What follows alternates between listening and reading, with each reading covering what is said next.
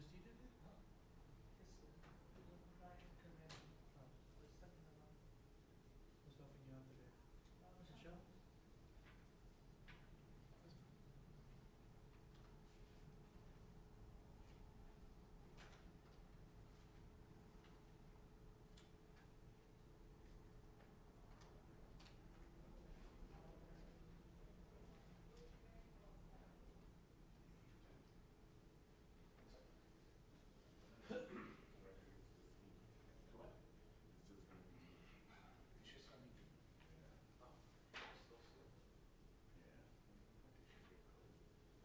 Hold on to Scheck. You drop something. Both of them drop something.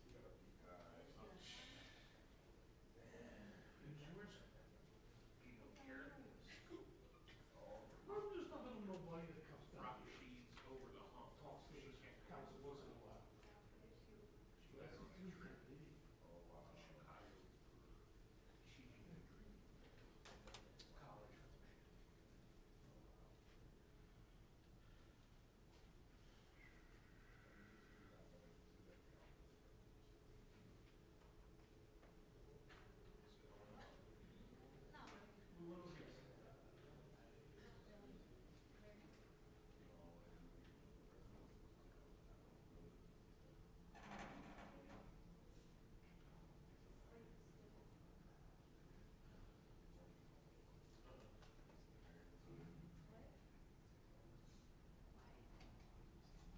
Well, they were given, I don't know if he said, they were given his name.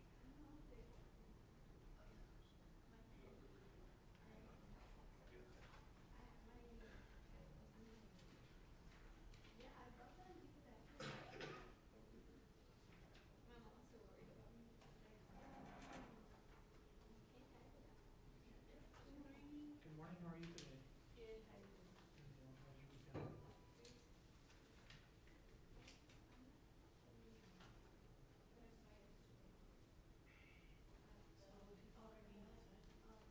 Excuse me? All people are eating and sleep. Kind of great outside for here. Yeah. Okay, yeah, there's a controversial topic. I don't know what I was doing. 23. 9 minutes to start.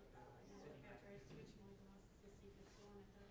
I put it in case of myself as a reading. Yeah. Which one's gonna be controversial? 1 or 2 hours this time. Yeah.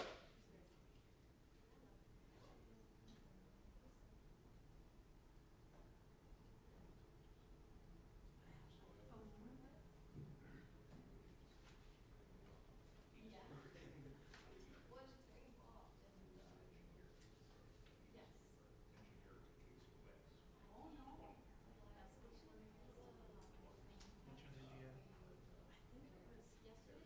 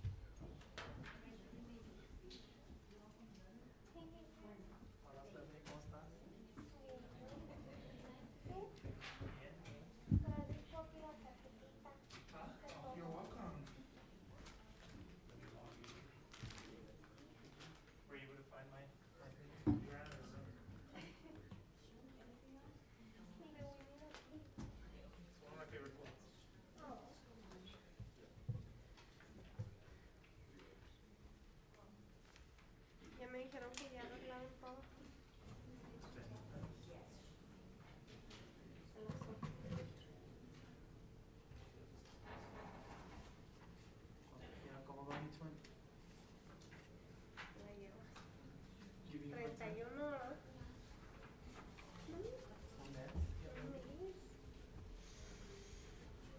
Qué nervios. ¿Sí? ¿Por qué? You don't want to know? I'm pretty sure you said you're okay from the bathroom. Súper bien portado. Hasta que salen. Yes. Morning, sunshine. ¿Cómo estás? Please. Yes, you were. ¿Cómo estás, muñequita? ¿Cómo andas? Bien, gracias.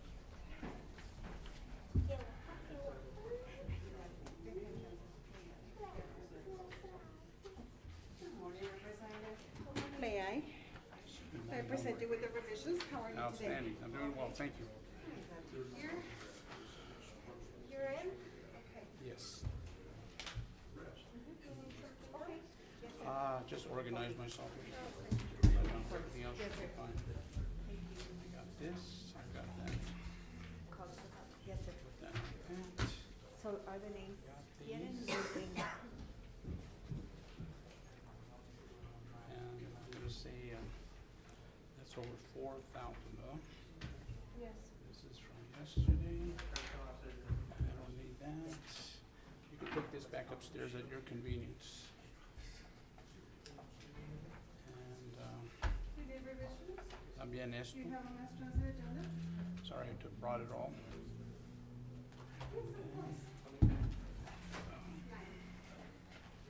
That's okay here. Including the mayor. This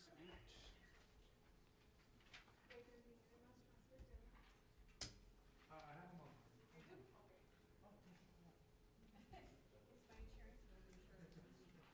I'll get rid of this.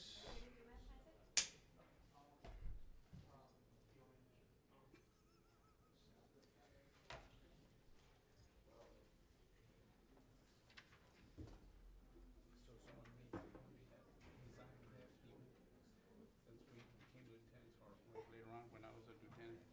That payroll took like 6 hours to do. Crazy. Now I got it down to an hour. Oh, nice. For like 60 people. So I was doing it like 1 a minute.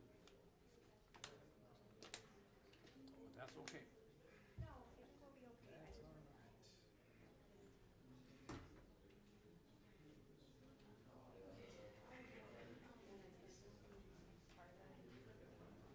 Some more here. All righty, I think I'm good. Okay. Women's History Month. Good morning. Morning. You fixed it. I really practiced my dramatic pause though. Yeah. Yeah, can you actually, if we have a cup with a straw, can I get some ice and some water? Sorry, I'm going to my real comfort Oh, place. her? I haven't seen her name. Yeah.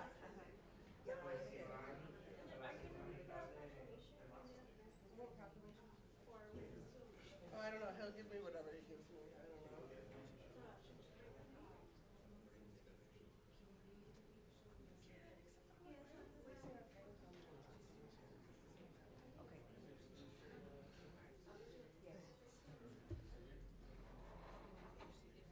Yeah. No, I'm okay. Hey, do you want to do lunch tomorrow? I never. Yeah. We never. Or do you want to do it here? I'm sorry that we never talked about it. No, it's fine. We don't have to if you don't want to. But we could do lunch tomorrow. Also, I can't come on Friday. I'm sorry. My friend Janice is coming in town for her birthday.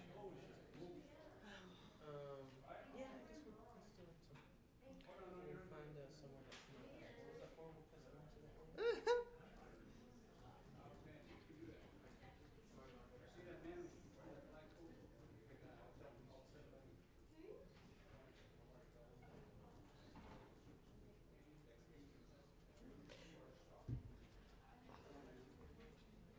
Laura, did you get a comment from? Oh, okay. Never mind. Paul Thompson had texted me a comment, and I was like, "Did you send it to Miss Prine?" And then he got back to me while I was driving, but he said you had it. I don't want to read any comments. Did anybody ask me to read any comments? Yeah, I'm not going to read that. I'm sorry. Today's not the day. And you know, the rules of order just say that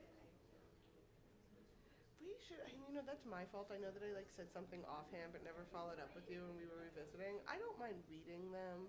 I do think that it should be, oh, my mic's on. It should be the representative and the district, but also sometimes they're like a little like too opinionated. It becomes like, okay, this is a personnel issue and we shouldn't be reading them directly.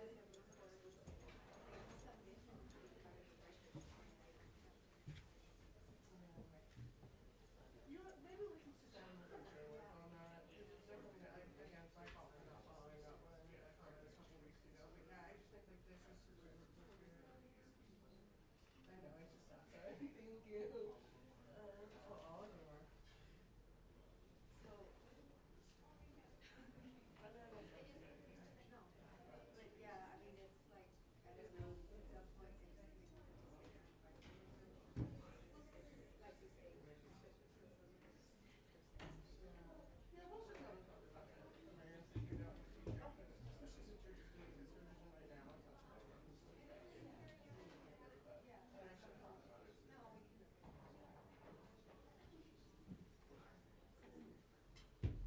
Thank you, though. I appreciate the heads up.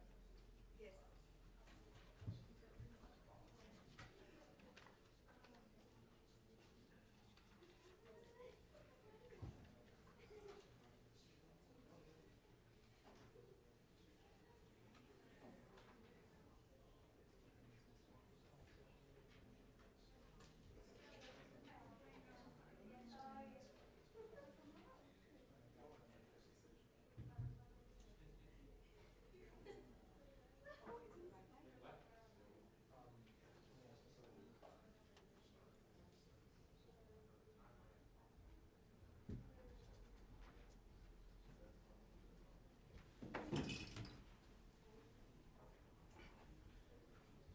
Sorry to interrupt the makeup.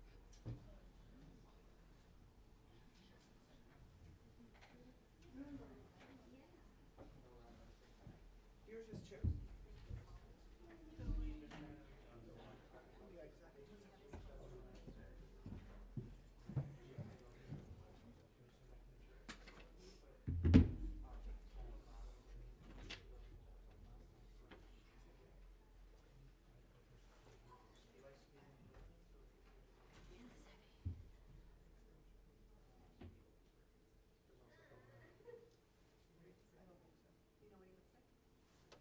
Good morning. Hi, I love your outfit.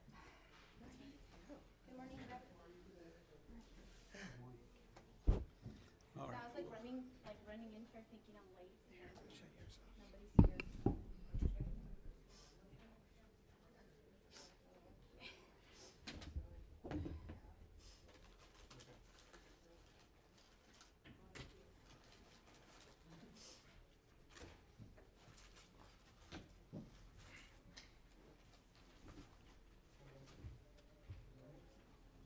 Turning on the microphone, Glenn.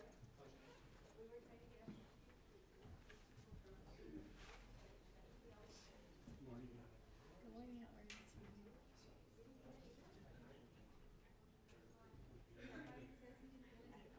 See, I bring this to try and ensure we don't have long meetings, but Bring any snacks? No. I bring Oh, okay, cool. they don't even get breaks. Okay.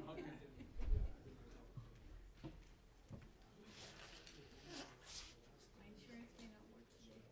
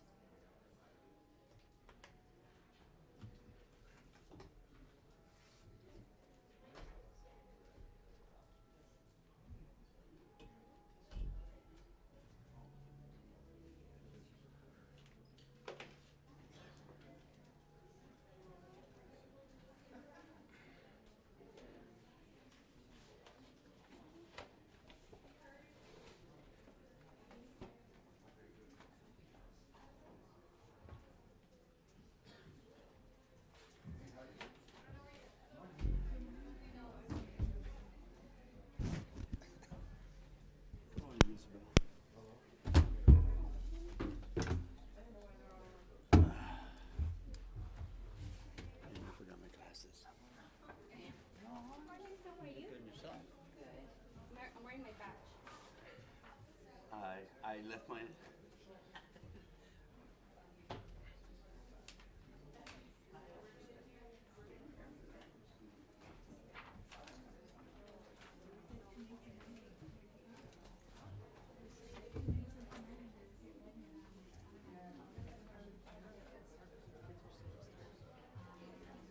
Good. How you doing now? Were you able to get it? What was it in the end? Did you have to get it to push out a new? I needed network to get involved. Something was blocking the GitHub server from access from authentication. I see. So what it They changed a push out few the fresh settings. update And, or- Did it need the update actually? no, It just would not. they just needed to change the rules from the system. How weird that had never come up before. Updates. It has happened before. We've just been able to figure it out beforehand. This one's quite different. Yeah. Interesting. Okay.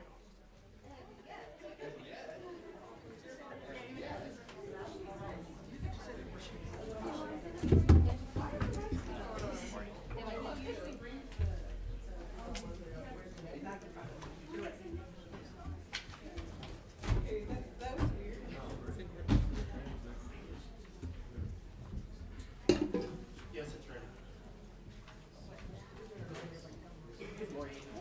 She was just bringing it as I walked out. Chris, Henry, good morning. Morning. How you doing? Good morning.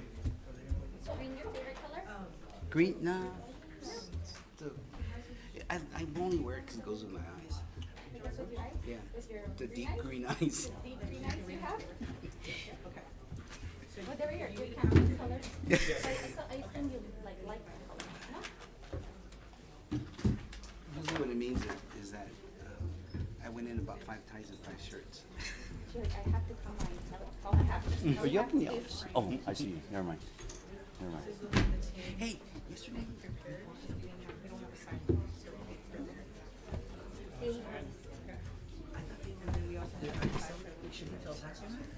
Because before I've done it, and they say we don't ship to your zip code yet. Yeah. I miss so scarce. So that's saving my life now. You like the daily harvest? I've never tried it, but I like the way it looks. It just looks like a great smoothie. Yeah, everyone's lights are on for some reason. You gotta check when they keep going on.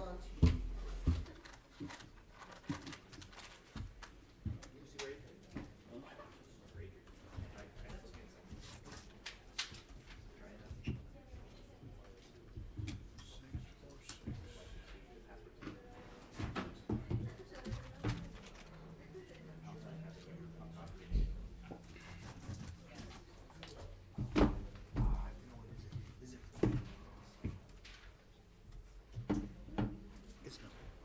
The password is rap. I have it in my book too, and I forgot it. Number district rep 6. No, we had to clean the screen. Sorry. But probably we talked right after. Do you want to try to log in? Okay, good. Good morning.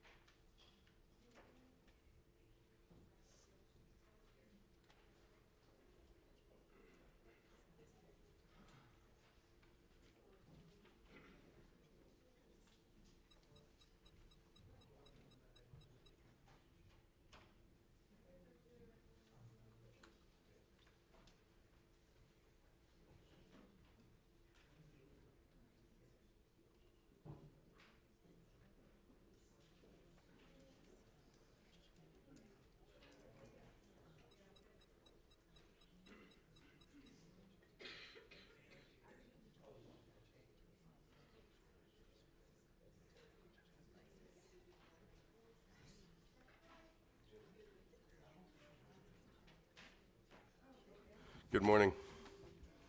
Are you ready, Ms. Prine? Good morning, Mayor. Yes, sir. Good morning. This is a meeting of the El Paso City Council for Tuesday, February 28th, 2023. Mayor Leeser is present and presiding inside council chambers along with Representative Kennedy, Mayor Pro Tem Anello, Representative Hernandez, alternate Mayor Pro Tem Molinar, Representative Salcido, Representative Fierro, Representative Rivera, and Representative Canales. It is 9:06 a.m. And now will everyone please silence their electronic devices so as not to disturb the meeting and rise for the invocation delivered by Rabbi Levi Greenberg.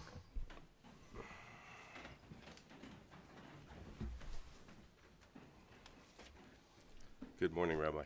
Good morning. I would like to begin with an act of charity.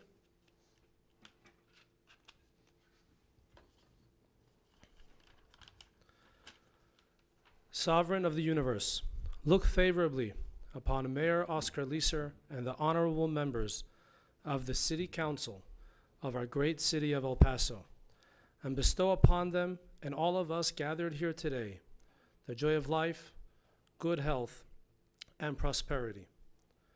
Next week, the Jewish world will celebrate the holiday of Purim, the anniversary of the miracle recorded in the biblical book of Esther.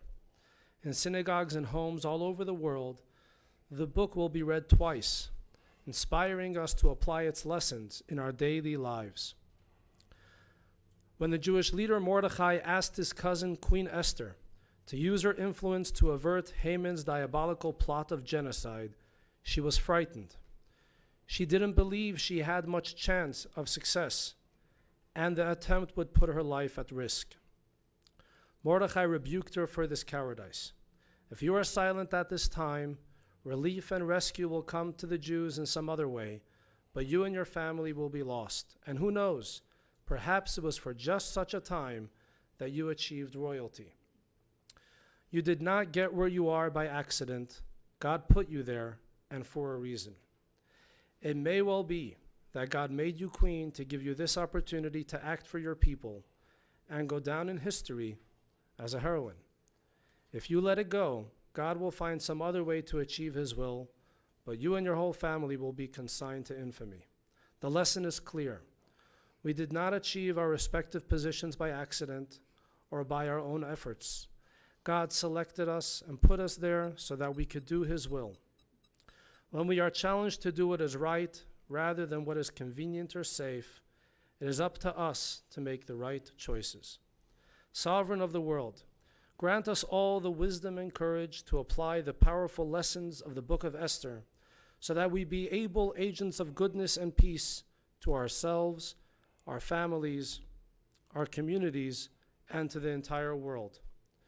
Give this honorable council guidance so that they will always be conscious of your presence and will strive to enact laws with honesty and integrity in accordance with your will.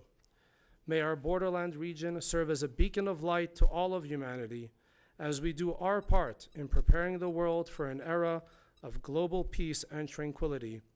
May this occur speedily in our times. Amen. Thank you, Rabbi. This morning, to lead us in the Pledge of Allegiance, we have the following students from Emmanuel Christian School: Mia Dominguez, Vincent Puga, Chris Munoz, Hannah Campos, Brianna Elridge, Grace Johnson, Jonathan Munoz, Juan Guerrero, Matthew Aguila, Israel Molina, and Camila Guerrero.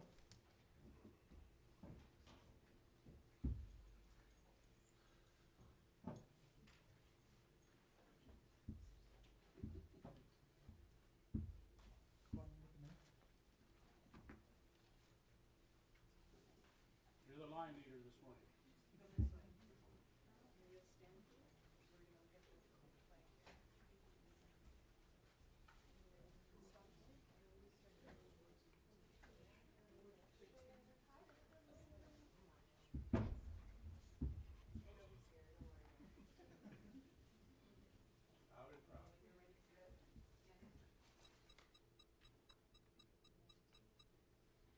Allegiance to the flag of the United States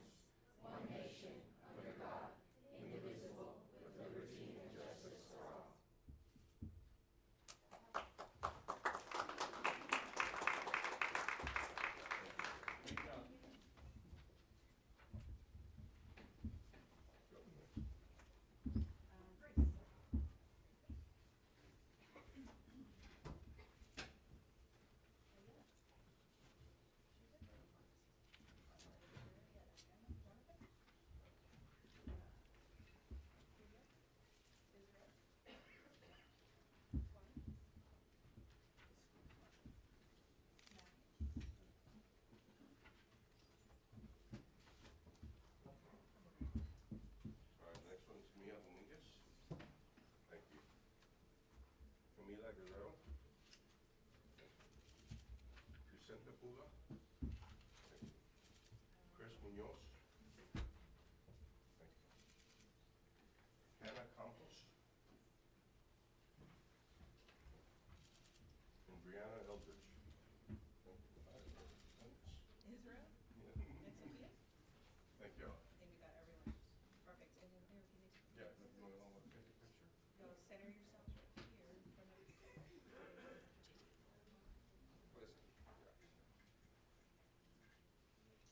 everyone can see you? Make sure they can see you guys. Okay, look at this camera, look at it.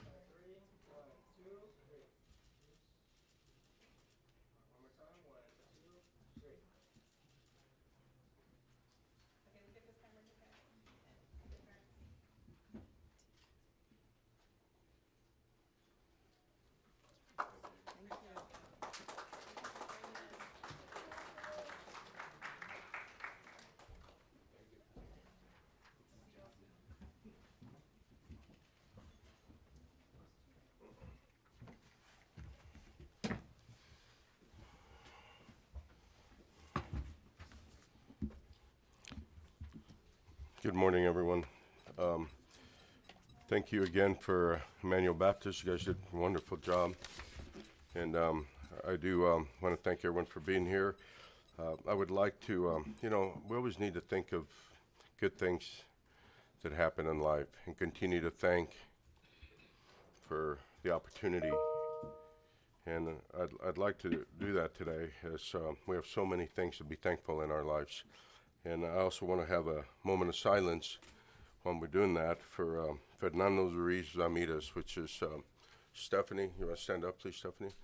Is her father that passed away last night. So I do want to have a moment of silence for him and think of all the great things in life. Thank you.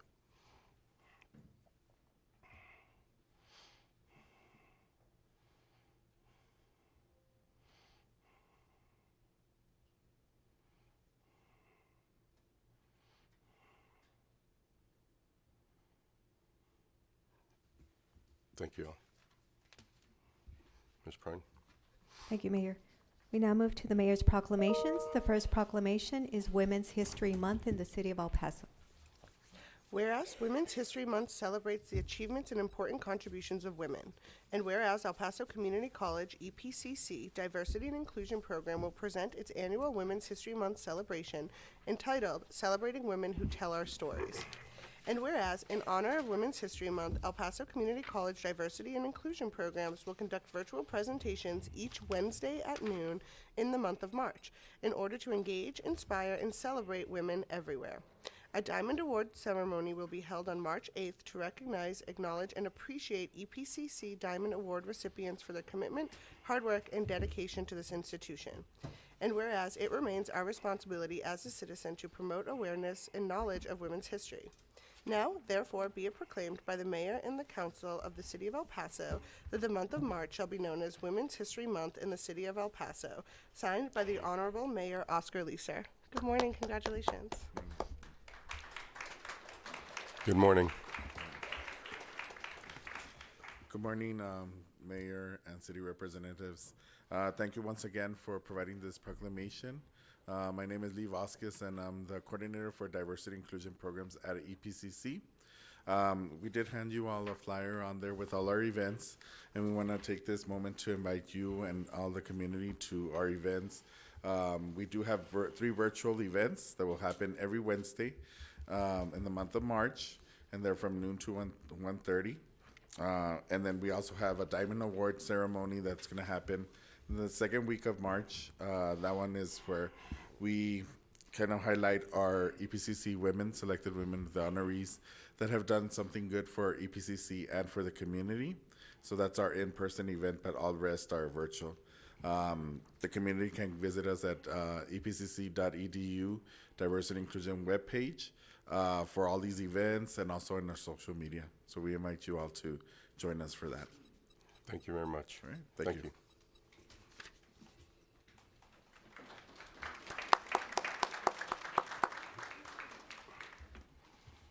And if this morning's honorees will please wait in chambers, council will have an opportunity to take photos with you once all the proclamations are completed. The next proclamation is Women in Construction Week. Thank you, Laura. Proclamation, City of El Paso, Texas. Whereas the El Paso Chapter 248 has been over 40 years distinguished itself as the voice of women in construction in El Paso.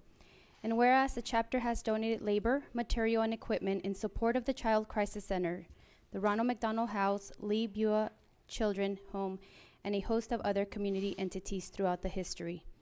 And whereas the chapter has supported local college students with scholarships totaling to $45,000 since 1978, and whereas the El Paso chapter of NAWIC is the oldest continuous construction industry association with a chapter in El Paso, and whereas El Paso chapter number 248 and its many dedicated members is recognized for its steadfast work on behalf of its support of women in construction, encouraging our citizens to congratulate the organization on its many accomplishments. And now, therefore, be it proclaimed by the mayor and the council of the city of El Paso that the week of March 5th through March 11th, 2023, shall be known as Women in Construction Week, signed by the Honorable Mayor Oscar Leeser. Thank you. Good morning. Thank y'all. Would you guys like to say something? So good morning, Mayor. Good morning, City Council. Just to let you guys know that this is our 25th anniversary for Women in Construction Week. We will be hosting the March the 5th through 11th, many activities that we welcome you guys to come and participate with us.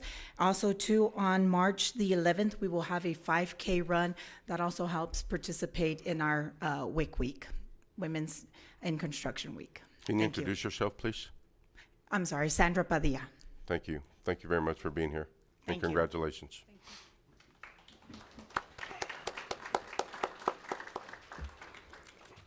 And the final proclamation is Developmental Disabilities Awareness Month.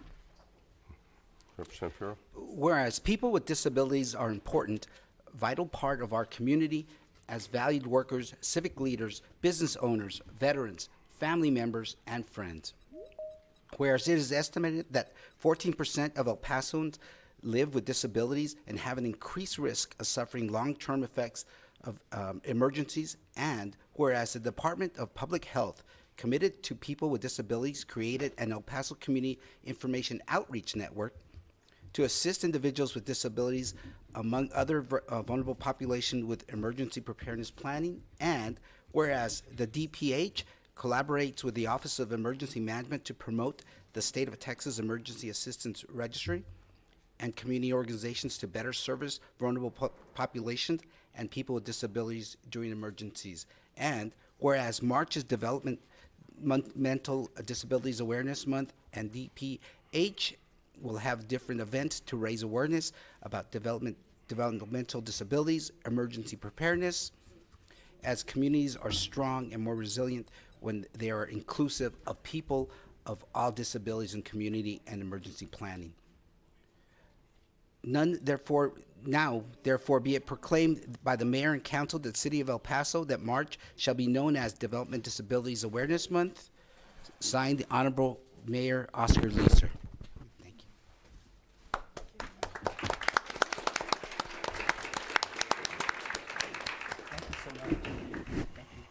Good morning, Mayor and Council. Thank you so much for the proclamation. My name is Ruth Castillo. I'm the Program Manager for the Emergency Preparedness Program with the Department of Public Health.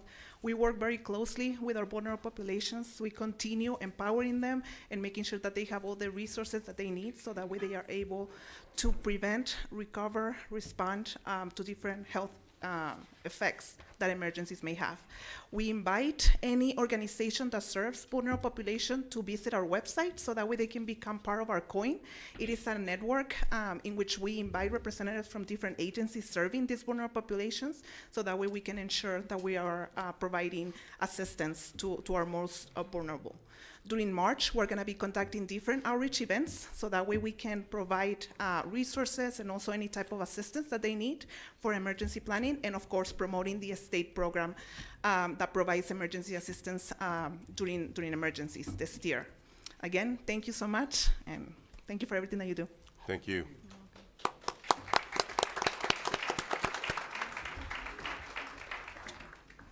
Ms. Prine? Yes, sir. That brings us to the consent agenda. All matters listed under the consent agenda will be considered by City Council to be routine and will be enacted by one motion unless separate discussion is requested by council members. Prior to the vote, members of the audience may ask questions regarding items on the consent agenda. When the vote has been taken, if an item has not been called out for separate discussion, the item has been approved. Council may, however, reconsider any item at any time during the meeting. Ms. Prine, I make a motion to approve the consent agenda with the following revisions. Page 7, item 21, move to the forefront per Representative Hernandez. Page 7, item 22, move to the forefront per Representative Molinar. Page 8, item 25, move to the forefront per Representative Rivera. I'd also like to add, I believe that Representative Rivera asked for added language. So the language right now reads Council PowerPoint presentation on digital video recording system. I believe he wanted to add and body-worn cameras. Body-worn cameras. So the motion would read, Digital Council video. PowerPoint presentation on digital recording system and body-worn cameras. Thank you. Thank you. Page 10, item 31, delete per purchasing and strategic source department. Page 11, item 32, postpone 4 weeks per planning and inspections. Page 11, item 33, postpone 4 weeks per planning and inspections.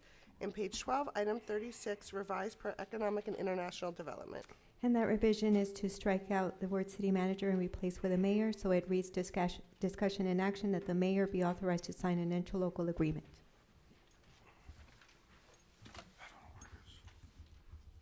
Those complete the revisions.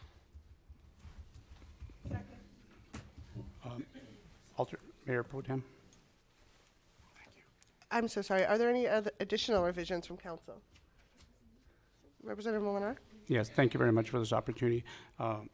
Mayor Pro Tem, so in item 22 on the back of the correct ID number for Chief Allen should be 646. They have 626, but we need to correct that, 646. Ms. Prine, did you get that? Yes, and this is to the backup, correct? Yes. Representative Molinar, it should read number 646. Yes, correct. Thank you, sir. There is a motion made by Mayor Pro Tem Manello, seconded by Representative Hernandez, to approve the consent agenda as revised. On that motion, call for the vote.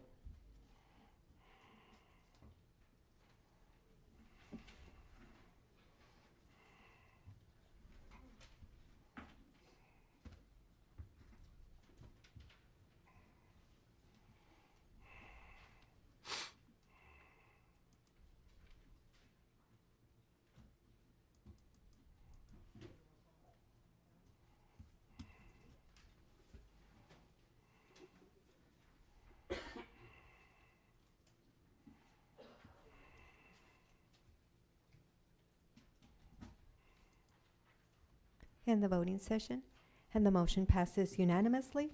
We now turn to page number 7. Item number 21 is discussion and action to approve a resolution recognizing Wally Scheck's lifetime accomplishments and contributions to El Paso and to El Paso City Council meetings. This item was placed by Representative Hernandez. Good morning. You want to come on up, Ms. Scheck?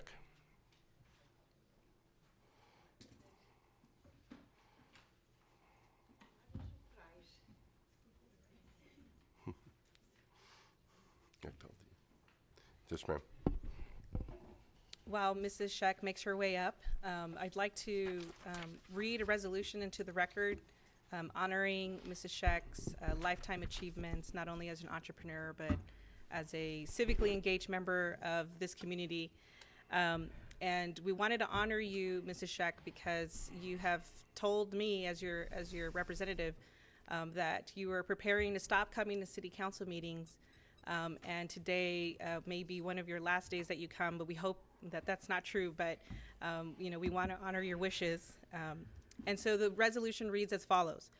Resolution in recognition of Wally Scheck, whereas Wally Scheck grew up in Augsburg, Germany during World War II, where she met her husband, Johnny Scheck, an American soldier whom she married in 1948.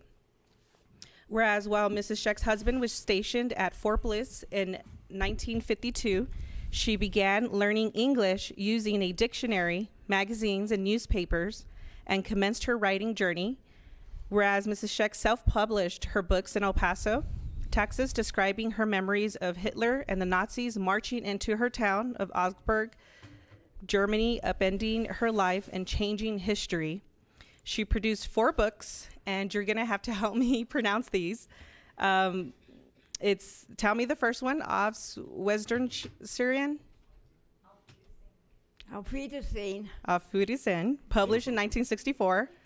It means see you again. See you again. The Lost Years, Volume 2, that came in 1971. Say the word again. Auf Wiedersehen. Auf Wiedersehen, yes. I don't want to say it wrongly, thank you. Brings Happiness, Volume 3, and Hope and Joy, Volume 4. They were published in 2020-22. Whereas in 1963, in his last visit to El Paso before his assassination, Mrs. Scheck gave President John Kennedy 2 dozen roses in honor of El Pasoans. And whereas in 1967, Mrs. Scheck opened and ran the Happy Bavarian restaurant for 17 years, and in 1971, it was named in Texas Monthly magazine, and where you received the Yellow Rose of Texas Award. And whereas while Mrs. Scheck retired from the restaurant business in 1985, she has remained an activist throughout her life, serving on the Renaissance 400 Committee to revitalize downtown El Paso in the 1980s, and as part of Keep El Paso Beautiful, helping store managers to clean up their storefronts. And whereas Mrs. Scheck has received several public commendations, including from the late Mayor Jonathan Rogers, from General James Maloney at Fort Bliss, and at the age of 82, she received the 2010 First Humanitarian Award for Volunteer of the Year for spending every Thursday at Del Sol Medical Center working as an auxiliary volunteer. And whereas Mrs. Scheck continues to be an activist and involved in current events, and particularly at the local level, so much so that she has attended over 361 El Paso City Council meetings. I think today is 362. And now therefore be it resolved by the City Council of the City of El Paso that the City Council recognizes Mrs. Wally Scheck for her entrepreneurial ventures that she has brought German culture and history to the Sun City, for her participation in initiatives to better El Paso, and for her consistent and enthusiastic attendance at all of our City Council meetings. It has been such an honor and pleasure to work with you, to be held accountable by you, and to listen to you and see you here at the council meetings. And I hope that my colleagues would join me in honoring you by approving this resolution. So I move to approve.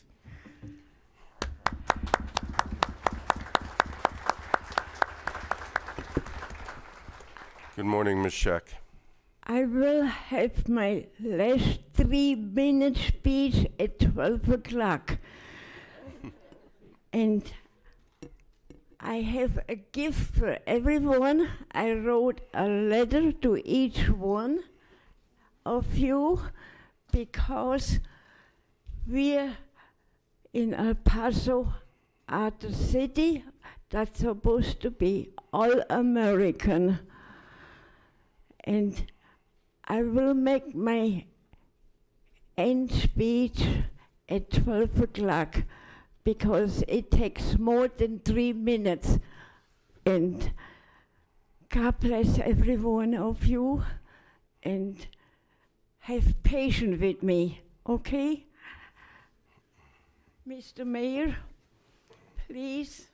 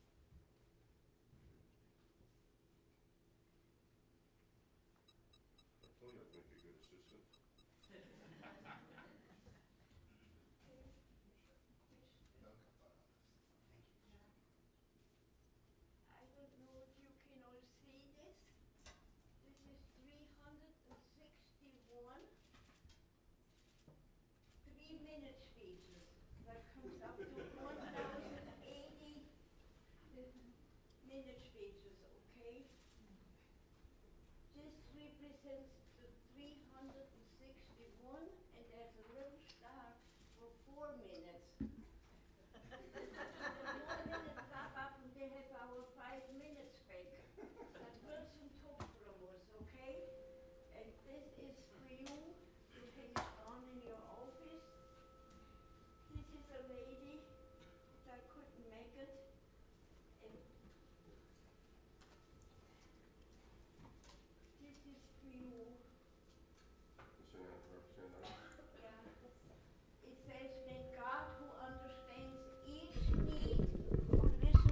every prayers bless you and keep you in his loving, tender care.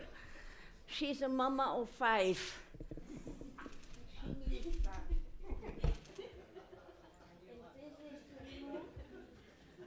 This is the group that prayed for you before you even was mayor.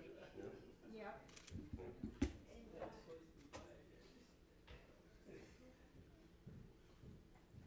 This is my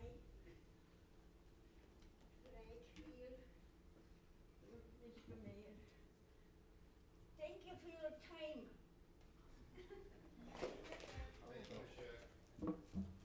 Here, I'll get it. I'll get it so you don't, hold on. Let me get it.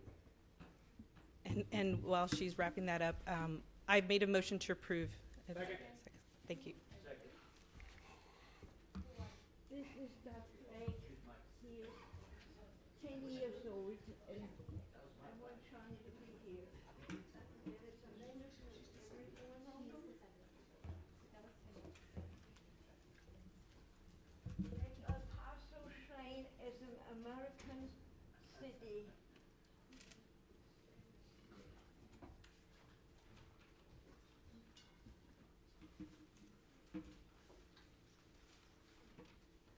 That's a surprise, isn't it?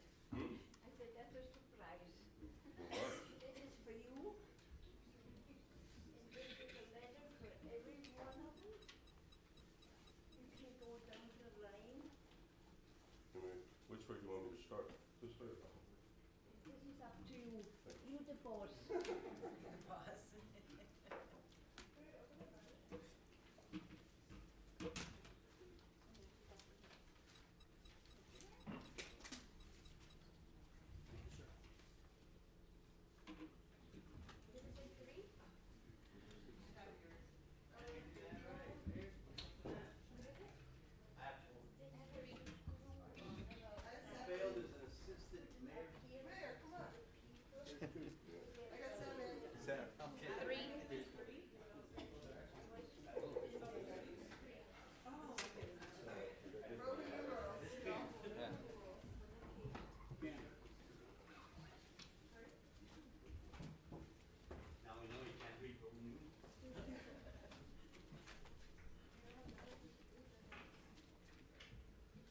is for you personally. Okay. This is for you. Oh, actually, these are inside though. I have ours. Oh no. City manager. Oh no, because this is 6. I have 6. Where's 2? Now,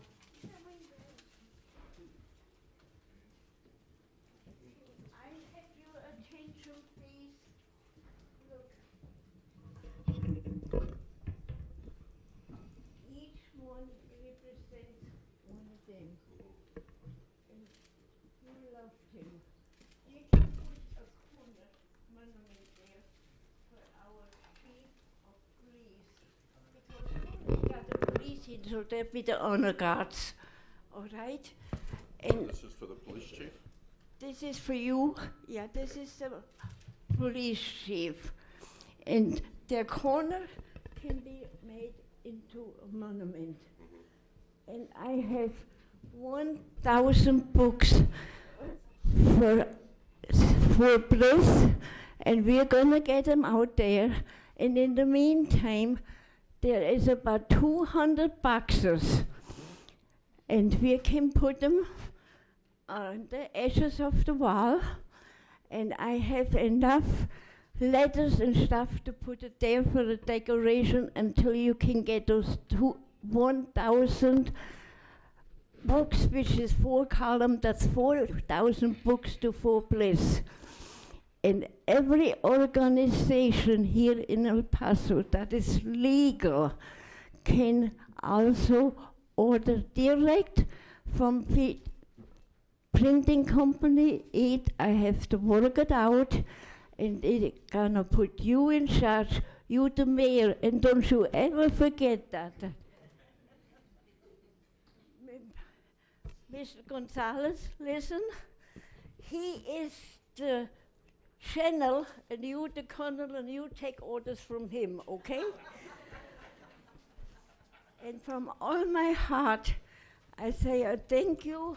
And our freedom means see you again, but not for 3 minutes. If you give me 4 minutes and wind up 1 minute, then I will be back. Thank you, Mrs. And Scheck. you invite me. I love you. What you do for the city, no mayor ever did. And I love Mayor Cook, but you beat him out.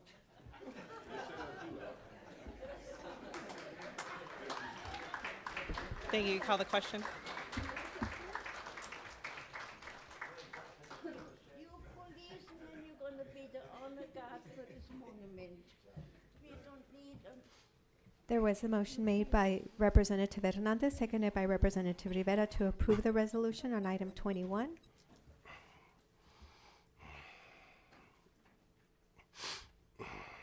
On that motion, call for the vote.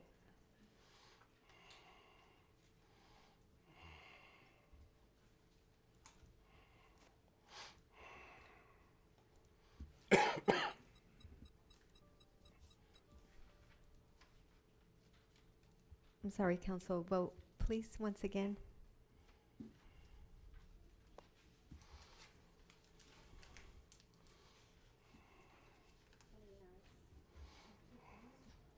End the voting session, and the motion passes unanimously.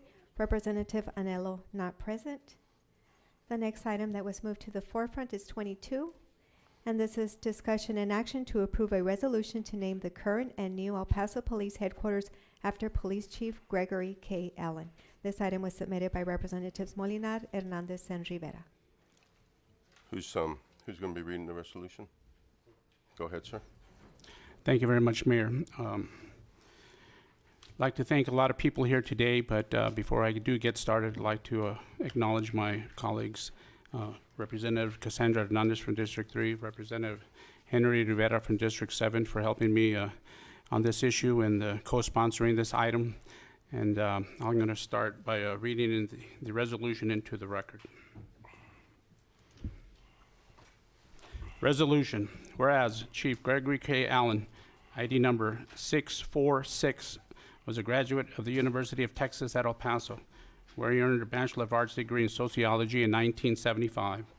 And whereas Chief Allen was involved in the study of martial arts for approximately 59 years.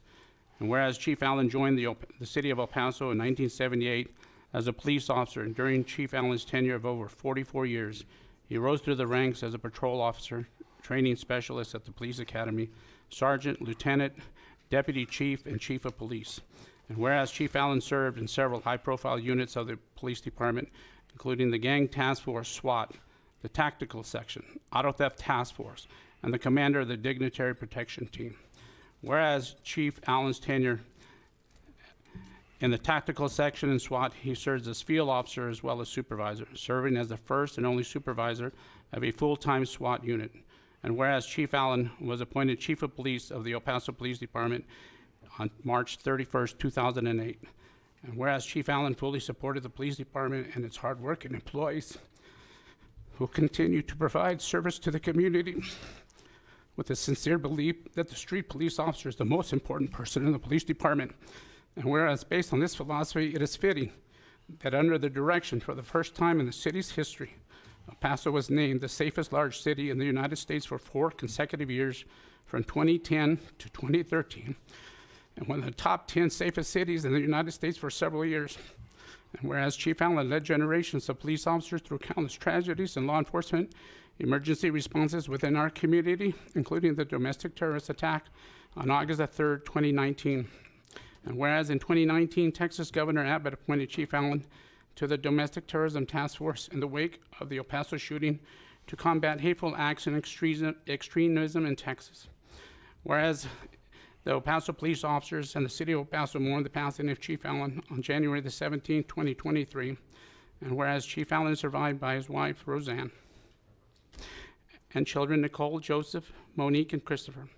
And whereas the city council is in receipt of a petition signed by hundreds of El Paso police officers, their family members, and the public seeking to name the current and new El Paso Police Headquarters after Chief Gregory K. Allen. Now therefore be it resolved by the City Council of the City of El Paso that the El Paso Police Department Headquarters be named Chief Gregory K. Allen, El Paso Police Department Headquarters, and that the city manager is authorized to make all necessary budget transfers for that purpose. And Ms. Bryan, I'd like to also make another correction. I did say hundreds of signatures, but here before me I have over 4,000 signatures. Yes, sir, thank you.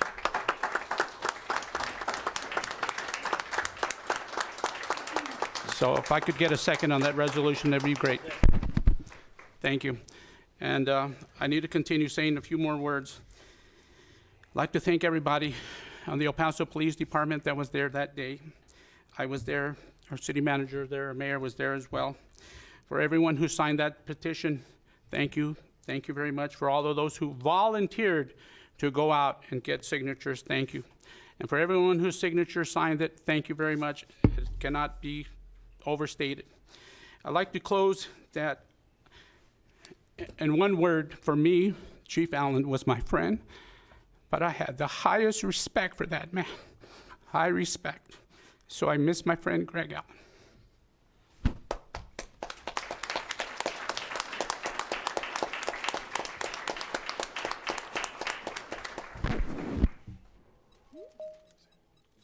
Ms. Allen?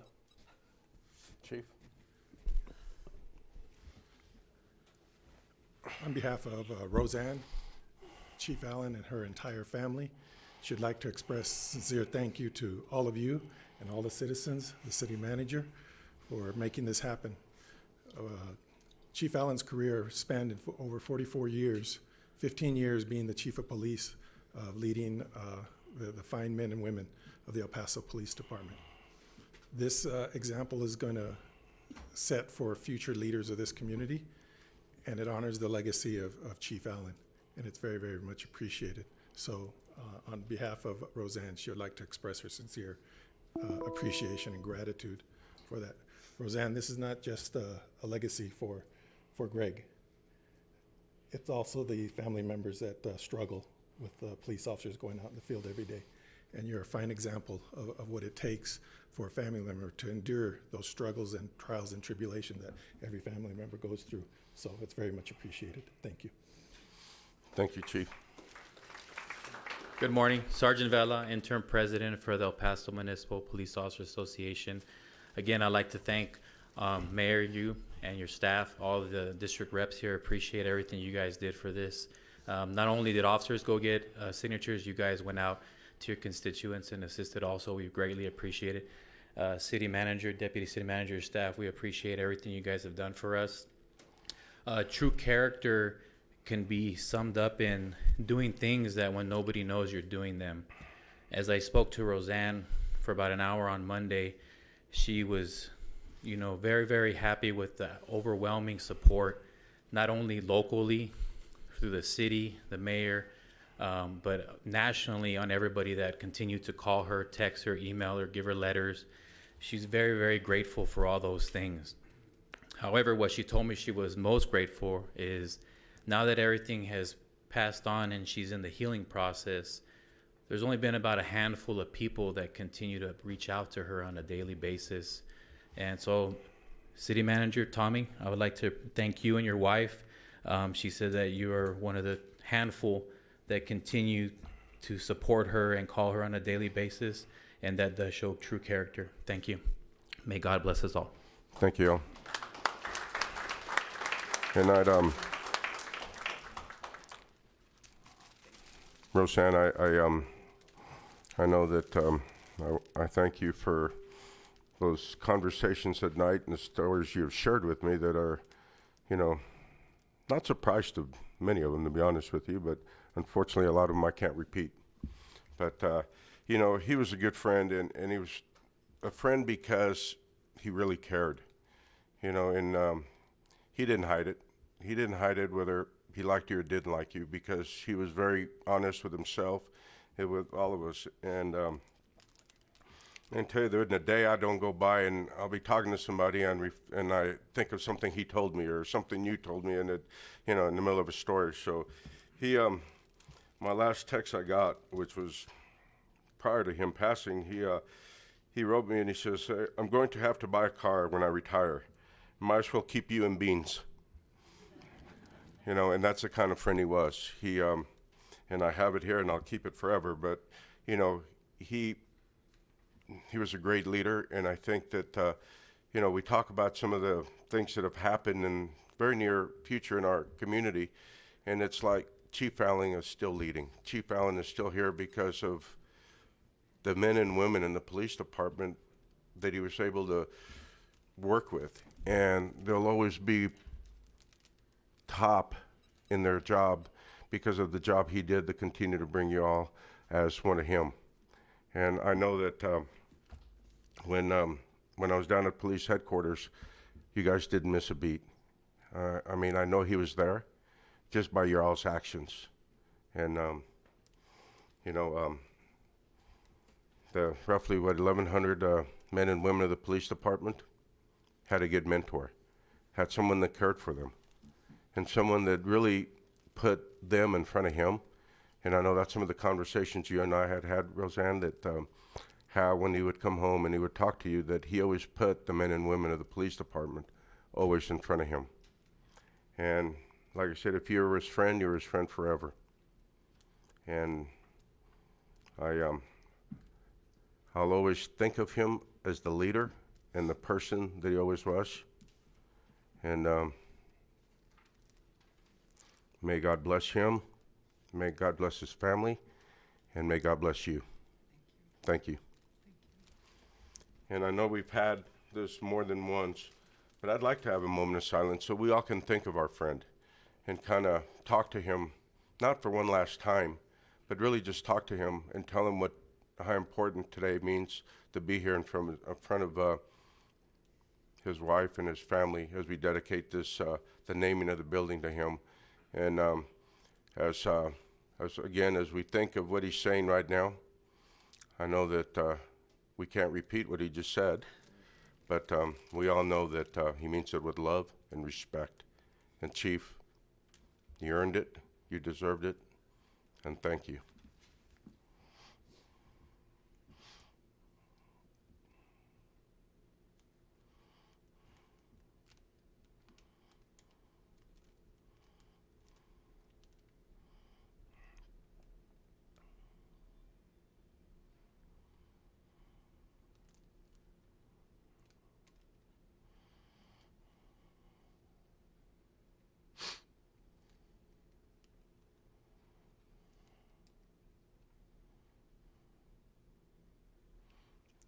Thank you. God bless you, Roseanne, and God bless you, Chief. Thank you. And before you all leave, we do have a couple of commenters, Mrs. Allen, so we just... Representative Hernandez, followed by Representative Rivera, followed by Representative Salcido. I wanted to thank you for the sacrifice as a spouse, sharing your husband with the city of El Paso. He was so beloved. So it's such an honor to recognize his legacy today, especially in Black History Month, him being the first African-American police chief in our community. That's so significant, and it makes this day even more special that we got to recognize him before the end of the month. Also a Highlander, I'm a Highlander. He's so beloved in the Lower Valley and across this community, and I just wanted to give my sincere condolences and thank you for his public service and for your sacrifice and sharing him. While he didn't get to enjoy retirement, I'm happy now that he is watching over us. And so we have a good angel watching over our community. Thank you again for all of your sacrifice and service. Thank you. Also,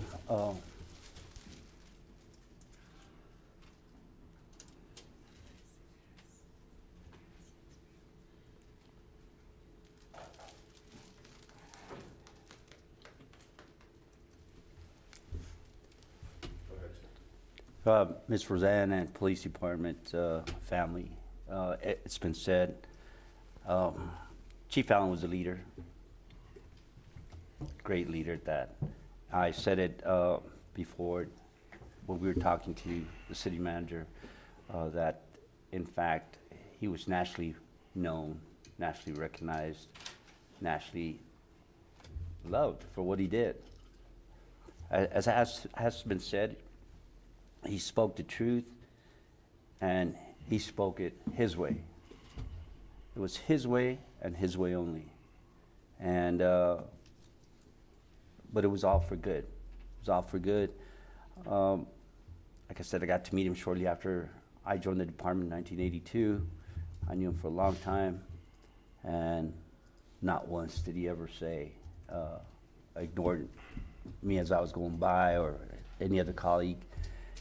He always made sure that he acknowledged you, and he looked at you and he said, and he made his comments, and you knew you were in his favorite book. So, as has been said, I thank you for sharing him with us this long, over 44 years. I was there too that night, and it was very touching to see the men and women of that department, of my old department. Nobody had a dry eye. Everybody respected him, and everybody was talking about how much he was loved and how much he would be missed. I thank Representative Hernandez. When I called him, we were on the same wavelength about naming a building after him, and what better than headquarters. And as soon as the new headquarters is built, correct, it will follow him in that direction. I thank the police department, the association, for doing an outstanding job. Nobody had to ask you twice. You guys started signing those petitions immediately, and as well as most of the community did. And I do want to thank you for that too as well. Thank you very much for being here. Thank you very much for accepting this honor. Thank you, sir. Representative Salcido. Thank you, Mayor. I just want to also thank Representative Hernandez, Representative Rivera, and Molinar for honoring Chief Allen in this great honor. I want to say he's a great friend to me. He was a great mentor, and I was able to talk to Ms. Roseanne when I walked in, and I wanted to let you know that he impacted my life as a child. He was part of that task that would go to the public housing to let us know that, you know, cops are your friends and make sure that we're staying out of trouble. It's really what they were there for. But he was a great impact for me, impact for El Paso. I remember when I came into council, it made me extremely happy to see a face I recognized. And his first gift to me was this pin. So I gladly wear it. Makes me feel that he's close to us. He hasn't left us, and we share your grief. We're here with you, and we want to know that this beautiful city lost a beautiful soul, and thank you for lending them to the city of El Paso, and God bless you. Thank you. And I'd like to repeat the last word Chairman and I ever had was, bye for now, pal. So Chief, bye for now, pal.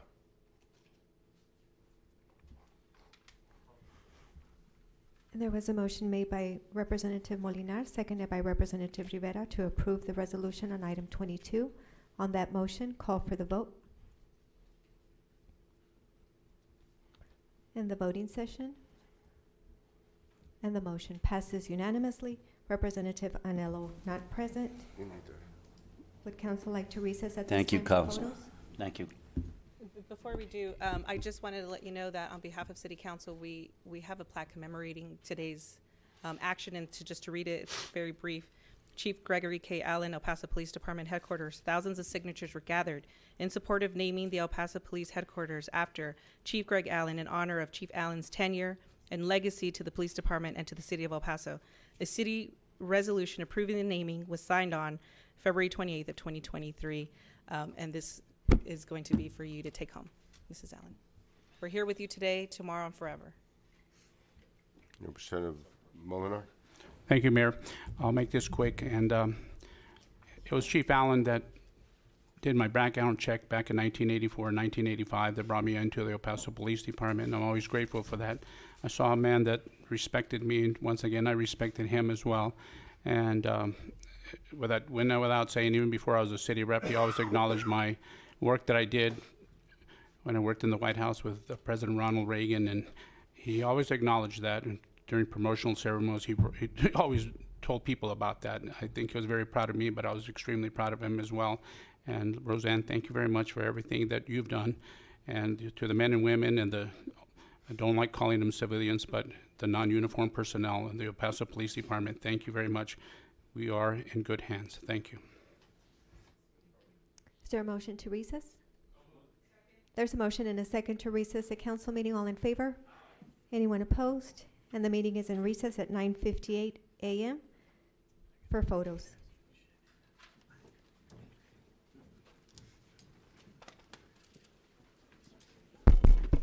Council members, if I could get you actually out in the entrance of the chambers, because we've got pretty large groups going here, so we're not going to do it in the chambers itself, but outside of the chamber lobby. And we're going to go ahead and start first with the the Women's History Month folks. If the Women's History Month folks could join us outside in the lobby entrance, followed by the Women in Construction, and then Developmental Disabilities Awareness Month. And then we're going to go ahead and move on to Ms. Wally Scheck, and then the naming of Chief Allen's.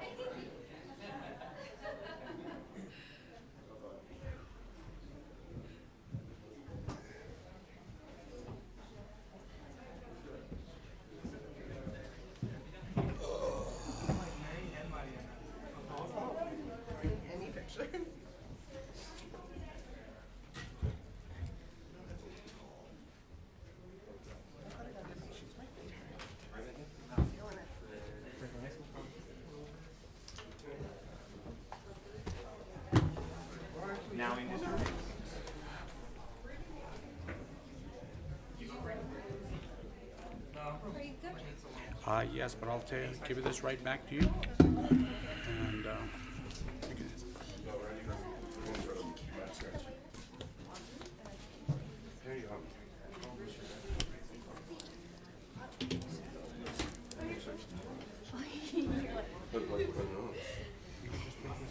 No, but I was telling it, it's kind of. Thank you.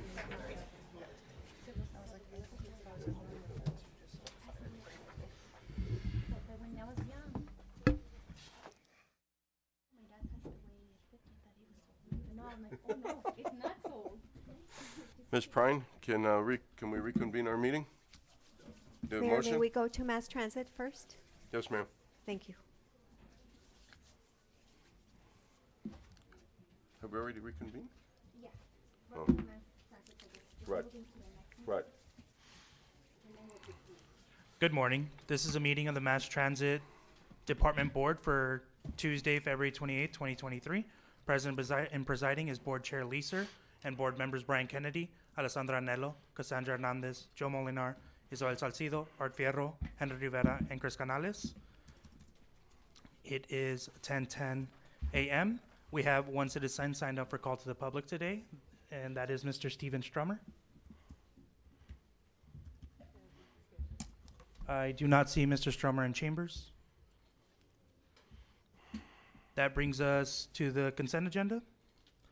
All matters listed under the consent agenda will be considered by Mass Transit Department Board to be routine and will be enacted by one motion unless separate discussion is requested by board members. Prior to the vote, members of the audience may ask questions regarding items on the consent agenda.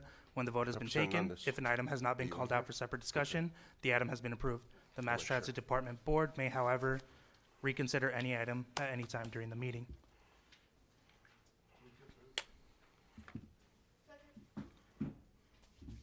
I have a motion by Board Member Henry Rivera, seconded by Board Member Alessandra Anello, to approve the consent agenda. On that motion, call for the vote.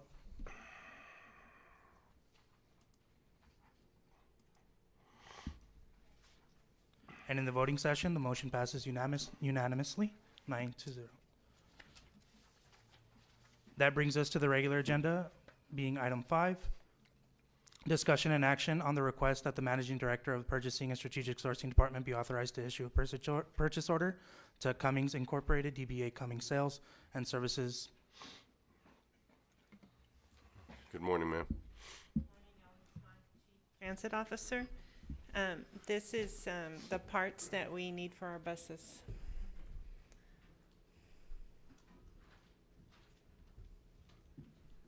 Move to approve. Any questions?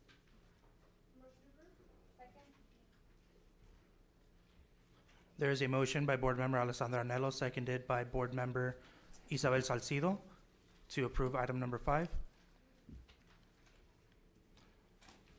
On that motion, call for the vote.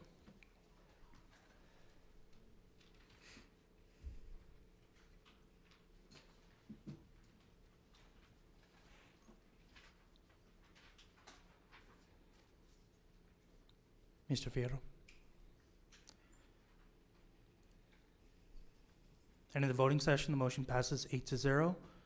Board Chair Leeser not present. That brings us to item number 6. Discussion action on the request from Managing Director of Purchasing Strategic Sourcing to be authorized to issue a purchase order to Brooksville Equipment Corporation.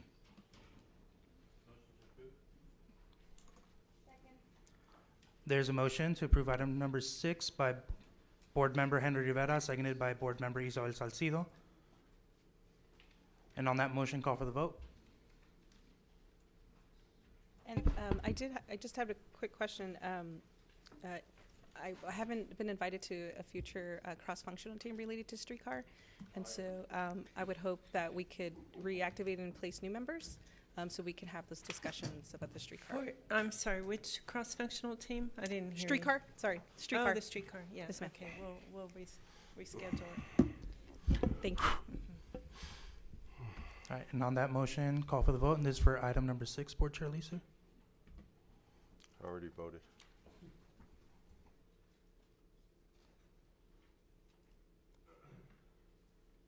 Ms. Salcido. And in the voting session, the motion passes 8-1. Board Member Joe Molinar voting nay.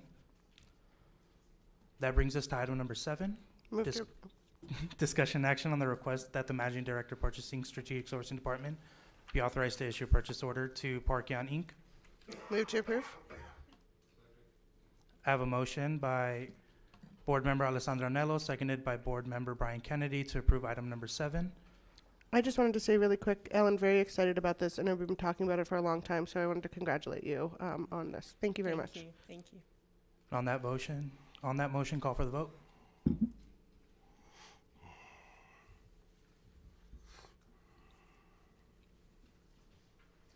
Mr. Rivera. Thank you.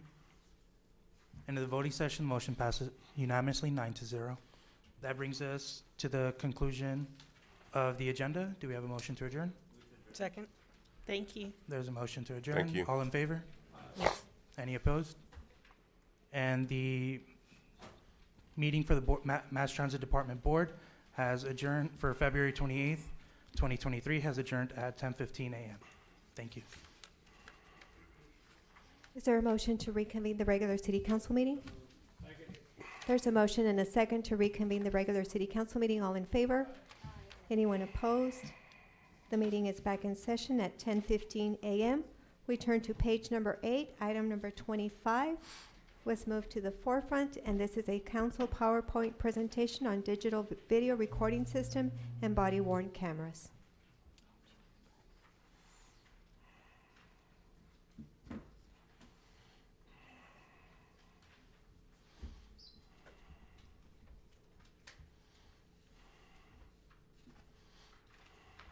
IT, can I have control for a moment, please?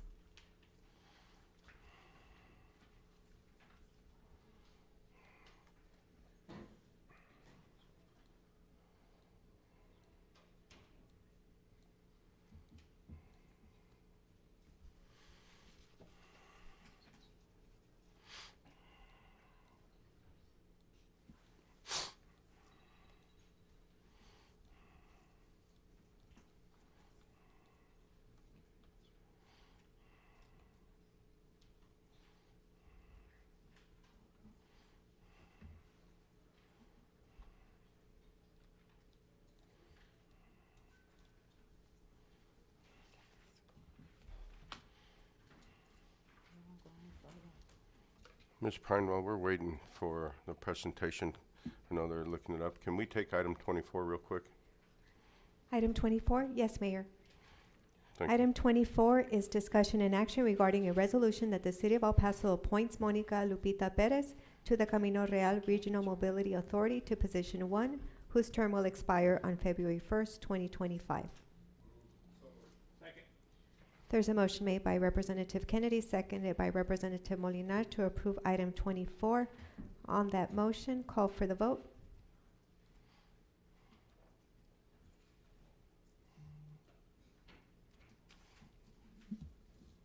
And the voting session, and the motion passes unanimously. Item 25 is a council PowerPoint presentation on digital video recording system and body-worn cameras. Good morning, Council, City Manager, Mayor. Good morning. Assistant Chief Zena Silva with the El Paso Police Department. I'm here with Lieutenant Paus. On the line on Teams is Sergio Sainz from IT, and we're your core digital video recording system team. I'm going to give you an update on the program for Goal 2, setting the standard for a safe and secure city. We did have a previous council update last year, almost exactly about this time, February 24th, 2022.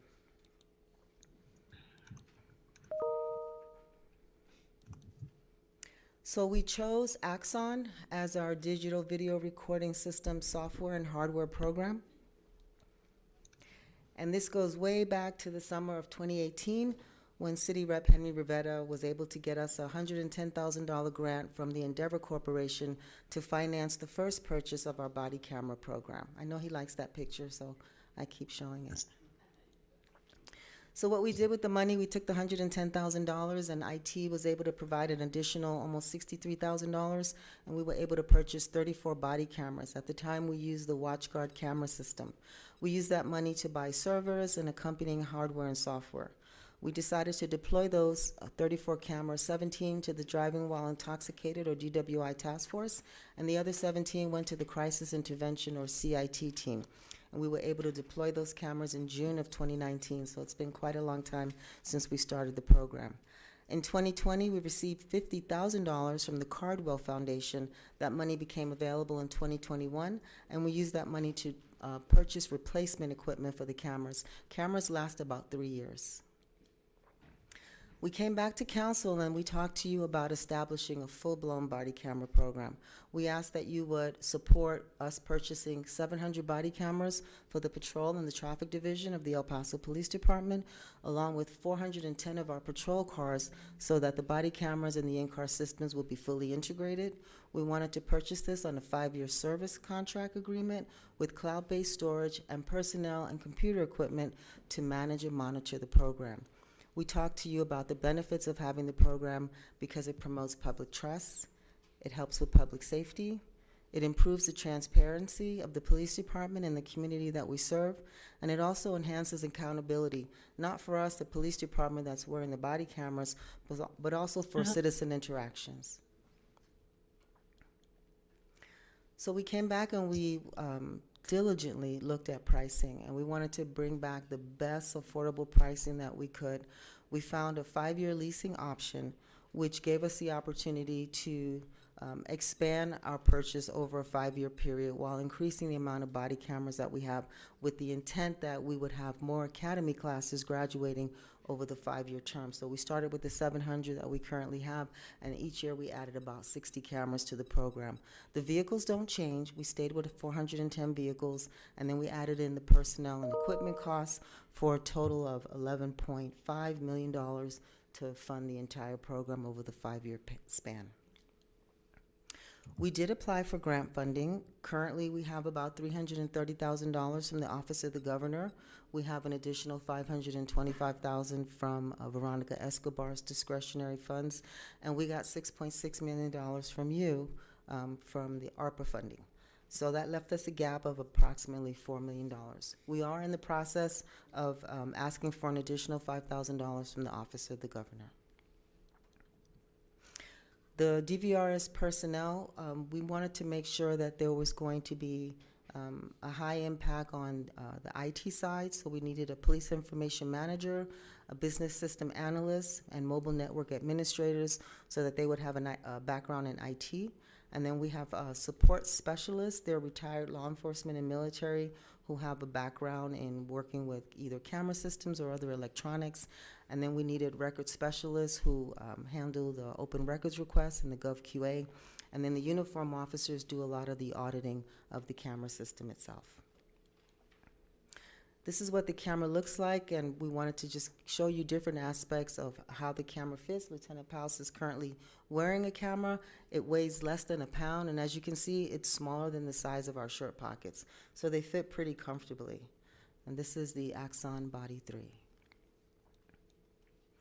It's attached to the shirt. It has a very strong magnetic mount, so one goes inside the shirt, one goes on top of the shirt, and then the body camera simply clicks in, and it's held on pretty securely. So you'd have to really try to yank it off, and we're not encouraging anybody to do that, but we just wanted you to know that it's a very snug fit.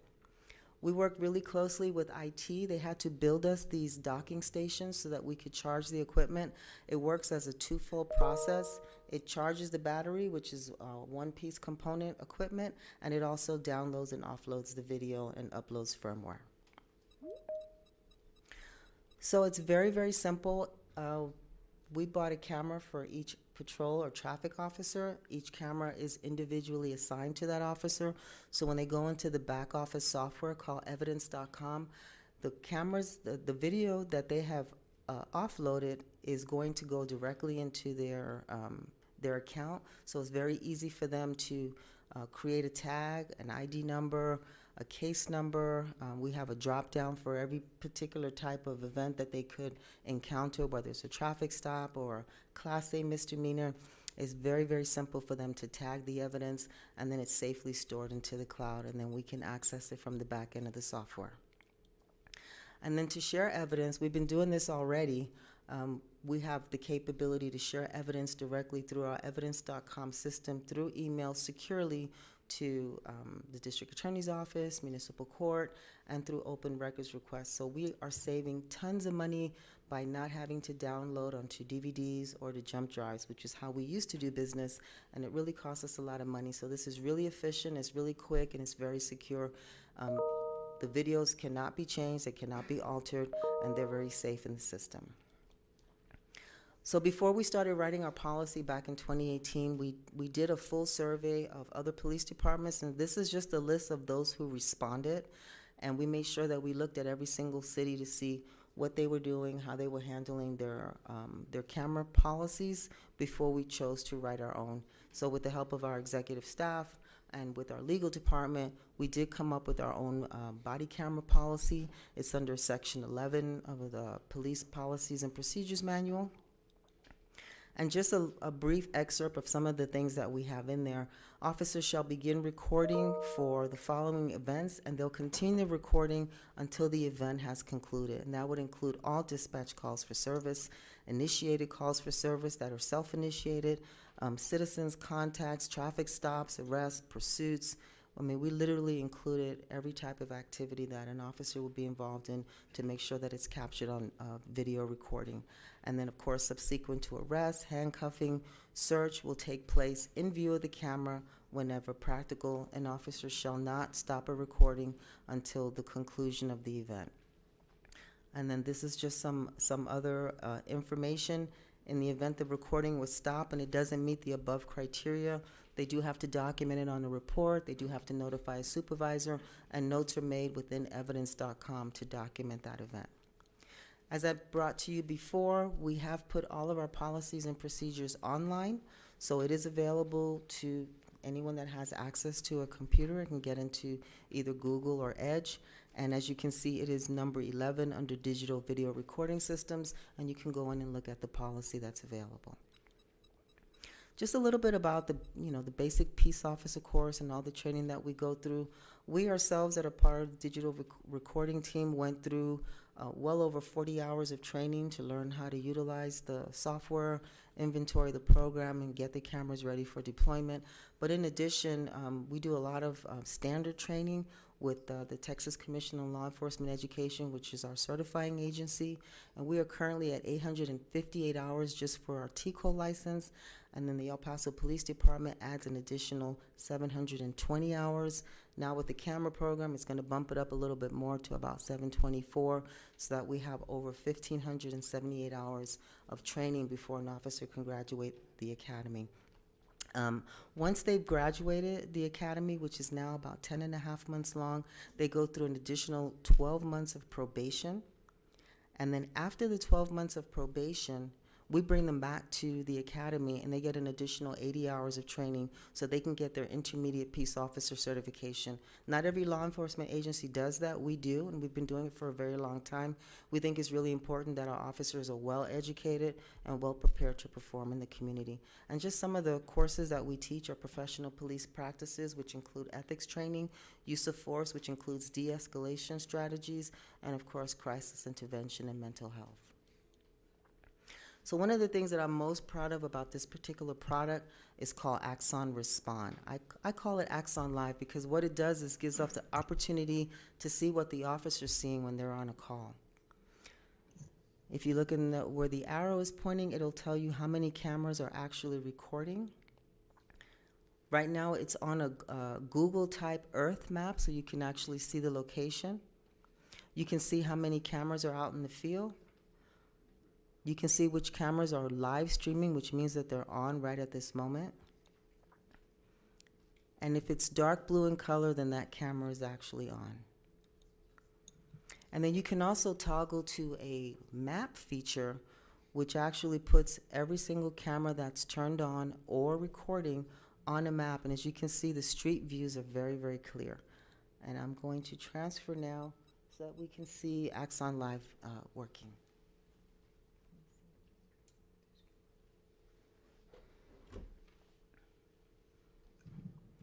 IT, can you minimize the screen?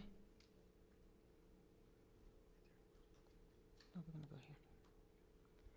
So right now we have Lieutenant Paus, and you can see him on the map, and it actually puts him at City Hall.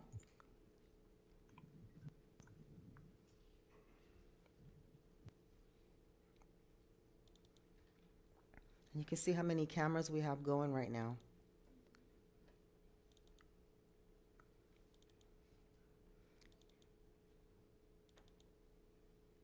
And you see this is a really well put together map. You can see that it actually says City Hall on the map. So what I'm going to do is I'm going to hit the live stream button. And we'll,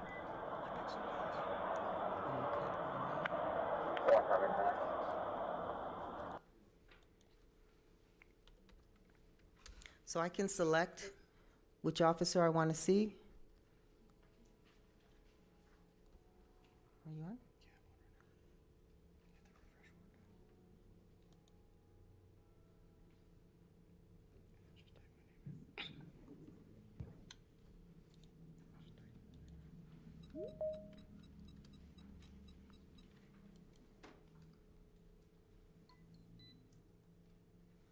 And there we have our live stream. So you're getting feedback because there's also audio attached with the video. And you can see how clear and the wide angle view. And this is the way your Axon Respond works.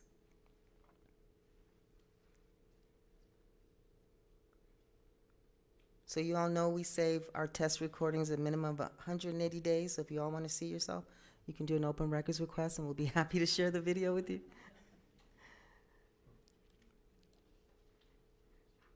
All right, so that just gives us an idea of how Axon Respond works. So now I kind of want to show you 3 really short videos. We've been getting questions on why we're having the mobile video recorders in the car and having the body cameras on the officer. What's the point of having the 2 of them together? It's, you know, they're very expensive products. Why do we want them both at the same time? So I just want you to look at these 3 videos really quickly, and then I'll explain to you what we're looking at.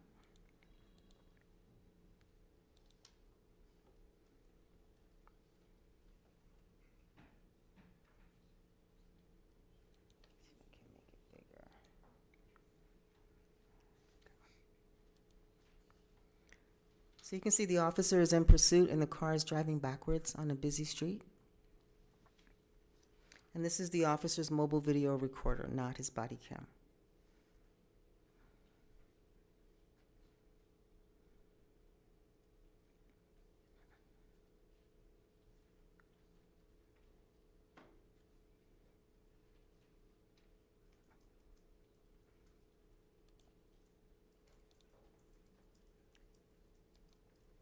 This is from the second car that went alongside the primary officer, and you can see his bird's eye view.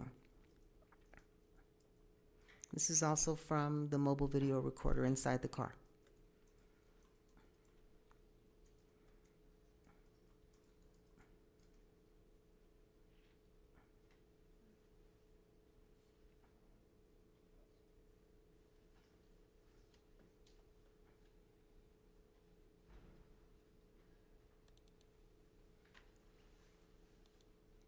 And then this last one is going to be body camera of the original pursuing officer.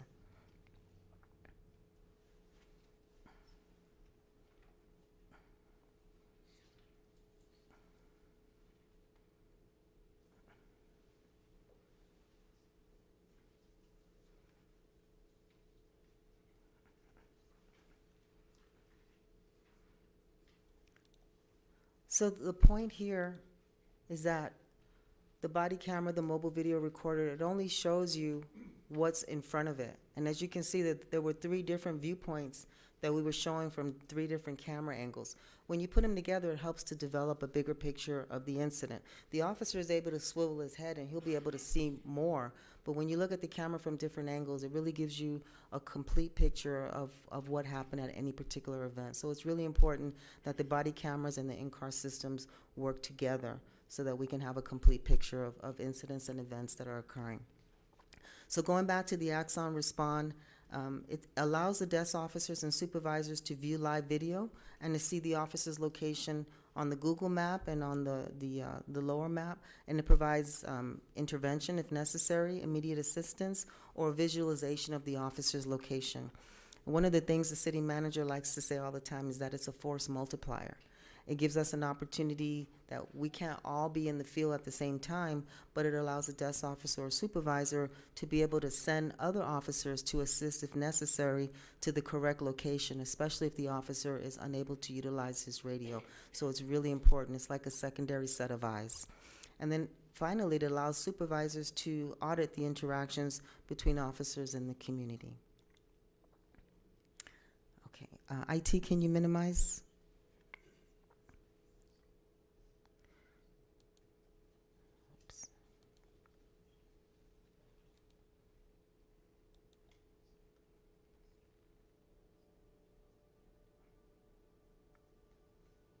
We are excited to announce a new body camera program for the El Paso Police Department. The program will enhance the effectiveness of our police department by providing audio and video record of all interactions between officers and citizens. Our commitment towards ensuring public safety has never been stronger. We believe this program will enhance the effectiveness of the El Paso Police Department in serving our community. The Pebble Hills Regional Command is the largest of the 5 regional commands, so they were selected as the pilot for the rollout of this camera project. We have already outfitted and trained all Pebble Hills Regional Command officers with the body-worn cameras as of February 2023. Our new body-worn cameras are equipped with high-definition video and audio, capable of accurately capturing what's in view of the camera. We look forward to rolling out this program across the patrol and traffic divisions in the next few coming months. We thank you for your continued support towards the El Paso Police Department as we work together with you to build a safer community for everyone. This program continues our community policing philosophy to promote proactive problem solving in our constant effort to enhance our police-community partnership. It helps transparency and accountability in all transactions between our officers and the citizens.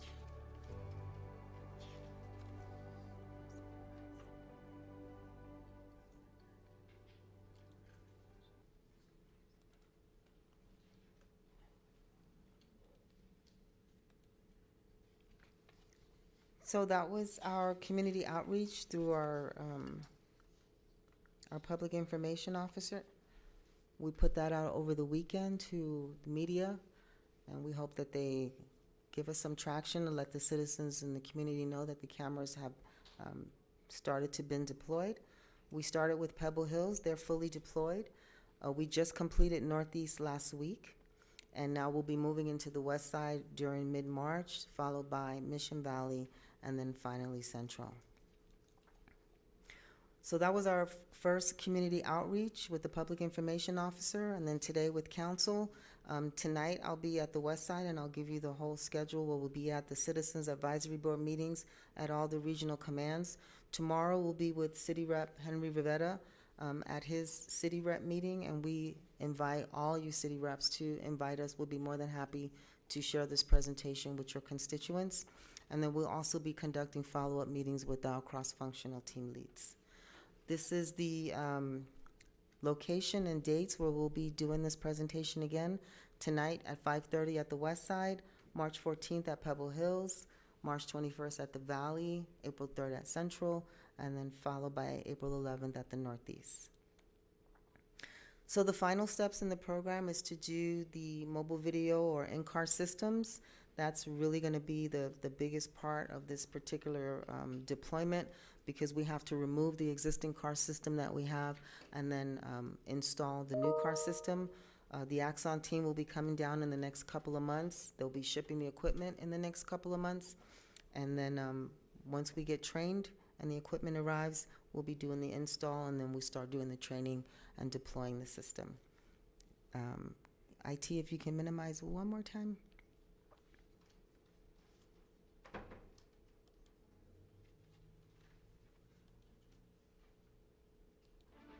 So we've been beta testing Fleet 3 for a few months now, and we're extremely excited to go ahead and get it fully deployed and implemented. After 3 years of hard work and development, it's real, it's here, and we're ready to ship.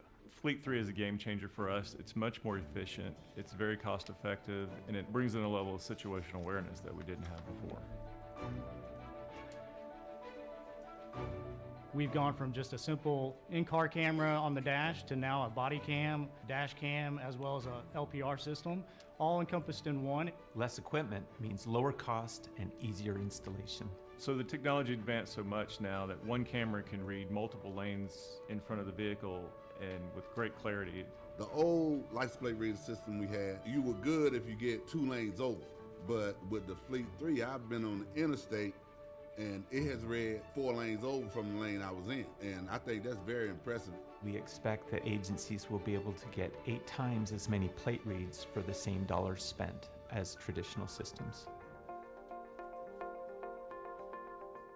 With this technology, it also allows supervisors to log in remotely, whether it be a traffic stop or another incident, and be able to provide resources and eyes on that situation at hand. Not another body, it's not backup, but it puts another set of eyes on a scene that can help possibly keep an officer from getting injured.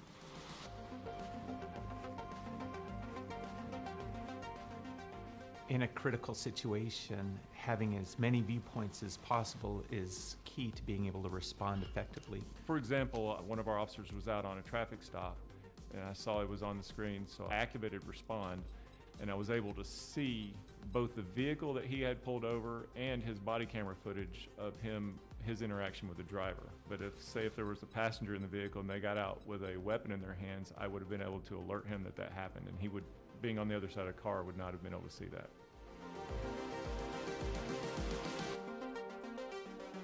Our team at Axon has been pouring their heart and soul into this product for the last 3 years. It's a win-win for the community and the police. It provides an extra layer of transparency for both parties. The bottom line is it can potentially save lives.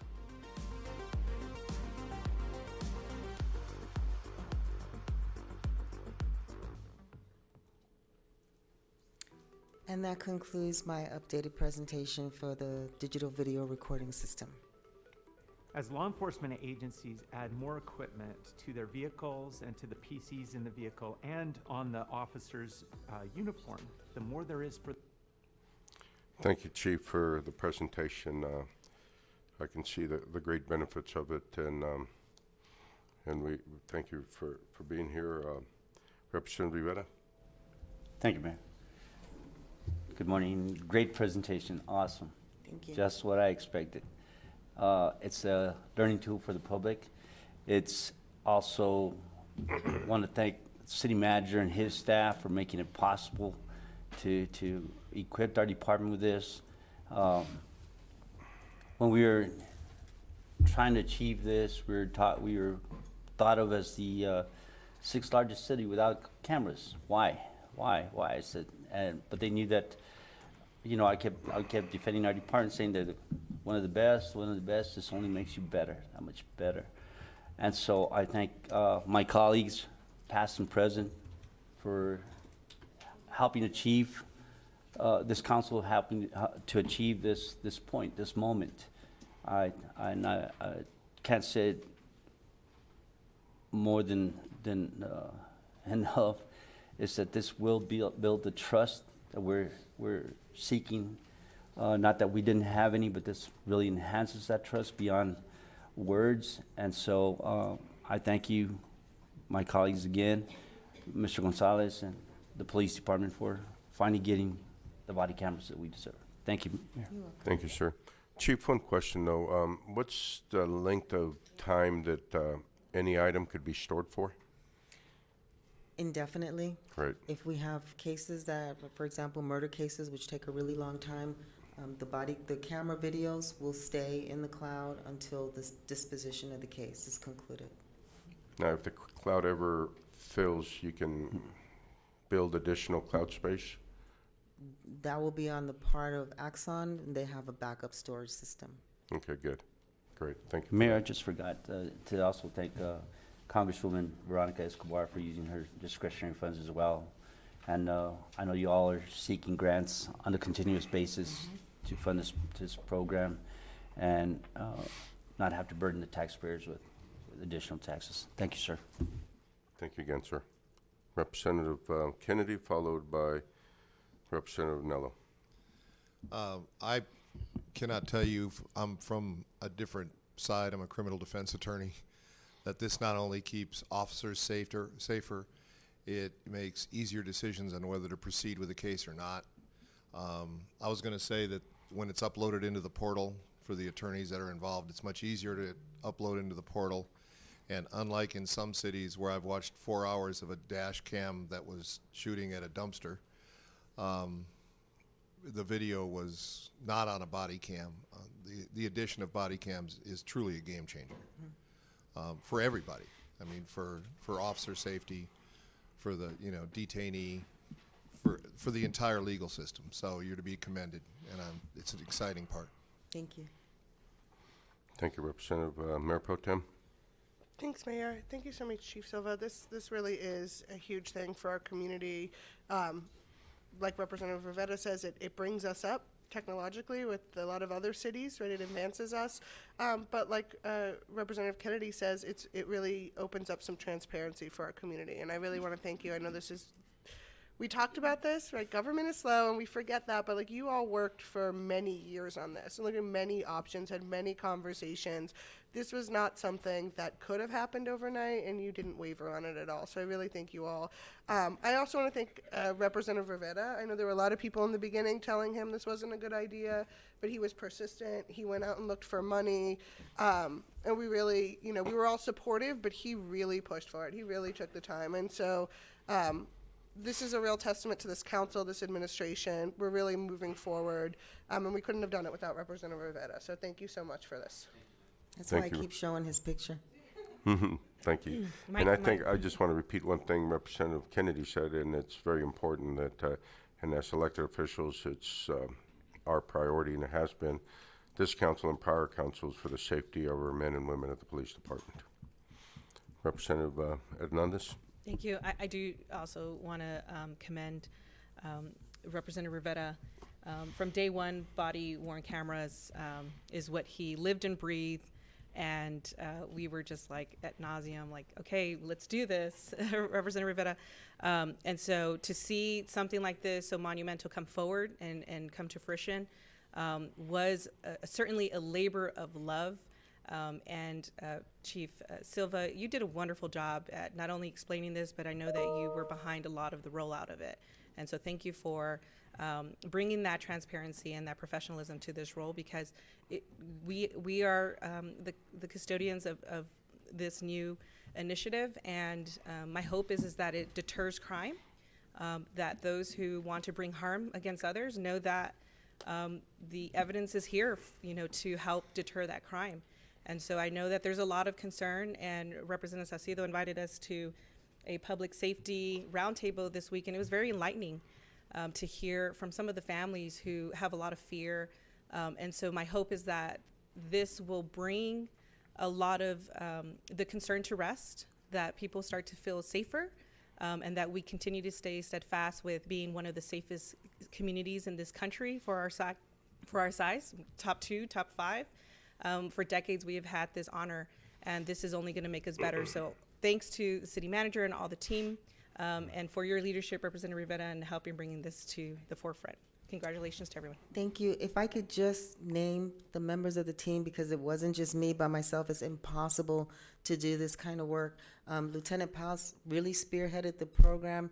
He's been my right-hand person for years now, since we started back in 2018. Sergio Sainz with IT is my counterpart, and he's had a strong hand in this program. Manny Magallanes from IT, Officer Castañeda from our team, and then we hired on Aldo Fierro, who's one of our mobile network administrators, and then Armando Aguilar, if you remember him, has come back as a police support specialist, and Ben Roche. So I just wanted to thank my entire team, because it took a village. Thank you all. Thank you, Chief. 1 second, Chief. We still have Representative Saucedo and Representative Molinat.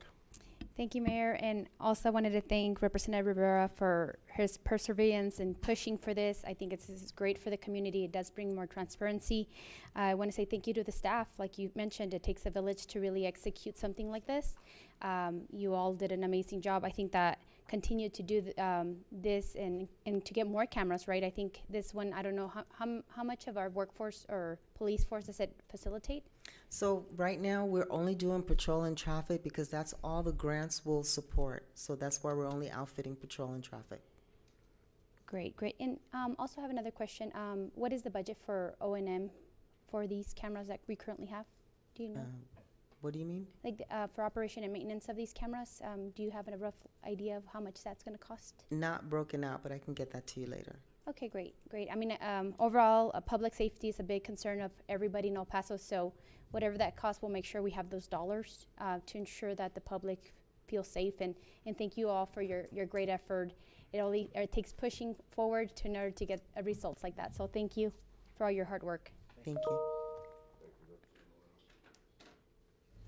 Thank you very much, Mr. Mayor. Great job. Thank you very much, Chief, Lieutenant. Thank you very much as well. And so Representative Salcido mentioned a few things about the budget. Moving forward, I guess for our city manager, do you know ballpark figure how much more money we're going to have to dedicate through subsequent budgets? So a lot of the council's has commented on the funding and how we came up with this.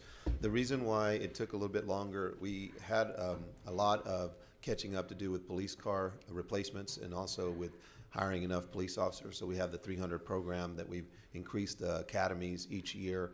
And so to your question, Mr. Molinar, we're going to have to set money aside, an amortization schedule, which would be a portion of it, so we can set up a good replacement schedules. So that will be in the budget. I don't have the exact number, but it'll be an amortization schedule so that we'll have dollars set aside so that when they have to replace them all at once, they can do that. Because these cameras, the technology is going to change. And so we have it in a leasing program. So we'll be looking at it from year to year and then make adjustments accordingly. Okay. So just to add to that, the way we set up this leasing program, on year 3, we will get new cameras refurbished. So that's part of the contract. Okay. And as far as staffing, how many more people are going to be dedicated to this, whether civilians or non-uniform, uniform? So I showed you the personnel breakout, and right now we only have, we just hired the police information technology manager who starts on the 13th. We have the 2 police support specialists, and we have Aldo Fierro, who's a mobile network administrator. So we have 1 police officer dedicated. So we still have a lot of staffing positions to fill. Okay, and Mr. Molinar, if I might add, yes, go ahead. I just thought of something. The main cost, or a lot of the cost, is going to be in the storage of the footage. So that's going to be something that we have to budget as well. Okay, and that's good. And Chief, thank you very much. It's good to hear that, we only have 1 person dedicated from the field, so we have more resources out in the field, taking the calls, doing the investigation, things like that. So good job on that part. Thank you. That's all I have. Thank you, sir. And one last thing, I just want Representative Salcido to mention the meeting that Representative Hernandez just talked about that we had on Saturday, and it was very informative, and Chief Pasillas and a lot of other law enforcement were there, and she's having another meeting to continue to inform our community of public safety. Representative Salcido. Thank you, Mayor. I want to invite the public. The second roundtable meeting will be at EPCC Administrative Services, 9050 Viscount. If you all have any questions, you can call my office. That's 212-0005. Saturday was very enlightening. We had just a great participation. We had leaders here from El Paso PD, and just that first conversation is going to really lead us to solutions. So it was very fruitful. I want to thank the Mayor, Lisa, also Rep Hernandez for participating. I know Rep Kennedy is going to participate on the second one, so I want to thank the council for being part of this very important conversation. So I invite the public to come out. We're taking public testimony, as I want to really rally up and get all the information I can so that we really could include everybody's voice in creating these solutions to really ensure that El Paso continues to be safe. Thank you. Thank you, Representative. Thank you, Chief. Thank you. Ms. Prine. Yes, Mayor, we return to page number 7 to item number 19. And this is discussion and action to direct the city manager to provide information on any steps the city of El Paso has taken in preparation for an upcoming migrant surge as a result of the end of the national emergency and public health emergency declarations on May 11th, 2023 related to the COVID-19 pandemic, to include the potential financial impact that will have on the city of El Paso. This is Representative Rivera's item. Mayor, can we also take 20? They're related. 19 and 20. Can we take them together? Yes. They're related as well. Item 20 is discussion and action to direct the city manager to provide a public safety plan the city of El Paso has taken in preparation for an upcoming migrant surge as a result of of the national emergency and public health declarations on May 11, 2023, related to COVID-19 pandemic, specifically for neighborhoods and businesses near the border and to protect drivers from migrants, pedestrians crossing the border highway. Thank you. Good morning, Chief. Good morning. Go ahead, sir. Thank you. Thank you, sir. Thank you. I placed these items on the agenda. Good morning, sir. First of all, I apologize. I'm still excited over the previous presentation. Good morning to everyone.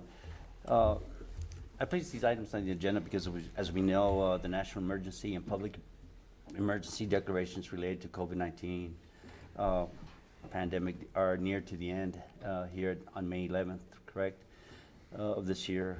Items 19 and 20 were placed on the agenda to ensure and to keep our community safe and prepare before any issues impact our residents.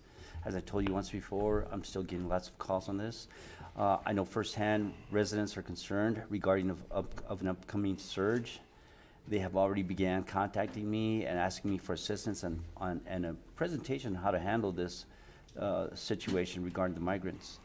In the recent past months, many residents living near the border highway witnessed and experienced an increase of migrants crossing the border highway in a reckless manner and placing themselves in danger and placing the drivers at risk, trespassing into their property, leaving clothes and trash behind, and other related issues as well on their properties. So we also need, so this is the reason why I also need to know if there will be any financial impact to the city with the end of the national emergency declarations and how we need to prepare for this as I've been asked.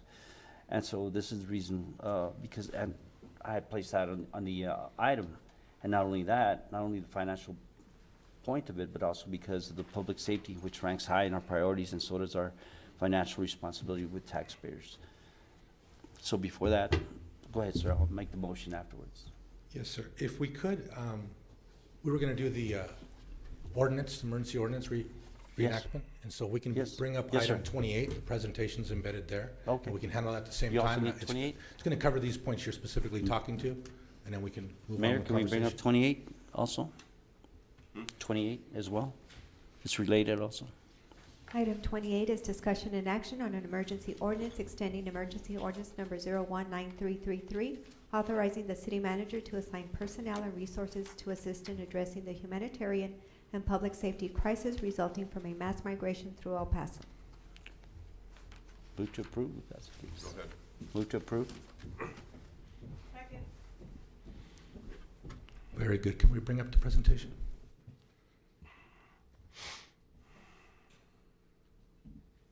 So as we've presented several times on this, when we're looking at what the community releases look like for El Paso region, I mean, we saw some very high months. December was over 30,000.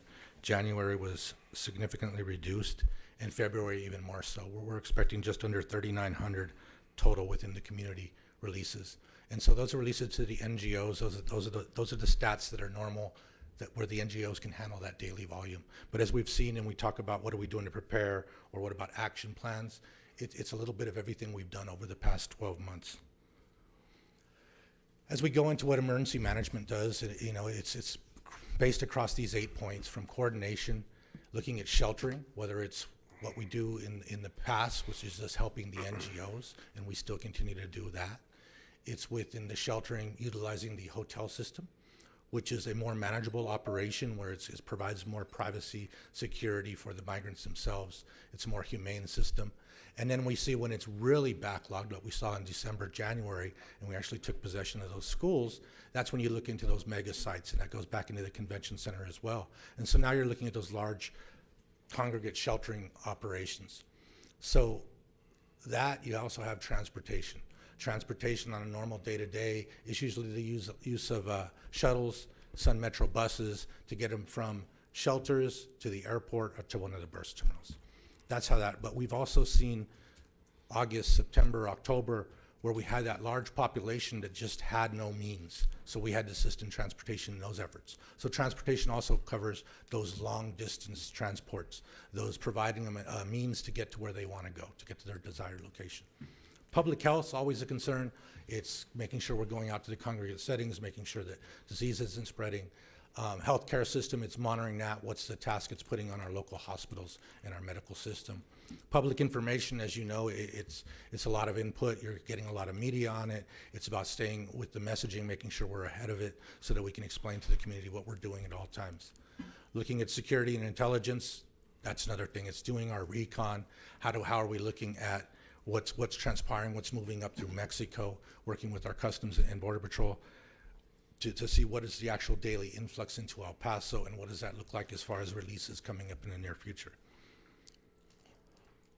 Cost recovery, as we've talked about, and we've asked for that FEMA grant money. We've had to do some reimbursements. We still have some pending. We've gotten some upfront funding, but that's another constant issue that we have to stay on top of because, as you know, this is a very costly operation. I'm going to pass this next slide over to our city attorney. Thank you, Chief. Council, as I explained to you all yesterday, we know that President Biden and the health department have decided that they will no longer continue with the public health emergency as of May 11th. The United States Supreme Court was scheduled to have oral arguments tomorrow, March 1st, on Title 42, but since Title 42 will now be going away since the health emergency is no longer in effect, we will no longer be dealing with Title 42 at the border, so we will anticipate and I'm sure the chief will go through this situation now. We're anticipating a large number of people coming through as a result of Title 42 no longer being in effect. We do have additional orders that have been put out by the Department of Homeland Security that requires that everybody coming through another country file and declare asylum. There's also an app that has been used, but there appears to be some serious issues with that. So you're going to continue to see people coming to the border despite additional rules that will be passed once Title 42 goes away. Thank you. So this is the slide that I was going through. So here's the new rule that I was explaining to the council. It will affect their eligibility to ask for asylum. They are required to claim asylum through a country that they're coming through. So as you all know, they're coming from South America or other places. They have to declare asylum at that location and then come through the United States. So the law is going to require that they still show that they have a credible fear of harm or that they are being subjected to some sort of political fear of repercussion from their government and at the time that they're trying to enter the United States. So those are the things that the federal government is responding to now that Title 42 is going away, and then this will be the new requirement. However, we don't anticipate that it'll necessarily stem the large number of people that are already waiting in Mexico or in other countries to come into the United States. Thank you. You know, while you're explaining that, I know that Title 42 will be lifted, but Title 8 will still be in place. Correct. Can you explain Title 8? So Title 8 is what we call your traditional normal without Title 42, right? People have always been able to come to the United States through some other means. So they're supposed to come through a sponsor or they come because they have a visa, what have you. So that's always been in place. The only difference was that Title 42 was not allowing Title 8 to be used, right? So people weren't coming through because we were trying to stop the flow of COVID and people were being prohibited from coming from certain countries. So once Title 42 lifts, asylum has always existed, but it was always impacted because of COVID. So now we're going to go back to your traditional Title 8. I apply for a visa or I apply through a sponsor to come to the United States. That's going to continue to happen. And then now we have this new rule that requires that if you're going to claim asylum, you have to do it through a third country or through the app before you attempt to enter into the United States. So it's just another rule that they're implementing now that Title 42 is going away. Thank you for that, ma'am. No problem. And so speaking a little bit more to that, Title 42 was the high-speed process to go ahead and return them to their, and not allow that direct because of the health emergency. Title 8's a longer process. What does that affect as far as the system we see, what we're going to see as far as releases? Is it's a lot longer process that they have to go through to make those determinations. So it creates a lot of holding issues for CBP. They have to house these people for a longer time because it's a lot more in-depth process, and so that does create those backlogs, as you say, within the Customs and Border Patrol. Looking at the public safety plan, we can go back to that last slide that I talked about, and it was a little bit of everything. And so we've seen what's in our arsenal, what's in our toolbox, and what multitudes we can use with them. What do we expect with Title 42 going away? We expect we might have to see we utilize all of those tools. And let's, just speaking to not only the food, the water, the processing, but sheltering. Of course, the most economical, the most feasible and safest, humane way is to utilize the hotel system. But we know when you get to those points, as we saw in December, that that's just too much. And so now you have to look at those mass congregation shelters. And so that makes difficulties there. But luckily, with the agreements we have in place with the El Paso Independent School District, those facilities, the tools we have, the equipment we have set up that's ready to flip on operationally if need be, we have those extra spaces to expand with. We've also been in close communications with NGOs out of both just as close as Las Cruces, New Mexico, and out of Houston. They want to come in, they want to assist with sheltering. They approached us at the end of mid-January when it was already slowing down, so it was nothing that we could bring in at that point. But we do remain in contact with them. We're looking at them, we're supplying them the numbers. They know that the next couple of months is going to bring great change, and they're on the ready to come in and assist as well. Also looking at Operation Stone Garden, and specifically to the safety of the neighborhoods you were discussing, Representative Rivera. The El Paso Police Department has been long supporting Border Patrol through Operation Stone Garden and adding for that additional surveillance along the border. El Paso Police has limited capability to detain those that are crossing illegally, but they're there as a set of eyes to help to keep the community safe from people running across. CBP personnel demands during influxes. As we saw during the December-January timeframe, they pulled their staff off of securing the border, and they had to move into a processing.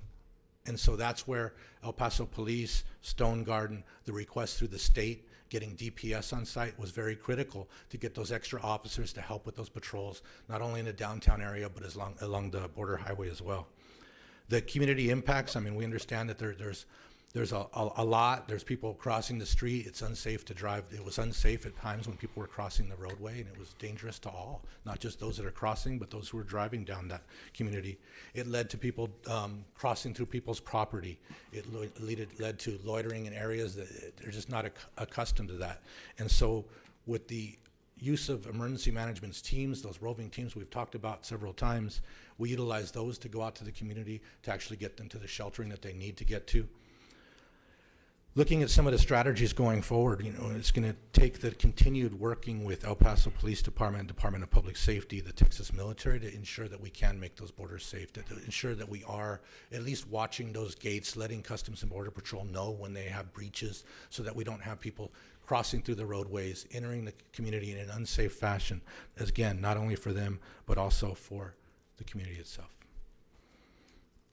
Once Title 42 goes into place, we continue pushing. We continue talking about our partnerships with DPS. We continue those cooperative agreements, but the conversation will remain that we need them here. The fact that we're seeing such low numbers, we hope that the state DPS troopers are allowed to stay here for the interim. But as we see Title 42 going away, we will be voicing it even further, the need for that collaborative effort.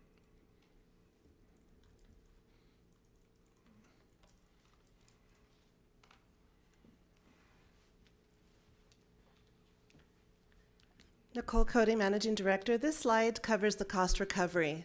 So as you can see, we'll review each quarter. On third quarter, we're still pending final determination or reimbursement of $1.3 million from the Emergency Food and Shelter Program.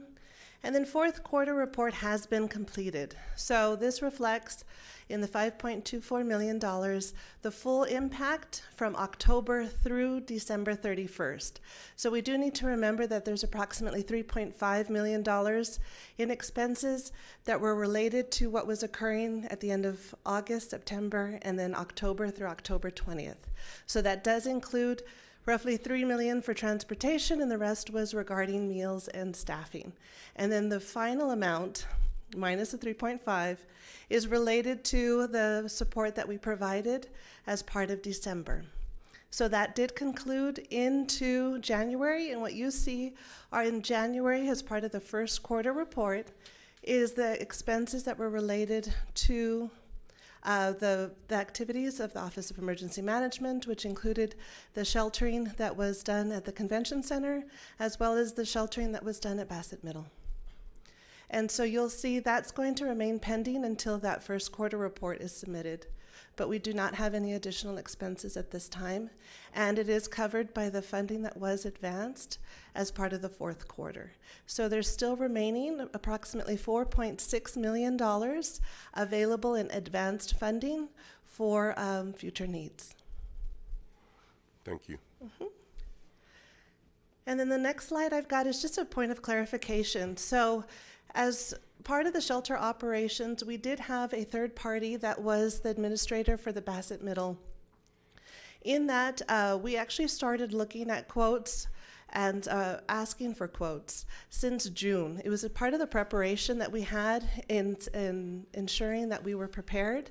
If they did lift Title 42 at that time, since they didn't, there was that postponement, of course, but we continued to refresh and reach out to vendors and to ensure that we had quotes that were available in case we did need to move quickly. That was under the ordinance, of course, and we were ensuring that we were getting competitive quotes. As on December 28th, we executed the agreement with Endeavors, and the agreement was ended on January 11th. We did bring a ratification for the expenditures to council of the $602,000.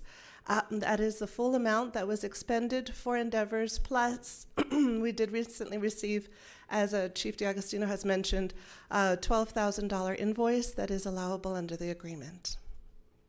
That's all.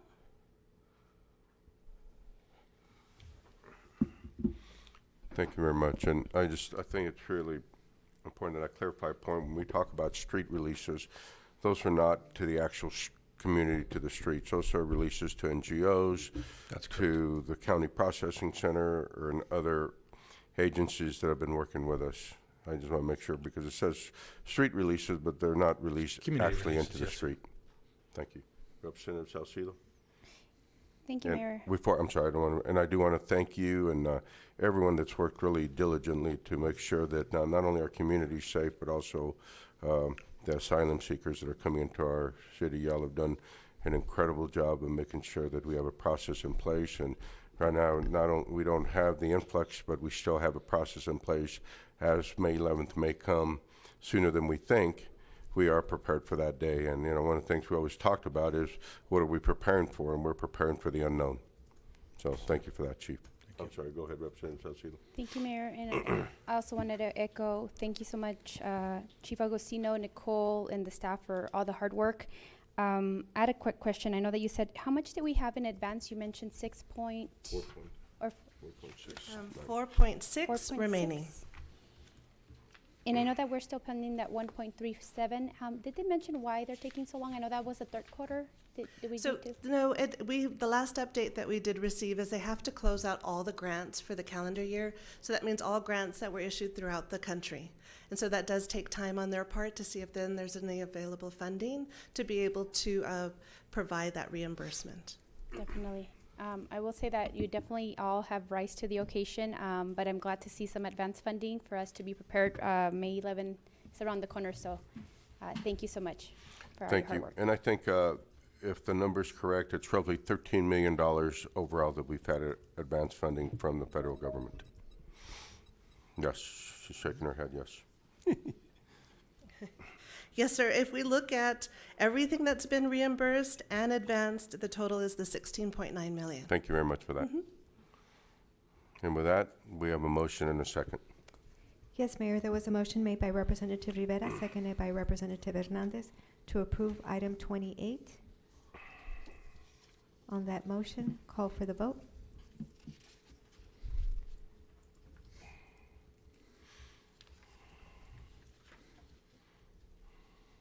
Mayor, do you consent?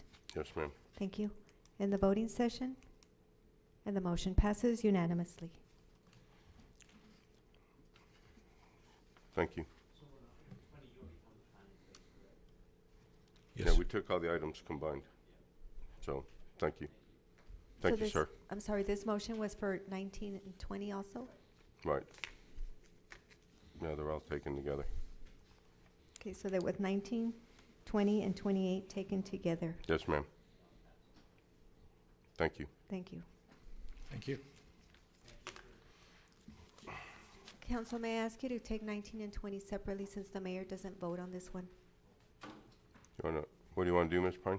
Can we take 19 and 20 together? Please do. Since Yeah, go ahead. you don't vote on this one, Yes, sir? ma'am, go ahead. Do we have a motion?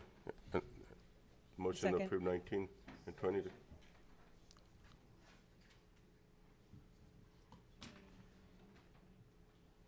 So this motion, Representative Rivera, is for 19 and 20, correct?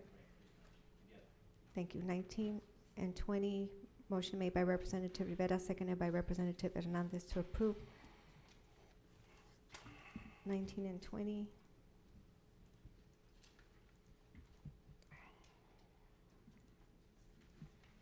On that motion.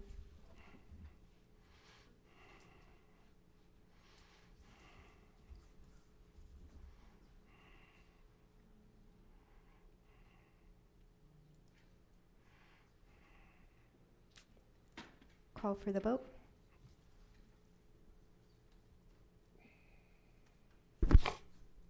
In the voting session, and the motion passes unanimously. One thing I did want to say that the state of emergency, which was declared back in December, we never went ahead and renewed it. That state of emergency actually did expire at the end of 30 days. Thank you. Ms. Prine? Yes, Mayor, that brings us to item number 23 on the agenda. And this is discussion and action on the employment agreement between the City of El Paso and the City Manager. This is Representative Kennedy and Molinar's item. Representative Kennedy?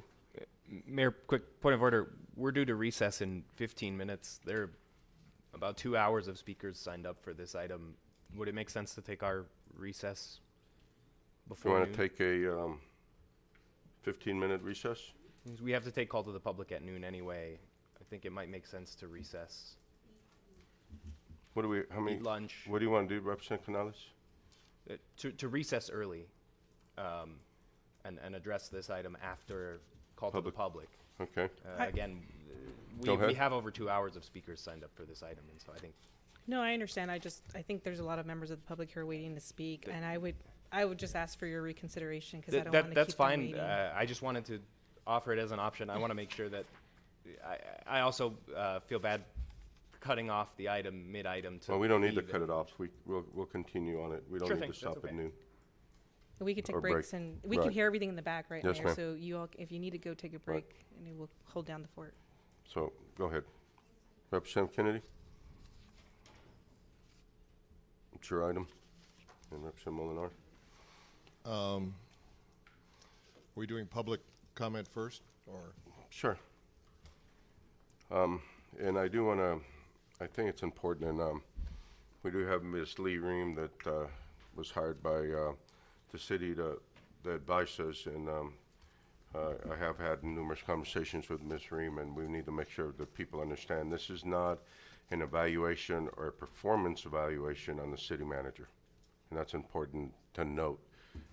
So please make sure the comments are based that we're not evaluating the city manager, and it's not a city manager's evaluation at any moment or any time. Can you tell us what it is then? 'Cause, Pardon me? Can you tell us what it is then? 'Cause- Well, I didn't put the Okay. item on the Oh. agenda, sir. I just want to make sure that people stay respectful and respect the city manager's rights under his contract. Any evaluation, when you do evaluate, those has to be behind closed doors, otherwise written in writing by the city manager, and this is not what that is. So I just want to make sure the public and everyone understands that. I know there's going to be different viewpoints coming up to speak. We have 35 people signed up to speak, and I do like to make sure that people stay respectful of whether it's council or the city manager, and stay respectful of the process. And if you can't, we're going to ask you to stop, and that's going to be important that we do respect the process. Thank you, Ms. Pine. Yes, Mayor. The first person that signed up to speak is Fenol Pierre. He submitted a statement to be read, and it says, I don't understand why the employment agreement between the City of El Paso and the city manager comes up again for discussion.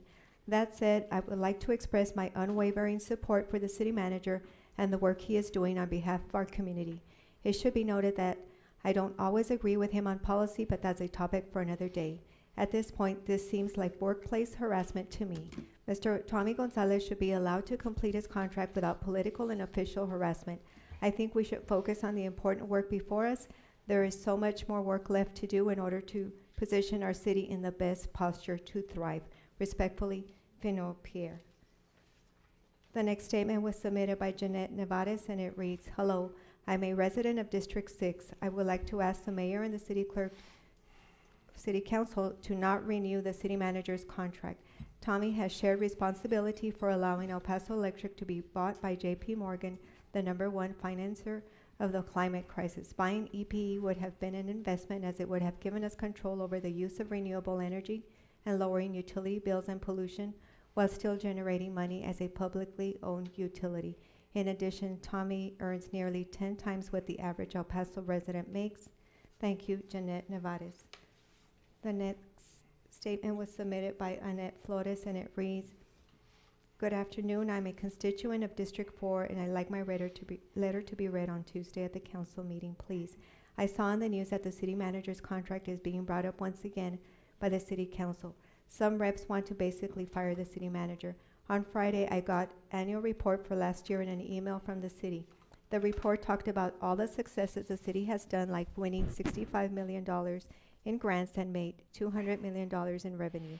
The city manager has saved us the city so much, we actually have a savings account for once.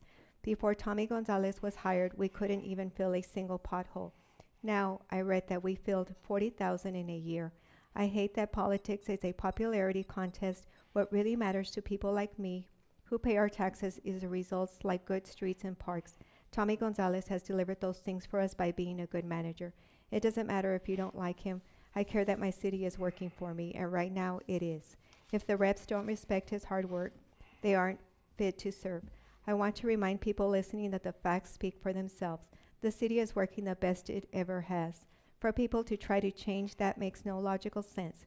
Ask yourself who benefits from firing the city manager. It's definitely not you or me. Thank you, Annette Flores."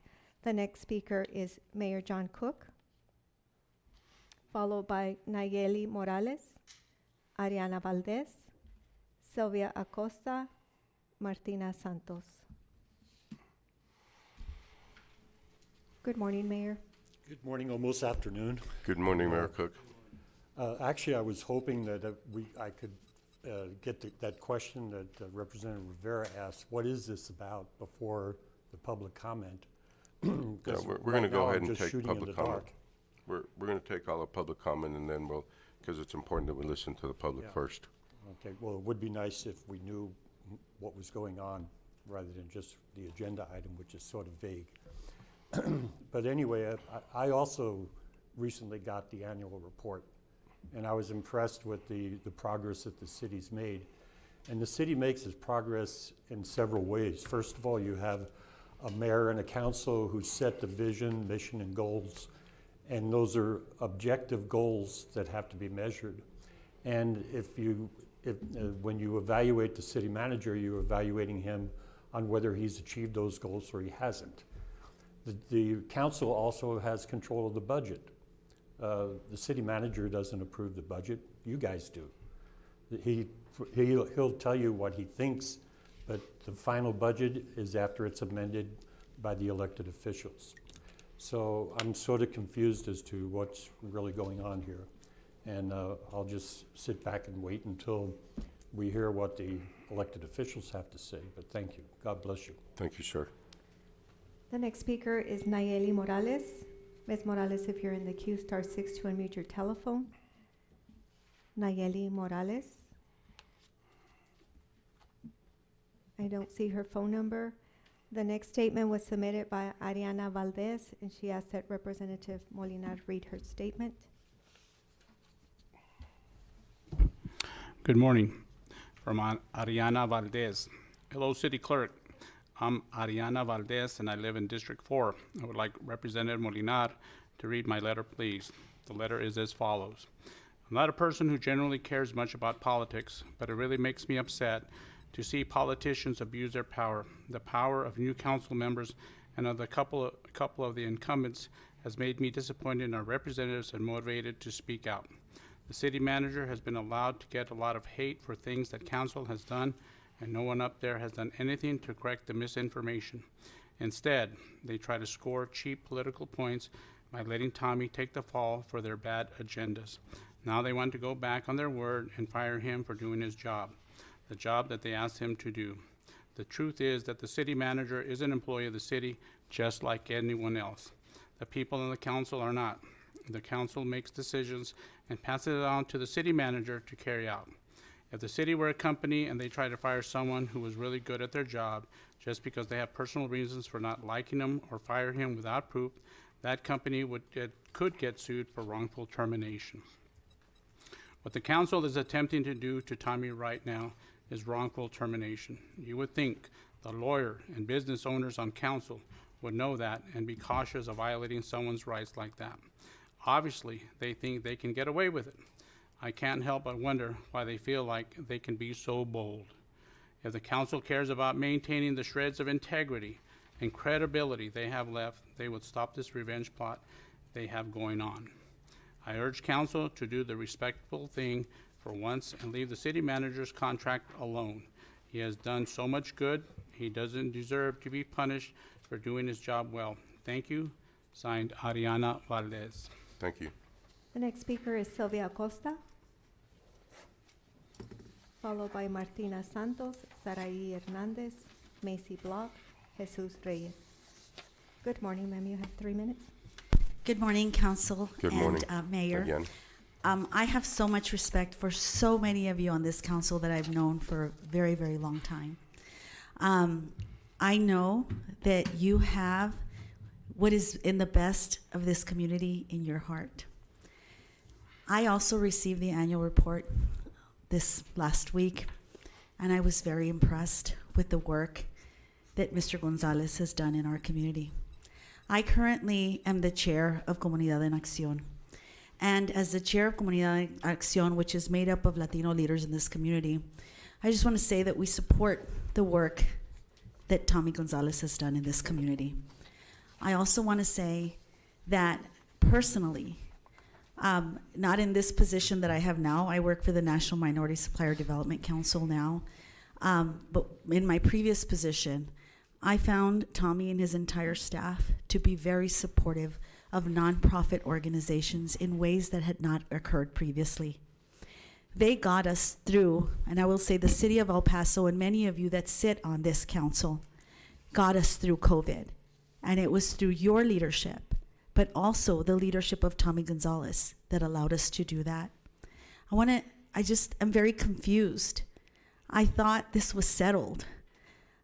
This is very confusing to me, and I echo the thoughts of Mayor Cook, because we thought that had already been decided. I just want to thank you, and I want to ask you, and I know many of you, I want to ask you to think about what's in the best interest of our community and everything that has been accomplished under Tommy Gonzalez's leadership as you consider your vote today. I know that all of you love this city. I'm in District 8. I love this city, and I want to see the best happen to this city. And for me, I don't think it's time to change city managers. I think he's doing a great job. I think his staff supports him. I think his staff understands the vision. And I hope that we all, as community members, understand that as well. Thank you so much for allowing me the opportunity to speak. And thank you as you make this decision. Please consider all of that and the annual report and everything that's been done. Thank you. Thank you. The next statement was submitted by Martina Santos, and it reads, "Good afternoon. I'm writing in to make public comment for Tuesday's meeting and would like to speak on item 23, and I would like the city clerk to read this comment for the record. After years of corruption, misappropriation of funds, and other illegal activity purported by the council officials, the city council and former and current mayor Oscar Leeser hired city manager Tommy Gonzalez. Mr. Gonzalez was hired because he has a history of making cities financially stable, vastly improving the quality of life for the citizens of the city, and improvements for city departments and their employees. He saved the city millions of dollars, secured hotel rebates that have revitalized the downtown area, and helped secure money from TxDOT so we could have better roads, just to name a few examples. This isn't about whether or not Mr. Gonzalez can do the job, because he has already proven time and time again that he can. This is a blatant personal vendetta against him, which is not justified and has no validity.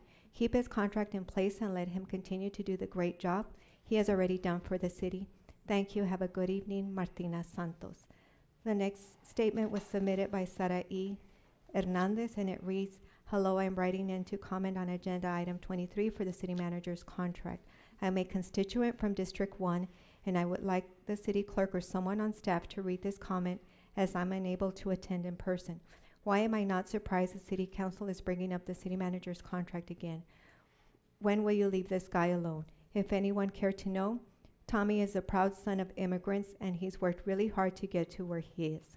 He isn't some inexperienced person who thinks he can run a city. He has a track record of actually doing so, which is why he was selected to run our great city. Without his leadership, we would still have a corrupt council running the show. Just like any employee, you get compensated based on performance. Well, Tommy has done a great job and is compensated for it. Would you expect to have your contract ended when you're performing and doing a great job? No. Then why end this? This personal attack needs to stop, and it's sad to see that our council members are doing what typical politicians are known for, doing whatever is in their own interest for political gain. I'm willing to bet that most of you wouldn't be able to handle the day-to-day of his job. So do the right thing and put your personal opinions aside. Allow Tommy to keep doing his job. Thank you. Thanks, Sara E. Hernandez. The next statement was submitted by Macy Block for Representative Hernandez to read. Okay, just a second. The email from Mrs. Michelle or Marcy Block. Good evening. I am writing in to request that my statement be read at City Council on February 28th on agenda item 23 for the city manager's contract. I'm a constituent of District 3, and I would like Rep. Hernandez, if possible, to read this comment. Good afternoon, members of council. I read 2 opposing articles last week, one with vague and unjustifiable reasons for ending the city manager's contract, and another fact-based article quoting former Mayor John Cook, explaining why a city needs sound governance and why having the city manager council form of government is a logical option for the city. Honestly, I doubt people even know the difference, but as the wife of a city employee, I do. My husband has been able to get an education through the tuition assistance program, participate in wellness programs, and they've increased the minimum wage. None of this would be possible without Mr. Gonzalez. He brings a wealth of knowledge from other cities he's worked for, and we get to take advantage of that. Before him, the city was in dire need of change due to the corruption by council members at the time. We cannot go back to that. By canceling Mr. Gonzalez's contract, you are stopping progress, and all the spread of misinformation surrounding his employment is nonsense. Do not make the mistake and lose a good employee over your personal feelings or whatever you have against him. Regards, Macy Block. Thank you. The next speaker is Jesus Reyes, followed by Carol Cassidy, Mayor DeMargo, Joshua Block, Barbara Valencia. Good morning, sir. You have 3 minutes. Good morning, sir. Good morning, City Council, the Mayor. It's nice to talk in front of you all today. I know there's been high emotions concerning Tommy Gonzalez and his continued employment with the city. Now, it's like I said, these emotions run high, but I just want to give basically the cold hard facts and the information we do know about his history of employment with the city. So I think that with his performance of how the COVID pandemic was handled, and in terms of how CARES Act funds were somewhat withheld for a significant amount of time, I think that's something that needs to be addressed. I also want to bring up how under his leadership and under his supervision that the EPPD was involved in some controversies the last few years, and it's concerning how it's and how they've been tackling the issue of the migrant crisis here at the border. But the biggest thing I want to talk about, and it kind of relates to my former employment as a zookeeper at our local zoo, is that he currently, according to the El Paso Matters article that looked into his salary and benefits, he has a current salary of $439,000 a year, which is about an 80% increase raise in his salary from when he first started about 8 to 9 years ago. Now, I recall when I was working at the zoo that people there that were working for 5, 10 years, some who have worked there decades, they've worked all those hard shifts. They would come in at night in case when animals had health emergencies or there was a pregnancy that was about to finish. These people came in on and off the clock, and yet their raises on their employment were not guaranteed. And I'm just wondering how Tommy Gonzalez was able to have these raises approved almost automatically without any question. So I hope that when you all negotiate this contract for Tommy Gonzalez, that you consider these facts, this information from the last couple years, and that you award these benefits, these guaranteed raises to the majority of the city employees, that they help keep the functionality of the city going. And that's all I have to say. Thank you. The next speaker is Carol Cassidy. Ms. Cassidy, *6 to unmute your telephone. Carol, Yes, hello. good morning. You have 3 minutes. Can you hear me? Yes. Okay. Well, good day, Mayor and City Council, and all the good people that are there today that have taken the time for this very serious matter. And I'm assuming it will be on the record. Look, this is not about likes or dislikes. This is about responsible fiscal management, which this city has been lacking for a lot of decades. Anyway, the city manager right now is making approximately $1,000 more money than the median wage, $40,000 of El Pasoans. The city debt, as we understand, is about $2.2 billion, almost $1 billion occurring during Mr. Gonzalez's term of 8 years through COs, certificates of obligation. That's where we don't vote on the taxes, folks. So it's really been since 1970s that all government jobs, federal, state, county, city, public schools administrators have greatly surpassed the highest paying jobs of the private sector. They actually live like monarchy. They live like kings and queens at the taxpayers' expense. They're elected to serve us, not to rob us, to indebt us, as they've done. And I'm looking at the whole nation now. $33 trillion national debt. That's unbelievable and totally unsustainable, as we all better wake up and understand. And I'm going to contrast this real briefly now with the Texas oil and gas industry. Fossil fuels, folks. God bless the God-given natural resources that Texas has. Last year, 2022, they added 24,000 jobs for Texas. They employ about 350,000. They support almost more than 2.6 million Texas jobs. Their average annual wage in this industry is $139,000. Contrast this with this city manager salary. Oh my gosh. Anyway, Texas natural gas industry has helped the United States become the world's largest exporter of LNG. That's liquefied natural gas, providing a lifeline right now to the European countries' energy crisis, which of course Biden cutting off the Russian Nord Stream natural gas pipeline for Europe. Many over there are burning wood, cutting down trees in order to have heat. Well, I'm praising Texas all the way, our great fossil fuels. So the climate czars, baloney. When we look at climate czars, we don't need a climate czar. That's what I'm seeing for the upcoming, charter election that we're going to have in May. We don't want any more wasted taxpayer money for any more bureaucracies that we don't vote for. So What's at stake now is the United States sovereignty. Thank as you, a Ms. Cassidy. sovereign You've nation. reached the 3-minute limit, ma'am. Thank you. Thank you, and God bless all that are there, and hey, hooray for Wally. Thank you for recognizing her. The next speaker is Mayor DeMargo, followed by Joshua Block, Barbara Valencia, Judd Burgess. Good morning, Mayor Margo. Thank you, Laura. Congratulations, Henry. Good morning. My name is Dee Margo. I'm a resident of El Paso for 46 years. I'm married to a third-generation El Pasoan. My grandchildren are fifth-generation El Pasoans.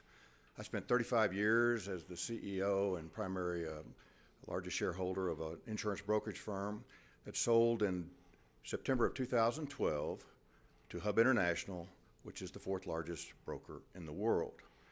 After that, I also served in the Texas legislature and the Appropriations Committee. And then I was appointed to the president of the Board of Managers of the El Paso Independent School District and ran that for 2 years after our Commissioner of Education had removed all the trustees for malfeasance. After that, I became mayor. During my tenure as mayor, we went through the first immigration crisis, started in October of 18 and went through approximately July of 19. The numbers that we had crossover were not nearly as significant as you had, even though they called us ground zero then. And then we went through the August 3rd Walmart shooting, which affected all of us and still affects some of us today. And then on March 13th of 2020, I issued my first executive order related to our pandemic. I say that to tell you what it was like working with our city manager during that time and being in the trenches with him.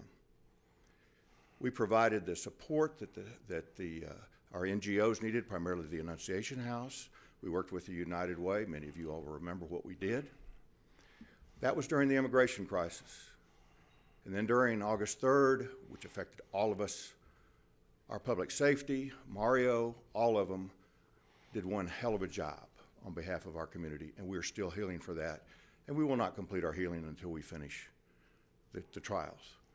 And lastly, his actions with Mario and everyone when we purchased the buildings we purchased, for the inoculations, we led the state in immunizations during our pandemic. When I left, we had a 61-day financial reserve. We now have over 90 days of financial reserve. That affects our bond rating. It also affects our bond rating to have continuity of staffing, and they look at that. I met with them. They know that. It is imperative that he remain in the position he has for the benefit of this community.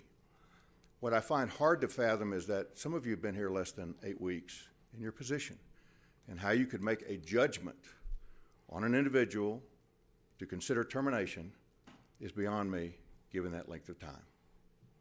Thank you. The next statement was submitted by Joshua Block, and it reads, "Hello, I would like to have a comment read at the upcoming council meeting scheduled for Tuesday, February 28th for item 23, City Manager's Contract. Good afternoon, Mayor and Council. I'm a constituent from District 1. Mr. Kennedy is my district rep.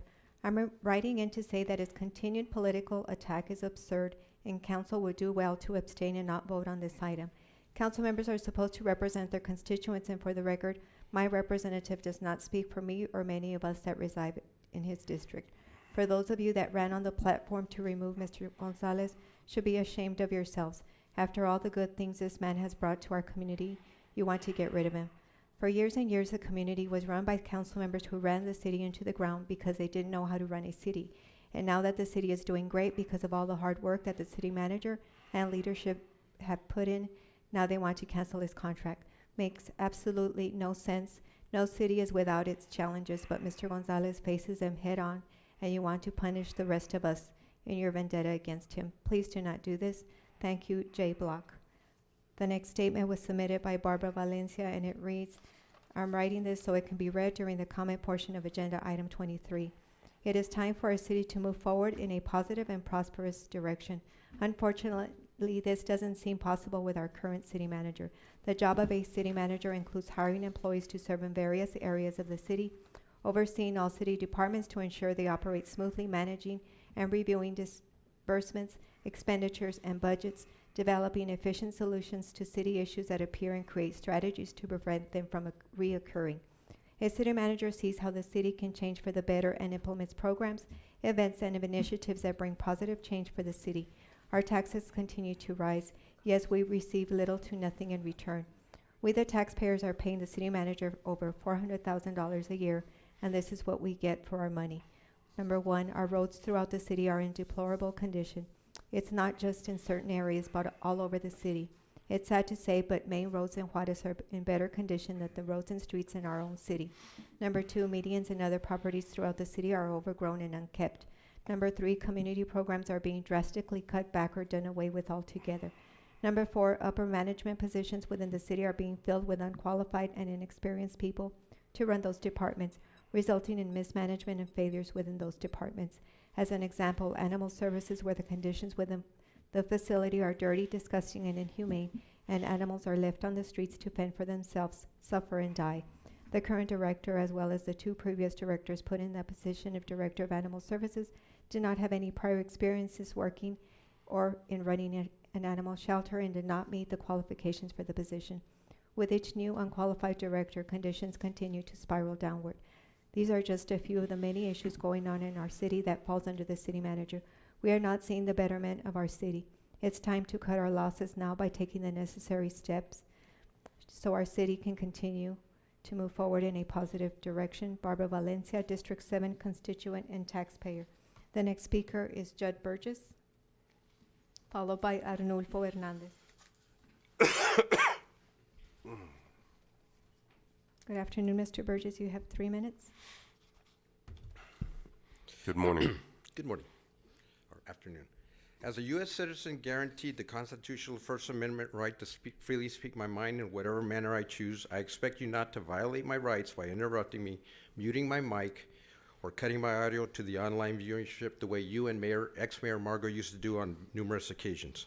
That stated, City Manager Tommy Gonzalez, and Mayor Margo for that matter, has never quite related to the average El Paso citizen.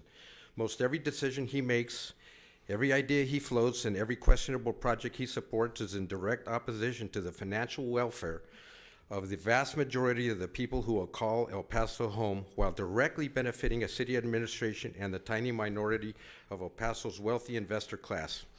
He is a master of administrative financial sleight of hand and political smoke and mirrors. This is why previous administrations, including 3 of our current city council reps, support him and give him free rein to poach and pillage our bank accounts.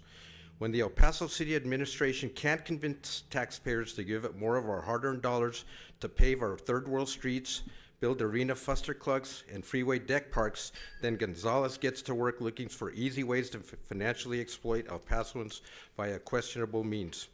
His favorite money siphoning techniques to accomplish his agenda are the issuance of hundreds of millions of dollars of certificates of obligation, which conveniently bypass our permission, our input, and most importantly, our vote. He, along with current and past city administrators and reps, conspired and succeeded in forcing EPCAD's executive director, Dinah Kilgore, to go on a wholesale citywide appraisal spree where they evaluated our properties much higher than should be so that they could regularly rake in millions of our tax dollars with very little complaint and protest. This all came after Kilgore was on the record in the media stating that EPCAD was audited every 2 years and was in good standing in terms of valuations at that point because, and I quote her, "We don't have the type of businesses Austin has. We don't have the Fortune 500 companies that Plano has. We don't have the growth that we see in San Antonio." El Pasoans continue to pay the 3rd highest property taxes in the country in respect to our rock bottom average yearly income of $21,500 per individual. Gonzalez, along with several other city employees and reps, continually exploit financial loopholes and twist the law into knots in their constant efforts to fill the holes in the city budget and fund special interest projects off the backs of financially strapped El Pasoans. This is why the city capitulates and pays Gonzalez his obscenely stratospheric salary, outrageous perks, and his golden parachute should El Paso ever part ways with him. I say to you, Tommy, take the money and run. Do it for El Paso. We're more than happy to cut you $1 million check, which only represents a tiny fraction of what it costs keeping you around here in El Paso. Vaya con Dios and take that horse you rode in on. The next speaker is Arnulfo Hernandez, followed by Juan Adame, Wesley Lawrence.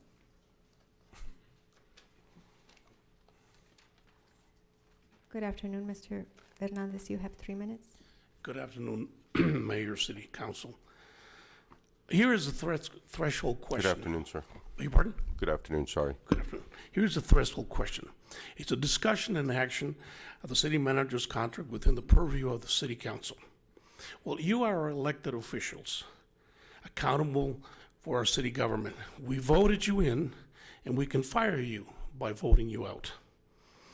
But we can't hire the manager, and we can't fire the city manager. You can do both. Hire and fire the city manager for cause or no cause.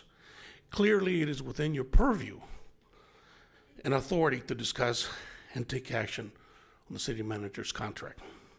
It is not harassment, and it should not be confusing what you're doing. We had 2 mayors speak against whatever. But Mayor Wally came before you a few weeks ago, and from this podium, he spoke. He was critical of the transparency in extending the city manager's contract and expressed concern about the ever-growing authority of the city manager over city government. Mayor Wally was the mayor during the 2003-2005 cycle when the city went from a strong mayor to the city manager form of government we have today. He said, I think a little bit has happened here where the managers assume an outsized role in the city government. The city managers work for you. They are employees of the mayor and council and serve the citizens of the city of El Paso. It has nothing to do with Mr. Gonzalez. It is strictly about process, and process has not been followed here, and it is not setting a good example for the community. He minced no words. He was concerned about the tail wagging the dog. If you decide to fire the city manager for cause, a long and expensive protracted lawsuit is sure to follow. But you also have the option to part ways with the city manager without cause. Pay him his nearly $1 million severance pay parachute the previous administration worked out for him. In the long run, it'll work out for the city and for Mr. Gonzalez. In these no-win situations, discretion is the better part of valor. Cut our losses and move forward. The city avoids an expensive and long lawsuit, and Mr. Gonzalez gets to keep his employment record clear of any blemishes. Both are in the best interest of the city. The media should report that the city council is letting our city manager go without cause. The decision is not personal. It's business, and there's no cause for his termination. The city wants to move in a different direction that will take shape and form as the council moves forward with governing city government. The city council makes thanks Mr. Gonzalez for his service Thank and you, wishes Mr. him well. Hernandez. You've reached the Thank 10 you, minutes, sir. sir. And the comment. The next statement was submitted by Juan Adame, and it reads, there's a hot mic. Please make sure you're on mute if you're in Teams. The statement reads, Dear Ms. Prine, I would like my email to be read publicly as I'm not able to attend council. Mayor and council, I am a lifelong El Paso resident. I remember when we first switched from the strong mayor form of government in 2004 to a council manager form of government. I was very excited because for years, very little would get done in this town because of the instability of a strong mayor form of government. Since switching to this council manager form of government, we have seen a huge amount of improvements. Most of these improvements are largely due to the council hiring Mr. Tommy Gonzalez. He has been a blessing to our city, but now according to Mr. Max Grossman's post on Nextdoor, Mr. Kennedy and Mr. Molinar wish to fire him, which if true is a huge disappointment and an enormous mistake. According to Mr. Grossman, Mr. Kennedy and Mr. Molinar have the votes. If that is indeed true, I wonder how exactly that is feasible given that it would be a violation of the Texas Open Meetings Act. It is not out of the question for this to have happened, given this administration's past history when we saw Ms. Lily Limon, Mr. Schwartzbein, and others accused of a walking quorum. Do we have a similar situation here? Who knows? But what I do know is that because of Mr. Gonzalez, our city has done some amazing things, and it would be a shame for my representative to drag this man through the mud because some petty people don't like that he's getting paid properly. It is a shame that his name is being slandered by Mr. Grossman, a man who has cost the city millions, and it is embarrassing that the council is allowing for your employee to be slandered. Shame on you all. Juan Adame, retired lieutenant, Go Navy. The next statement was submitted by Wesley Lawrence, and it reads, Dear City Clerk, please have my statement regarding item 23 read into the record. Good morning, Mayor Leeser and members of council. My name is Wesley Lawrence. I am a lifelong El Pasoan, your state Democratic Executive Committee man, a precinct chair, but most importantly, I am a concerned citizen. Today we have the opportunity to start the process of setting El Paso in a new direction that can benefit the everyday El Pasoan and not just the developers and oligarchs who are at times seen to rule El Paso. With all due respect to our current city manager, it is abundantly clear that the hardworking people of El Paso are ready for a change. In my countless talks with my constituents in El Paso, it is clear they are tired of the direction that our city manager has taken us that has led to constant tax increases, the abuse of certificates of obligations, the lies behind the now defunct Great Whip Lodge, land swap, and the feeling that developers are more important than the everyday El Pasoan. Today we have the opportunity to right many of the wrongs of prior city council administrations by holding our city manager accountable once and for all. While I know to some in this chamber that today's decision might be challenging, I would implore you to support this item and create a task force that will ensure that future city managers are local, held accountable, and work to ensure that no El Pasoan feels silenced and left behind. The next speaker is Ron Comu.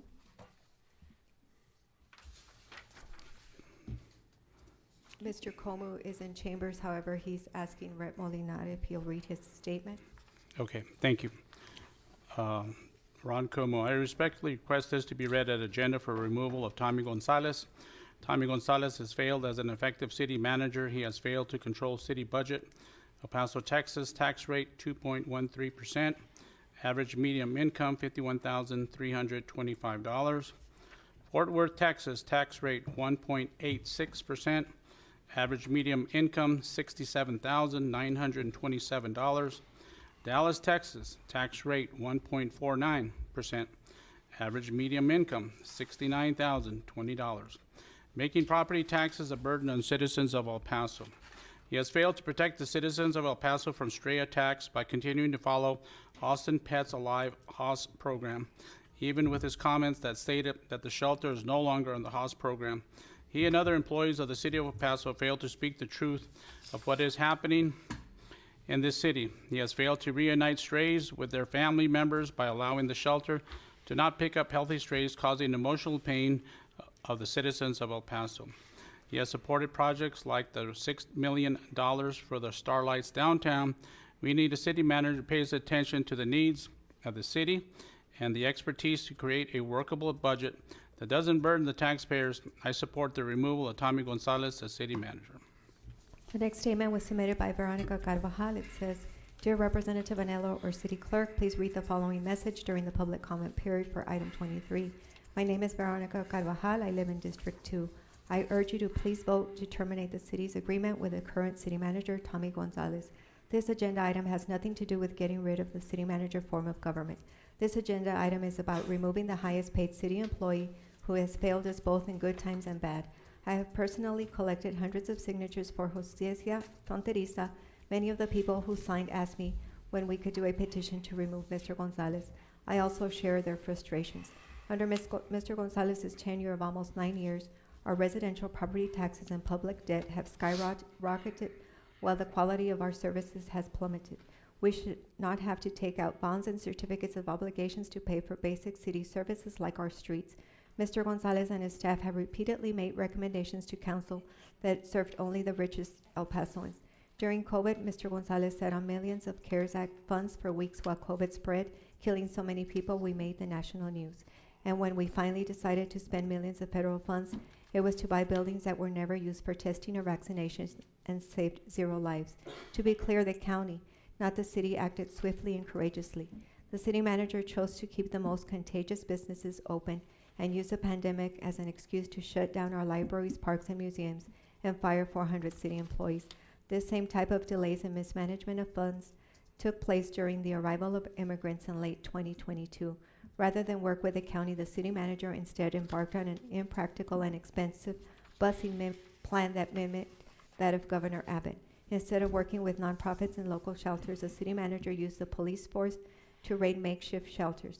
And yes, the manager is responsible for the behavior of the police department it is under his control.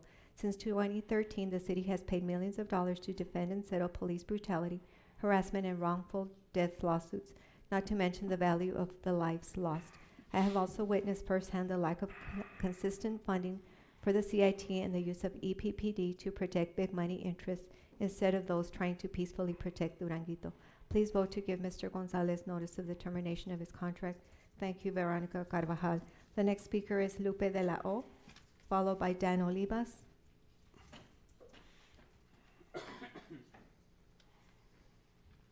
Good morning, Ms. de la O. You have 3 minutes.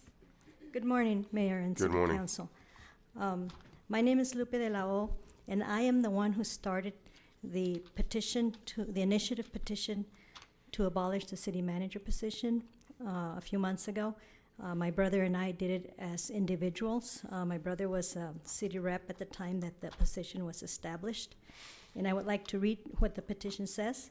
El Pasoans for Progressive Reform Group, a nonpartisan coalition, is submitting an initiative petition for El Paso voters to amend the El Paso City Charter by adopting a strong mayor form of government and eliminating the city manager position. This initiative is being submitted pursuant to State of Texas Election Code. Petitioners declare the city manager is not elected by the people and is not accountable to the voters. This had nothing to do with the person, Mr. Gonzalez. It only had to do with the position and the high salary. All my life, I have dedicated myself to community service, and I've helped out a lot of businesses and a lot of groups, organizations, and individuals. 2 weeks ago, on February 11th of this year, I was elected as a new El Paso County Republican Party chair. But I did this as a nonpartisan because what I saw was the El Pasoans were upset at the high salary that this position had compared to the very low salaries of most El Pasoans. And we only wanted to abolish the position and let the city council and the mayor decide how they would handle it. We were planning on recommending that the person become, or the position become a civil service employment or a regular city employee. Everybody felt that the salary was way too high. And that was a complaint of the thousands and the thousands of El Pasoans who signed the petition. It was just against the amount of the salary and the benefits. So after finding out more information on Mr. Gonzalez, I respect your decision. It's up to you whether he be fired or replaced by another person.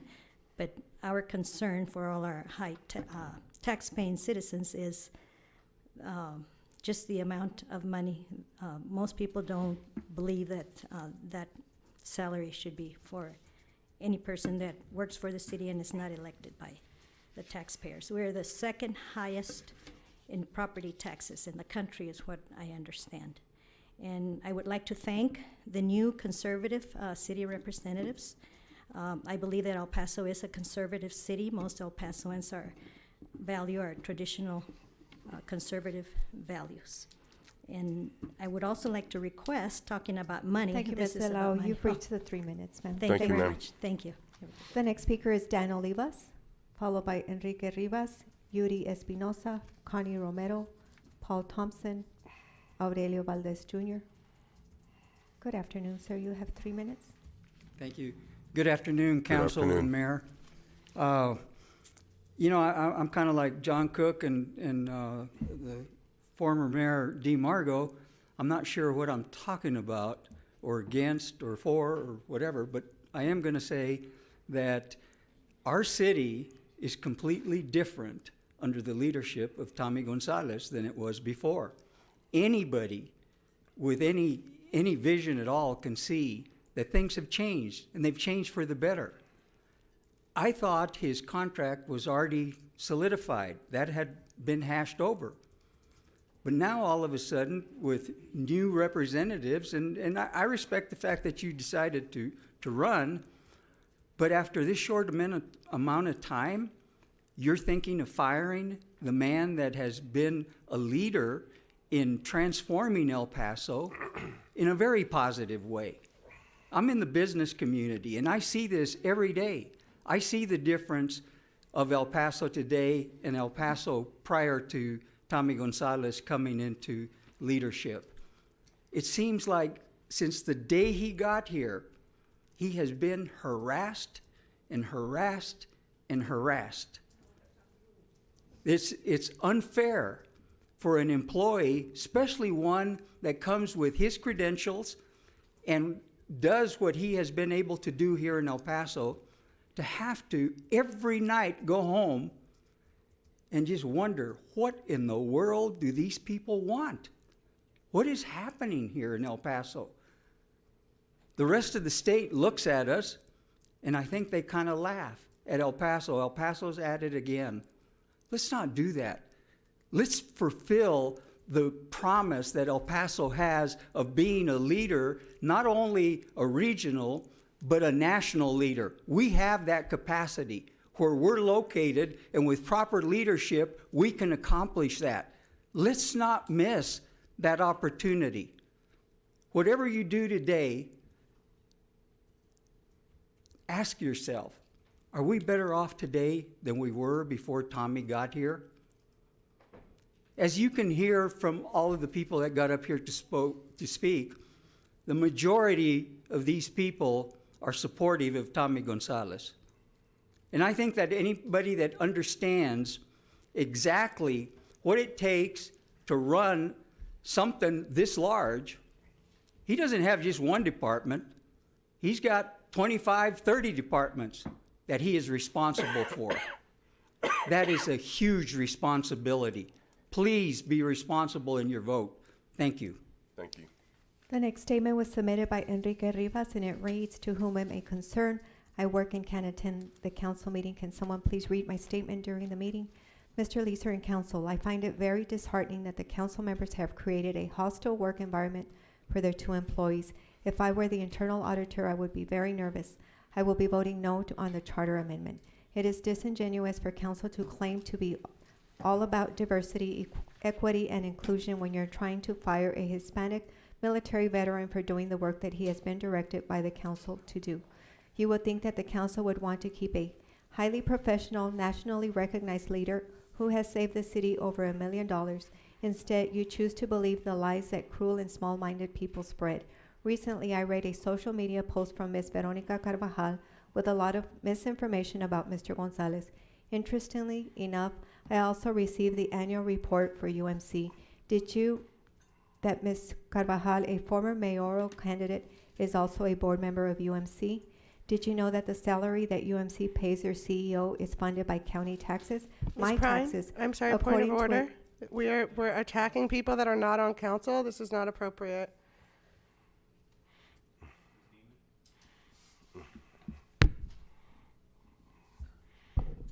Laura, can you not read attacks against people that are not on council?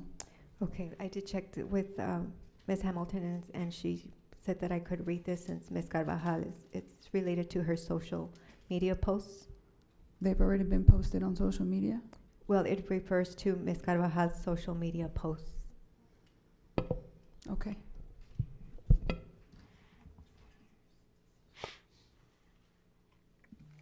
So it says, my taxes, according to a 2020 article in El Paso Times, the board, which includes Ms. Carvajal, who is clearly working to get rid of Mr. Gonzalez, approved a 2-year extension of the CEO's contract set to expire in September 2024. His base salary was set at $533,504. He also got a bonus, giving him a total compensation of $659,434. I'm not saying he doesn't do a good job, but he's not an MD. He's running the operational side of the hospital. Again, I'm sorry, I don't know what Jacob Centrone has to do with this agenda item, and I don't think this is appropriate to continue reading this.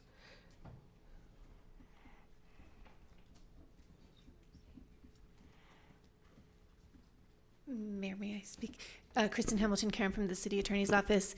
This is a matter of rule of order, which does say that there is no personal attacks, but this is related to the agenda item in that it's about the similar salaries of similar types of employees and similar contracts. But it's a personal attack on another public employee that we do not hire or fire. I do not think that this is appropriate. I don't know that it's personal related to the taxpayer dollar issue.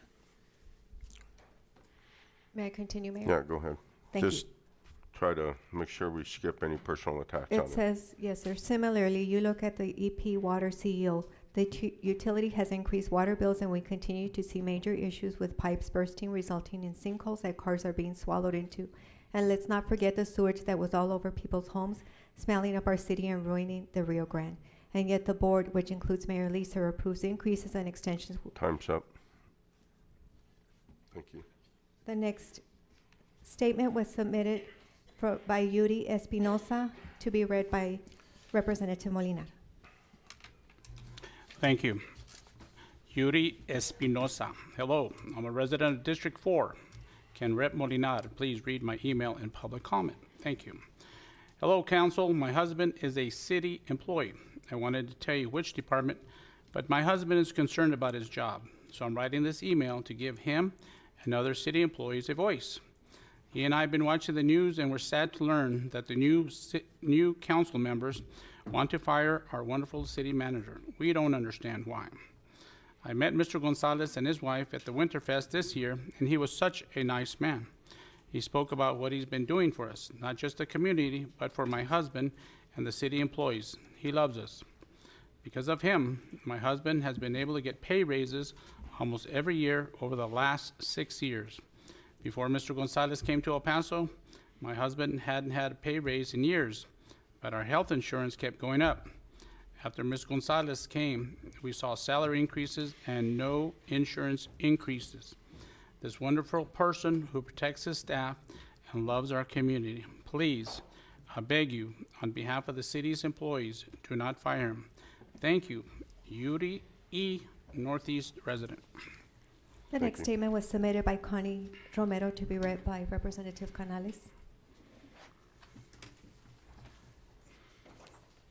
Hello, my name is Connie Ramos. I'm a resident of District 8 and a retired social studies teacher. I wanted to go speak to the council in person, but my grandkids demanded my attention.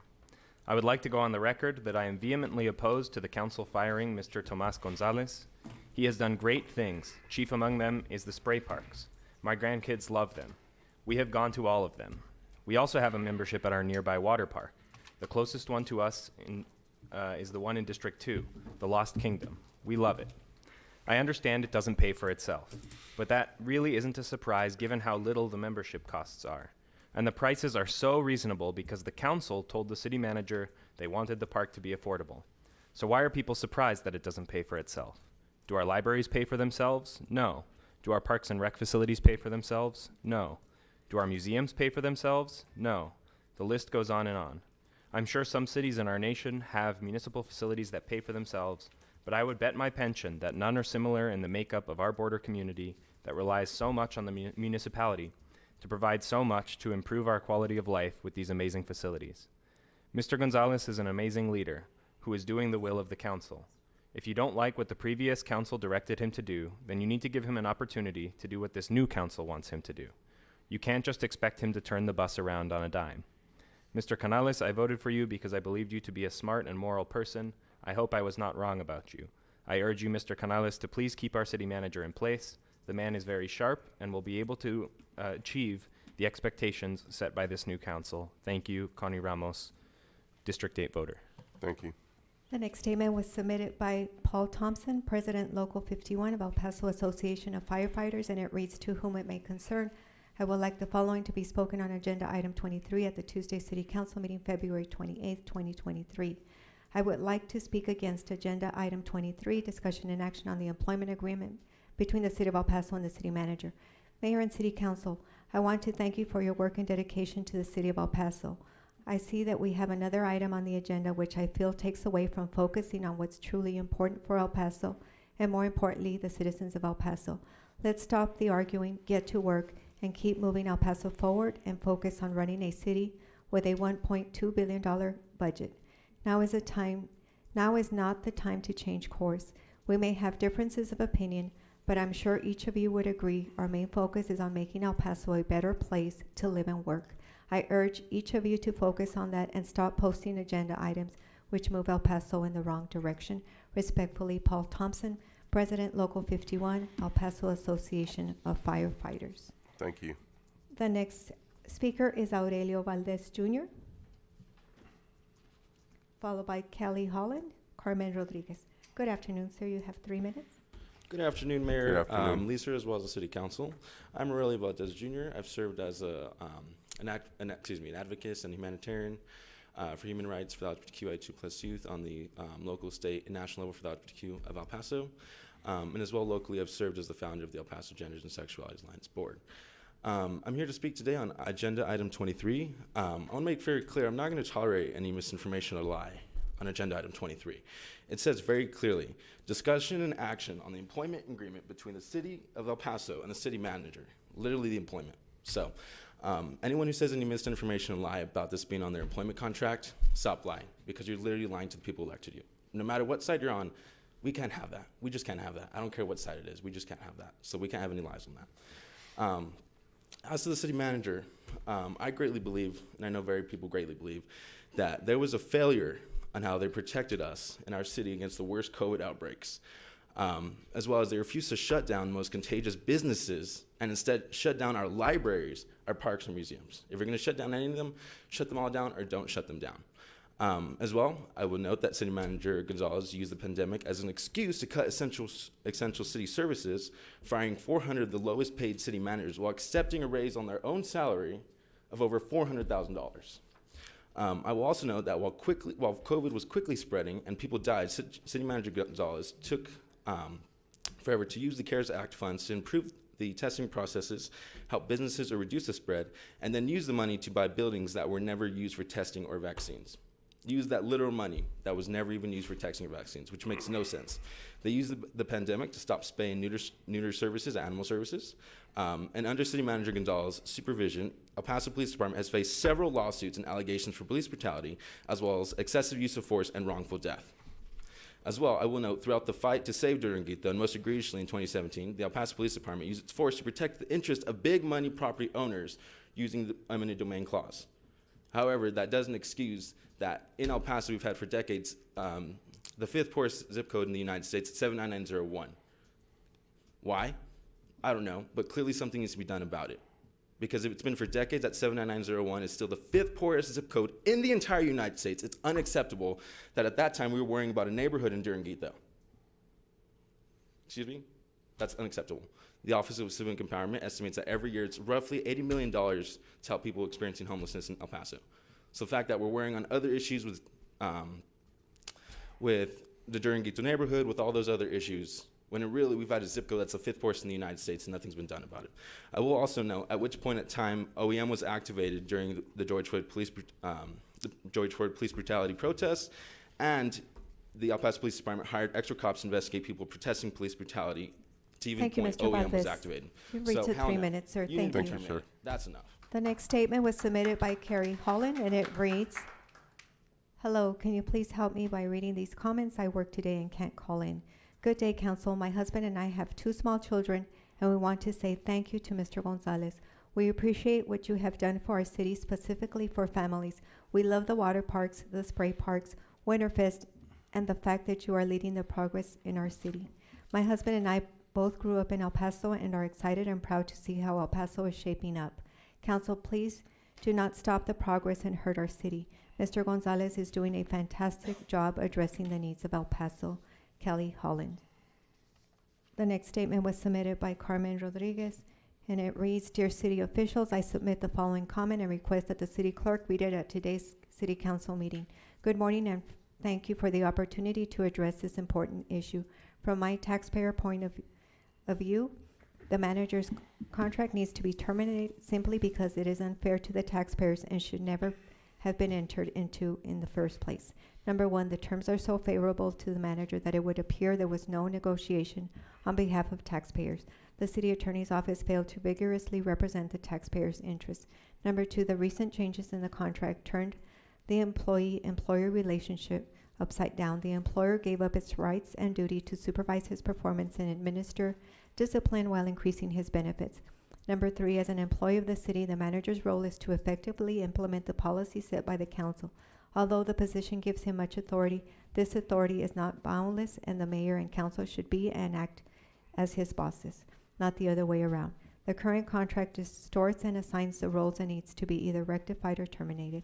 Number 4, the enablers of the contract are the most responsible for the current one-sided version.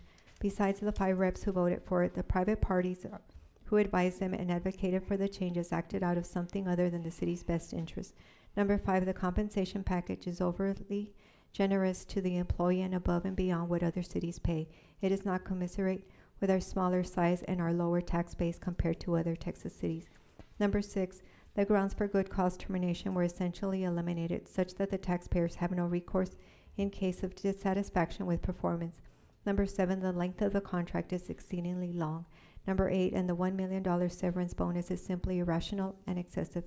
It amounts to a gift from the council members who voted in favor of the contract at the taxpayers' expense. Payment of this bonus is especially objectionable because it results in an undeserved reward. However, even payment of this exorbitant price may be worth the opportunity to hire an administrator who is willing to be part of our community, who is respectful of his employers and the citizenry, who believes in transparency, especially with respect to fiscal matters, and who understands and is willing to abide by the boundaries of his or her authority. Number 9, your fiduciary duty to the taxpayer should be first and foremost when and all contracts are negotiated. Number 10, thank you for your attention and your service to our city. Carmen Rodriguez, District 8 resident and taxpayer. The next speaker is Jose Alejandro Lozano, followed by Edgar Pascal, Sarita Martinez, Josh Simmons, Joe Rosales. Good afternoon, sir. You have 3 minutes. Good afternoon. I'm Jose Alejandro Lozano. I was a past city representative for District 3, and I'm honored to be here with you today. I'm very astounded and surprised about what we're talking about Tommy Gonzalez here. To me, you know, if you read what everybody's saying is that he's a number one man. He can do everything. We don't need you because we had him. Why do we need a city council when you have a man that does everything? He takes care of the budget, he takes care of the projects. I thought that that's our job, what's our job to do? Bring wealth to the city as mayor and city council. Bring industry, bring projects, and allow the city manager to take care of them. What I see right now is that he's bringing the projects, he's bringing all this wealth, and you're just approving it. But what are you doing? I mean, I'm very concerned with small individuals like ourselves that we need a problem. We have a problem with the city, and we cannot see you because you're kind of busy, and you defer us to the city manager.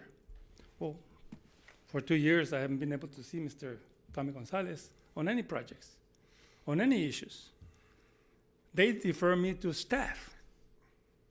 If I have a problem, I have to go to a staff member. What does he do? Is he my representative? No, I need somebody to vow for me, to take care of me, to look at my problem, to oversee what I want and need. But there's nobody there, really. City reps, City Rep 3, I called your office many times. No answer. Not even an answer. Forget about calling back, not even one answer. So I don't appreciate that. My job as a city rep was to help every single individual, regardless of their district. I would go into other districts, but that was my job, to take care of you as a citizen. Not the big companies, not the big, I mean, a city manager is good for big organizations. They're great for that, because they don't have to come to you. They just go to him, and he can approve it or disapprove it. But he's a man. So I'm surprised that what I'm seeing here is that he's running the city. What happened to my mayor and my city representatives? I thought that they're running the city, not this way around. So to me, it's either he has to oversee or you have to oversee him. Thank you very much. Thank you. The next statement was submitted by Edgar Pascal, and it reads, members of City Council, do you realize El Paso is playing catch-up? Our streets, our downtown, our police and fire departments, and overall quality of life have all been neglected. Why? Because past leaders do not want to spend the money and work with the city budgets to address the real needs of our community. The city manager we have has proven that he is addressing the needs of our city. Yes, he has to spend money and he works on the budget to save and set aside money to fix, to improve, and provide for all the departments and the citizens of El Paso. We need our city manager to help our city continue to catch up and move forward. Edgar Pascal. The next statement was submitted by Sarita Martinez, and it reads, "Good morning, my name is Sarah Martinez. I'm at work and cannot come in to speak, but I wanted to share these comments in support of Mr. Gonzalez. I have one question. Why do you listen to those who say Mr. Gonzalez's salary is too high for El Paso? We are a big city with big city needs. To have an experienced leader, you need to have a competitive salary. It doesn't make sense that the director of the water utilities with less than 700 employees and continual issues makes almost as much as Mr. Gonzalez. The superintendent of YISD started in 2014, just before Mr. Gonzalez, and makes more than he does. He is responsible for the schools in his district, which is one part of our city. Mr. Gonzalez is responsible for the entire city and the 26 departments. Of course, you can have another city manager with a lower salary, but they will not have the experience and knowledge that Mr. Gonzalez has.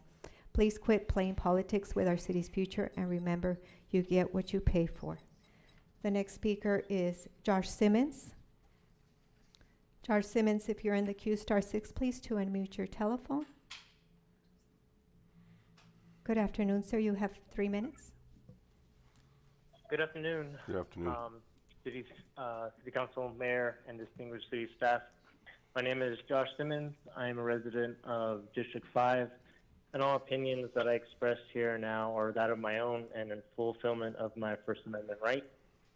I want to convey the urgency that I would like to express to the City Council to discontinue the contract with the current city manager. As a civil servant, how can $430K salary be justified when longtime city employees at all levels have not seen a raise and struggle to even hire or have retention of the attraction to employees to the city?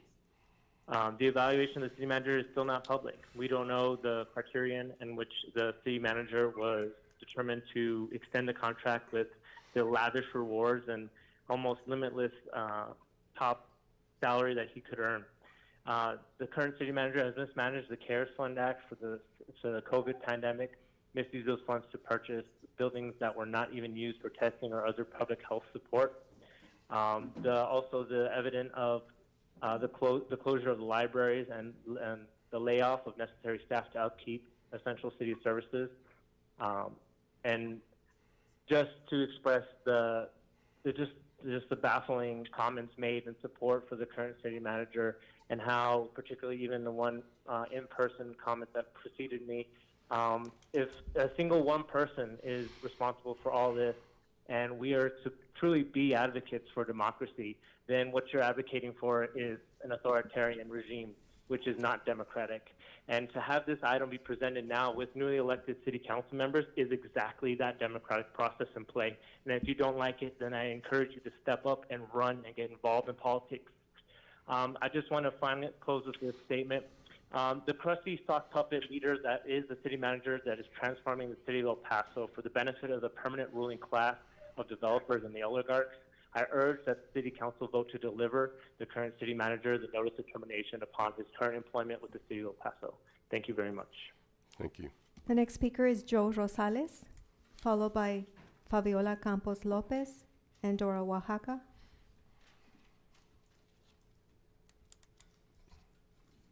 Good afternoon, Mr. Rosales. You have 3 minutes, sir. Good afternoon, Good Mr. sir. Mayor, council members, Mr. Gonzalez. Let me just tell you a little history about me, my company. My dad founded JAR Construction back in 1957. So we've been doing work for the city, TxDOT, the county, for over 65 years. So I've seen mayors come and go, council members come and go. I've seen it all. I've seen the politics, believe me. Even though I don't like it, I'm involved with it. And I'm here today in defense of Mr. Gonzalez. I remember when he first got here. I don't know how long it's been, 6, 7 years. What was really impressive, he came with his humble parents. And I mean, they were humble, farm workers.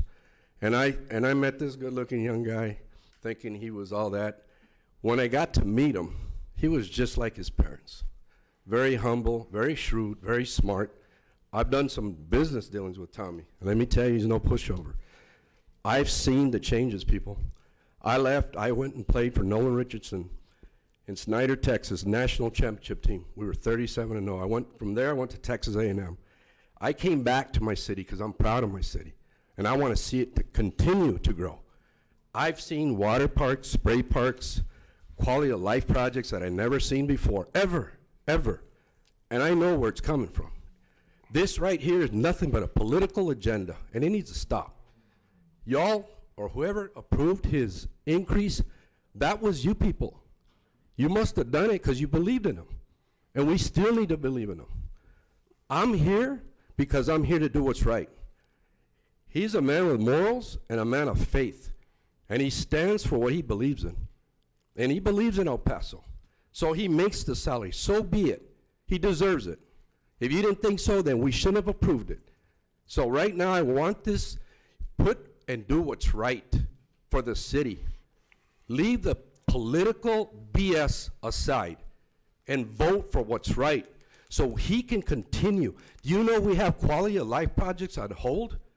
What do you think that's going to do? The price of that's going to increase tremendously. It's only going to get more expensive. Take it from me, I'm a contractor. So today, please do what's right. I know Mr. Mayor very well.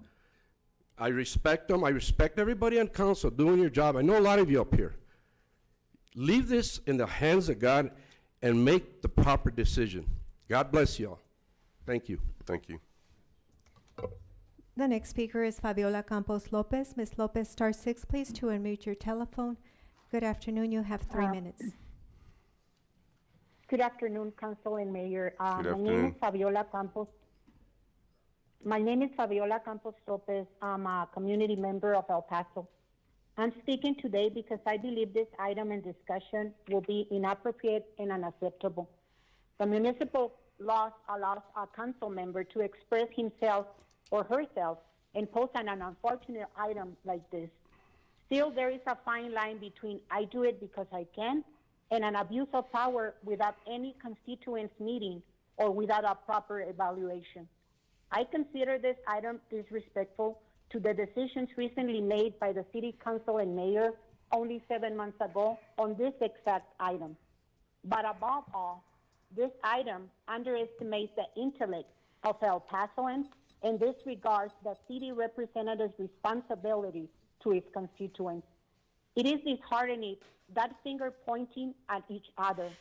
However, a good leader unites, not divides. A good leader works and recognizes the work of others and joins talents to continue leading our community to the long overdue evolution. Progress in El Paso in the last 7 years is indisputable and evident. People interested in investing in El Paso see the successful results and progress we have been having. Several recognitions and awards have been obtained in community programs and services. My experience is related to community programs to improve the quality of life in the neighborhoods. However, the city situation is privileged in the economic and business spheres due to our location and consistent growth. Items placed by impulse like this should consider the repercussions. We should not take the work done today for granted. Nothing is guaranteed, and the risks and losses will be many and severely impact our community. Not to mention the leadership and empowerment instilled among city staff members. They are also members of this community. It is important to maintain innovative skills to empower and motivate. The synergy between leader and team is palpable like never before. El Paso has developed a strategic plan that needs to be carried through and not to change as new city council members want. Let us remember that current city council members' terms are for some only 2 years or for others 4. And it is easy to spark a fire and leave the city with chaos after the current city council terms are over. The people of El Paso are people of their word and respect agreements. Unfortunately, this item goes against these values.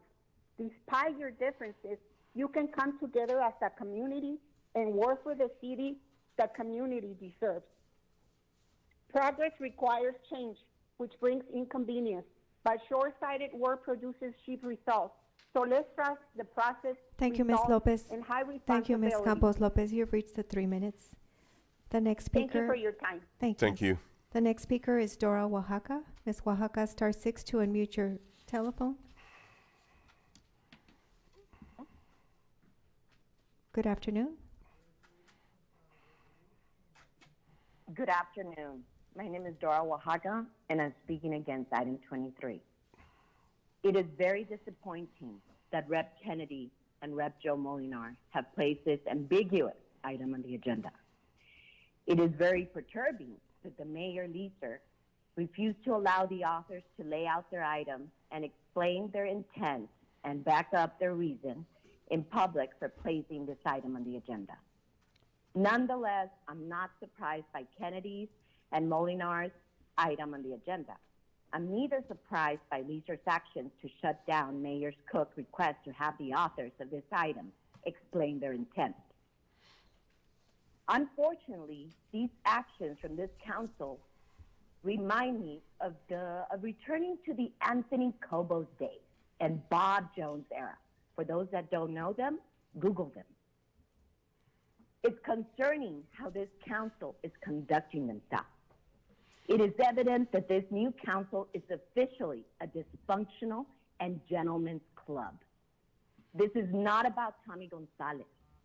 This is about a new council wanting to take control, to take it to a new 2.0 Cobos Anthony era. Under Mr. Gonzalez and his staff, we are safe from any corruption because he is honest.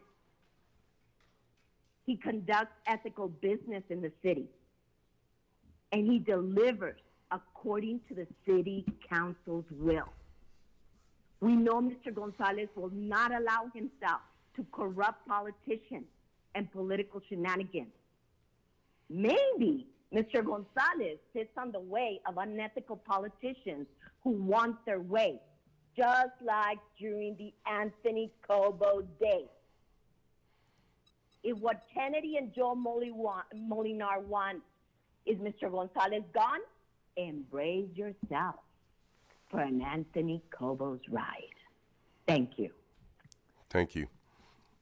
I just received an email from former Representative Claudia Rodriguez. It says, this item is reckless to bring up again. It's shameful that we spend almost 6 months negotiating a contract to rectify the mistakes of past councils. And today we're seeing a new council eager to set the city on fire for their own political gain. What is this item even about? We are listening to public comment and having people second guess what this is about. Unbelievable to see how people will run for office to seek out personal vendettas. Absolutely disgusting. Stop it now, former City Council Representative Claudia Rodriguez. Mayor, that concludes public comment on this item. Thank you. Thank you, Ms. Pine. Thank you, everyone, for coming over here and speaking. And with that, we'll proceed with the item. Representative Canales, followed by Representative Hernandez. Hello, ma'am. I apologize, but I've been on hold for City Council, for open comment. Am I able to speak? Yes, ma'am. What is your name? My name is Tammy Ava. Tammy, I'm sorry, your last name? It's Ava, A-V as in Victor, E-N-T. Thank you. Go ahead, ma'am. You have 3 minutes. Thank you. Good afternoon, City Council and Mayor. And the constituents that we are all in the city. I can tell you first class that despite what's happened with myself and the Northeast Representative, current Northeast Representative, Joe Molinar, I'm here to not bash or to not render any ugliness towards anybody. However, I do not like to see the fact that you guys are at each other's throats again when we just went through this 7 months ago. Tommy Gonzalez has always been there for myself and my family when things were just not going right. He's taken time out of his own family's life to call me back in regards to my son's park. I ask that you not remove this man because he's done more in this city in the last 7 years than I have seen since 1982 when I first moved here. I'm requesting that you do not move forward, and if you do, please think of the possibilities of us ending back into not even a democracy. It's going to be city council. I say what I do, and that's the way it's going to be. So that's all I have, and good luck to everybody. Thank you. Now we can, Thank you. Representative Canales, go ahead. Thank you, Mayor. I'd like to have the whole discussion in open session, obviously, but I have some specific questions that I think need to be answered in closed session. I don't think I'm able to ask these questions in open session. So I'd move that the City Council retire into executive session pursuant to Section 551071, consultation with attorney, and Section 551.074, personnel matters. I'll second that, but I would also like the executive session item to also be heard so that we can just retire and hear both items as well. Which executive session that's on today? Correct. I do not want to mix them both together. I think that would be improper. We have both. We'll keep both items separate. So do you but want? Mayor, he's made a motion, and I'm asking if we can also hear executive session item and as part of your motion to retire. Yeah, that's acceptable. We will hear them separately, but I think it's. Yeah, so we'll go back in executive session after when that item will be heard. No, I mean the question that I'm asking Representative Canales is that we're going to retire into executive. If you can make your motion, and I'd like to second that so we can hear all the items. I will leave it as is for now. I'd like to retire just on these two sections of the government code for this item only. Okay, and so I think it's important that we take a break. We got to hear public comment as well before we take a break. So maybe we pause for a second and then allow for public comment, because I think the noon o'clock hour has already passed before we take any motions. I mean, I think, Mayor, that would be your decision. If no, I think we were supposed I'd like to take, to continue. my motion stands. I know we were supposed to take call to the public I'd like at to noon go ahead according and to continue. our agenda. Yes, sir. He made a motion to go into executive session on this item. That's correct. Is there a second on that? So I'd like to second. get some feedback from our outside counsel, if we can hear both of those items. Okay, we don't have a second to hear both items, so we don't need outside counsel because it's totally different items with two different attorneys. They've hired an attorney differently than the attorney that we'll be talking to right now, so it will be two separate items. You do not have a second to go into executive session on both items at this point. Are you making a motion on that? So Representative Canales' motion is not one that I support, so my motion would be to retire into executive to hear all items. If that's yours, I would second it. Well, Representative Canales did not get a second, so we do have a motion in a second. Correct? Did Representative Canales get a second? No, sir. So there's a motion and a second to retire into executive session to hear items 23 and EX1. go ahead. Hold on one second. Representative Salcido has a question on this. Laura, quick question. For call to the public, how many people do we have? 9. 9? I mean, I think that'd be good if, they've been waiting. It's already an hour past. If we let them do public comment first, and then we could then take whatever motions are on the floor. Yeah, well, a motion to take public comments. Okay, we have a motion on the table right now that we have to take. If someone would like to remove their second or the motion, then we can take an additional motion. The answer is no. Okay, so we have a motion and a second. There is a motion made by Representative Hernandez, seconded by Representative Rivera, to retire into executive session to hear items. Right, Hernandez made the motion and you seconded. Yeah. Right.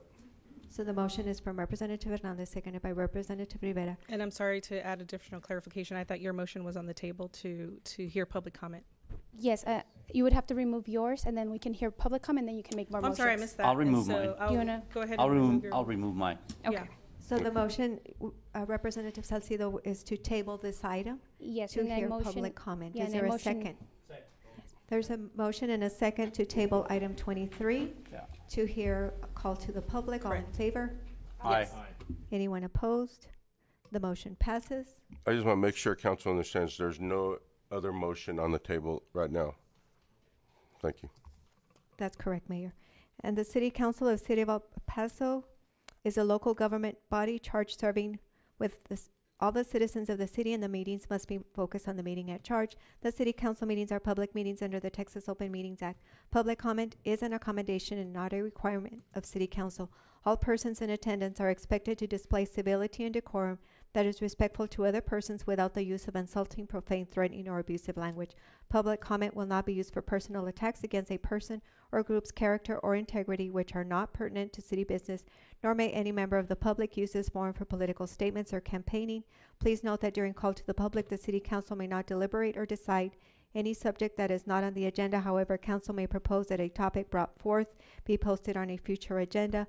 This afternoon, we have 9 members of the public signed up to speak. The first person is Ms. Wally Scheck, followed by Efrain Saucedo, Miguel Rico, Ricardo Rico, Albert Rivera, Ron Comu, Barbara Valencia, Arnulfo Hernandez, and Steven Stromer. Good afternoon, Ms. Scheck. You have 3 minutes, ma'am. Good afternoon. Good May afternoon, God Ms. bless Scheck. every one of you, and may God save America. This is going to be my last 3-minute speech, and I have a surprise for all of you.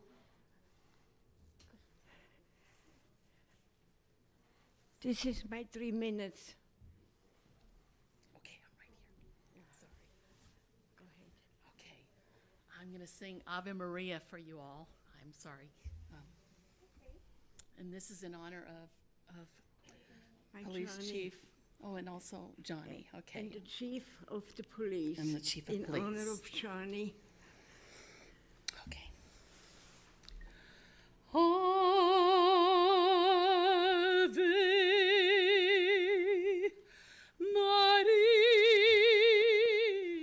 Maria, gratia plena,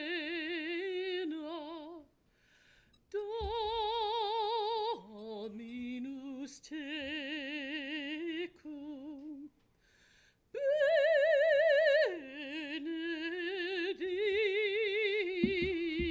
benedicta tu in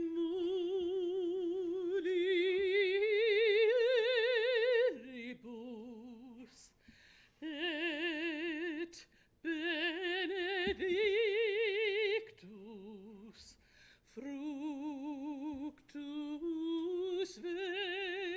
ventris tui, Iesu. Sancta Maria, Sancta Maria, Maria, ora pro nobis, nobis peccatoribus, nunc et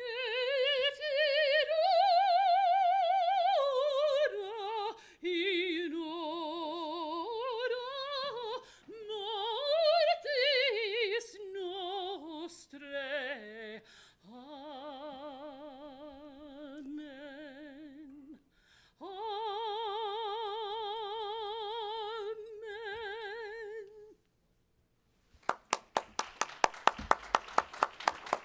He is a Ms. Scheck, you sing very pretty. opera singer, and I get in touch with you.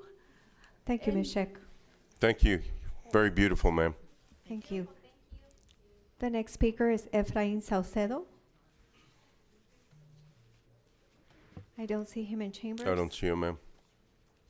Ricardo Rico. Mr. Rico's topic is Police Department report filing. Good afternoon. You have 3 minutes. Good afternoon, Major, Council. I just want to bring to your attention. Good afternoon, sir.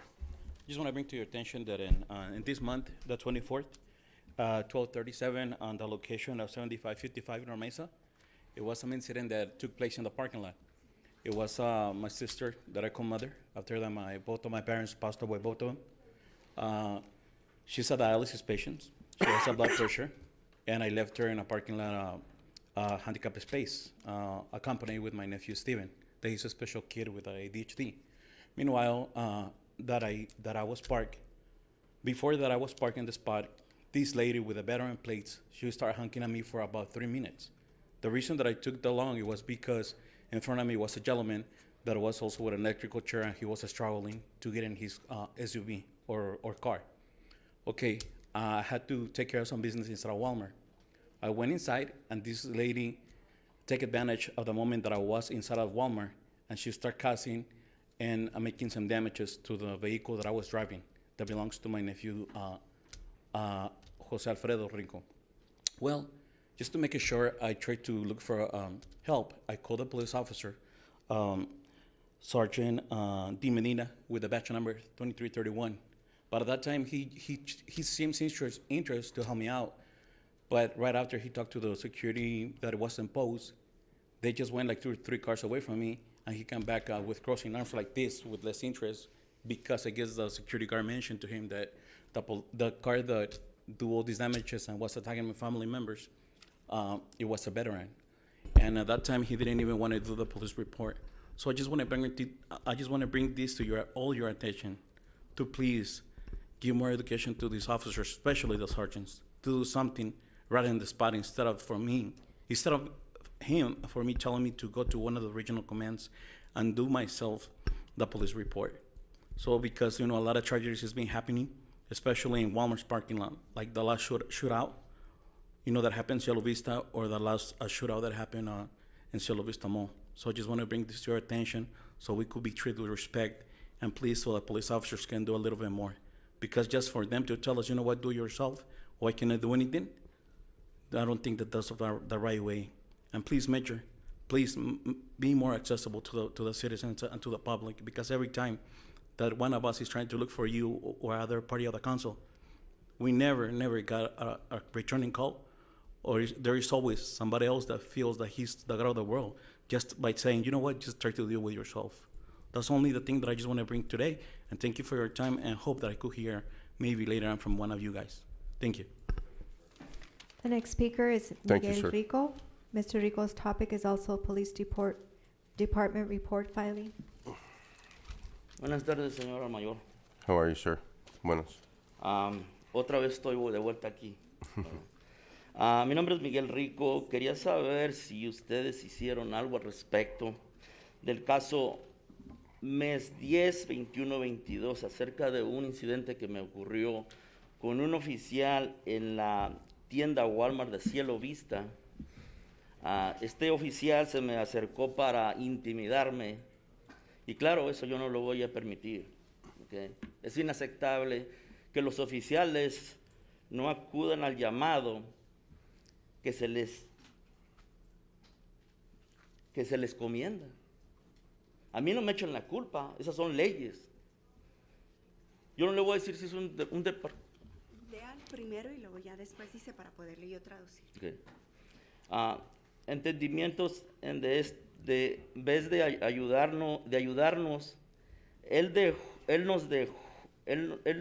les dejó saber, y les dejó saber que la póliza de la policía de la ciudad no tiene nada que ver con la tienda Walmart. Si no hicieron nada, quiero que investiguen y hagan algo al respecto. También otro incidente que ocurrió, avisarles que pasó en 2-16-23 en otro Walmart, 7555 North Mesa, donde el oficial L. Sánchez, con número de bacha 3435, no hizo el reporte y no le importó la seguridad y integridad de mi hermana y mi hijo, cual mi hermana es mayor de edad, diabética y está enferma de los riñones. Mientras tanto, mi hijo es de necesidades especiales. La delincuente en este caso es veterana y su conducta es inaceptable, cuando claramente debe ser castigada con todo el peso de la ley al asaltar verbalmente y hacerle daño a la propiedad de mis familiares por un estacionamiento deshabilitado que estaba en uso de mi familia en ese tiempo debido a la seriedad del asunto. Yo les pido que disciplinen al oficial que falló en hacer su trabajo y que modifiquen los códigos y reglamentos para hacer que los oficiales cumplan con su obligación para enforzar la ley correctamente. I, Miguel Rico, want to know if you did anything about a case on October 21st, 2022 at the Walmart store at Cielo Vista involving police officer badge number 2696. He approached us to intimidate us instead of helping us. And I would like to let you know that PD's policy has nothing to do with the Walmart store. If they did nothing, I want you to investigate and do something about it. Also, another incident that I want to advise you of. It happened on February the 16th, 2023, in another Walmart, 7555 North Mesa, where Officer L. Sanchez with PD badge 3435 did not make the report and did not care about the safety and integrity of my sister and my son. My sister is a senior citizen, diabetic, and with kidney illness, and my son has special needs. The offender in this case is a veteran, and her conduct is unacceptable when she clearly must be punished to the full extent of the law for verbally assaulting and harming my relative's property over a disabled parking spot that my family was using at that time.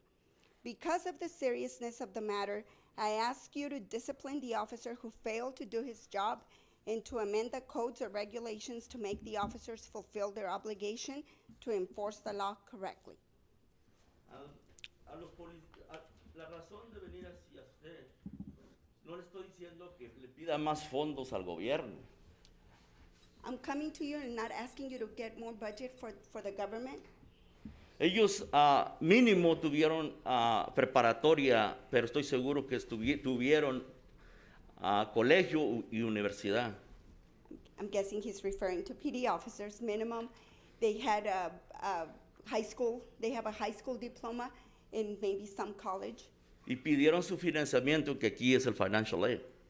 And they asked for financial aid. Y todavía con toda esa ayuda que le pidieron al gobierno y no se capacitaron, es inaceptable, señor mayor. And even without all that financial aid and help from the government, they didn't get prepared and they're not ready to service. Y yo no creo que yo tenga que venirles a poner el ejemplo a una persona que no tuvo estudio.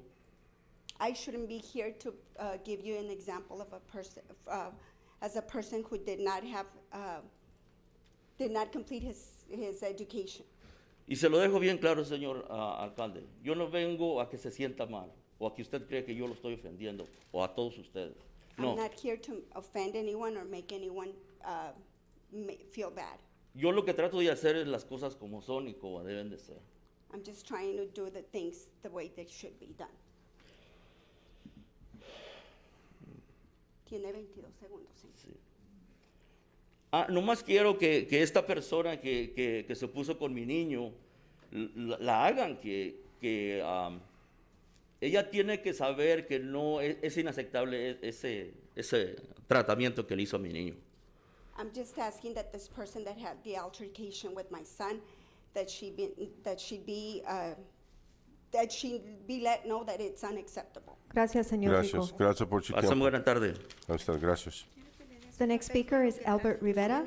Gracias. Albert Rivera. I don't see him coming forward. Ron Como. And Mr. Como's topic is exercising my First Amendment rights. Mr. Como, you have 3 minutes. He will be followed by Barbara Valencia. Good afternoon. Good afternoon, everyone. Good afternoon, sir. So here we are again. We finished out 2022. The boards that Barbara's holding up for me is information off El Paso Animal Services shelter reports. I want to start out by explaining these numbers are the difference between 2019 and the no-kill plan that we put in place. And I would say probably there's only 3 of us that were involved in making that plan that are here today. This information is 2019 to 2022. Live intake for 2022 is 9,472 less strays were picked up by our shelter. That gives us a running total since the implementation of HOS of 33,660 strays that have not been picked up by our shelter, comparing to the intake numbers of 2019, which are actually a little lower than 2018. I would like to point out that leaving strays on the streets is not part of the no-kill plan. It is the HOS plan. I would also like to say that adoptions are down 3,022 for 2022, and they're down because the shelter has pushed itself away from the community. You cannot demand the community to be the shelter and expect them to support the shelter. I would also like to say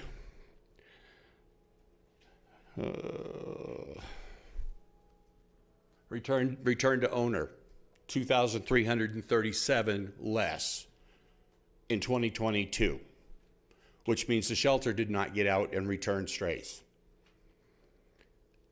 Rescue pulls are down 2,058 in 2022. Rescue pulls are down because the rescues have pulled away from the shelter. We're tired, we're worn out, we're fed up. And now they're blocking more and more rescues. After Loretta's last conversation here, Terry and Kyla blocked her from calling them. That is HOS. That is not no-kill. The no-kill plan made everybody work together. There is lots of information. Live intake, 10,647 less strays went out the front door in 2022. We've already proved that the shelter is run by a director who is not qualified according to the City of El Paso's information on what it needs to have to be the director. Now we're proving that what's going on it's just unacceptable. I mean, I can't say what I want to say, but Thank you, Mr. Coleman. fix You've it. reached the 3 Thank you, minutes. sir. The We next need to fix speaker it. is Barbara Valencia. Ms. Valencia's topic is continuing failure of animal services. Good afternoon. You have 3 minutes. Can I use the overhead? Yes, ma'am. IT will need the Elmo, please.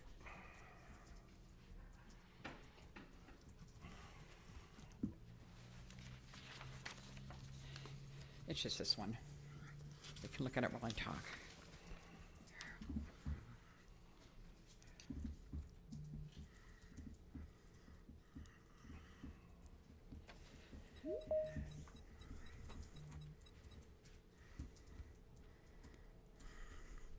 Thank you. Ready? Hello, I'm Barbara Valencia with Huckleberry Hound Dog Rescue. What is the goal of animal services? When you ask them, their response is, our goal is to make El Paso a life-saving, no-kill community. Please remember that as I'm speaking. Tax dollars are being used to pay Best Friends as a consultant to help animal services in regard to the animal crisis in the city. Best Friends has partnered with Austin Pets Alive to promote the disastrous HOS plan that Animal Services has been using for almost 3 years. We are paying $63,000 to the very people that put us in this deplorable state, just so they can tell us to keep doing the HOS plan. Why? The city already has a group of people with over 125 years combined of knowledge and experience in all aspects of animal sheltering and animal welfare. That experience includes shelter housing, cleaning and sanitizing, intake protocol, standards of animal care, adoptions and fostering, transporting, marketing, and fundraising, and it would cost the taxpayers and the city nothing to use them. When we come to speak to you again and again and again, it's because things only continue to get worse for the animals in our city. As you can see in these pictures here, The stray and lost dogs are left on the streets or surrounding desert to fend for themselves and starve. Dogs are being attacked by other dogs and coyotes. Packs of dogs are roaming neighborhoods. And puppies are being dumped and abandoned throughout the city, like those 2 little puppies there that were found taped up in a box and left in an alleyway. The local rescues are the ones stepping up to help these innocent animals because Animal Services is not doing their job. The rescues are past the breaking point and cannot continue doing this. How much longer are you going to let this continue? It's only going to get worse, and at some point you will never be able to recover from this, and that time is coming very soon. The cat left on the pole for 5 days while Animal Services and Animal Control did nothing. The disgusting and inhumane conditions at Animal Services and the dogs being left on the streets to suffer and die have all made national news. I have people from all over the country messaging me about what is happening to the animals in El Paso, and they want to know what is wrong with our city leaders. One message summed up how our city leadership is looked at by the rest of the country. You guys are known as the clown show. Is this the impression you want the rest of the country to have of you and our city? It's time to address this issue head on and fix it. And it starts with bringing in a qualified, experienced, compassionate director and forming a task force with the group of people I mentioned that can overhaul Animal Services and move it forward in a positive direction so we can actually meet the goal of being a life-saving Thank you, Ms. and Valencia. no-kill You've community. reached the 3 minutes. Prayers and Thank wishes you. to our colleague Karen Thank you. Washington Thank you, ma'am. for a speedy recovery. Thank you. The next speaker is Arnulfo Hernandez. Mr. Hernandez's topic is a Texas Ethics Commission order and agreed resolution.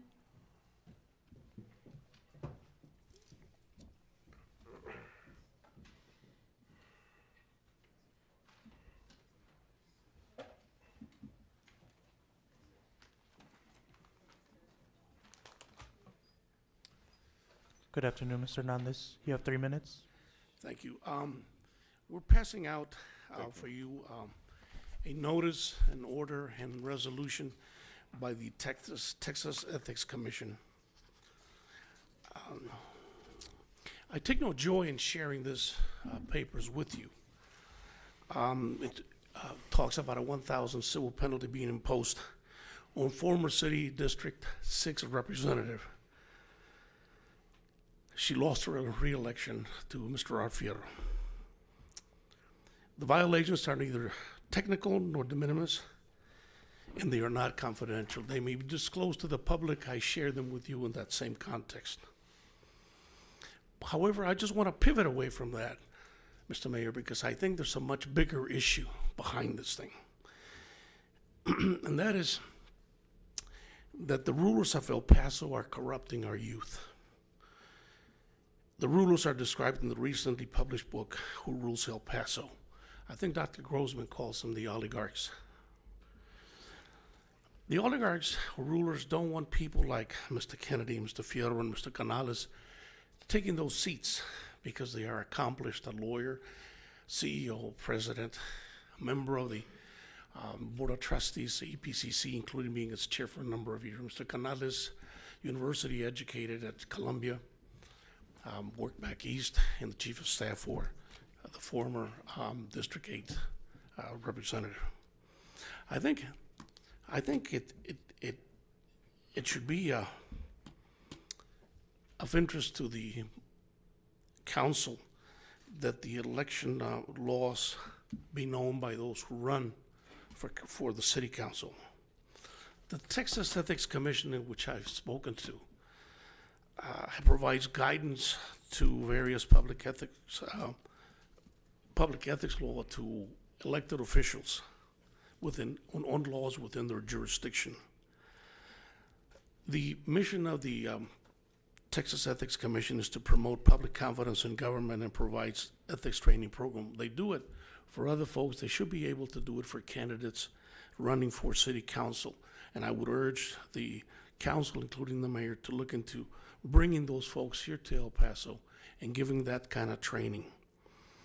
Financial disclosures reports should be a priority for candidates for city council and for city representatives to avoid running afoul of election laws under the jurisdiction of the Texas Ethics Commission.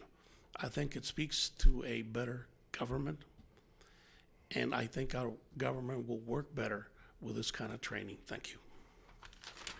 And the final speaker is Stephen Strummer. Here's Mr. Strummer.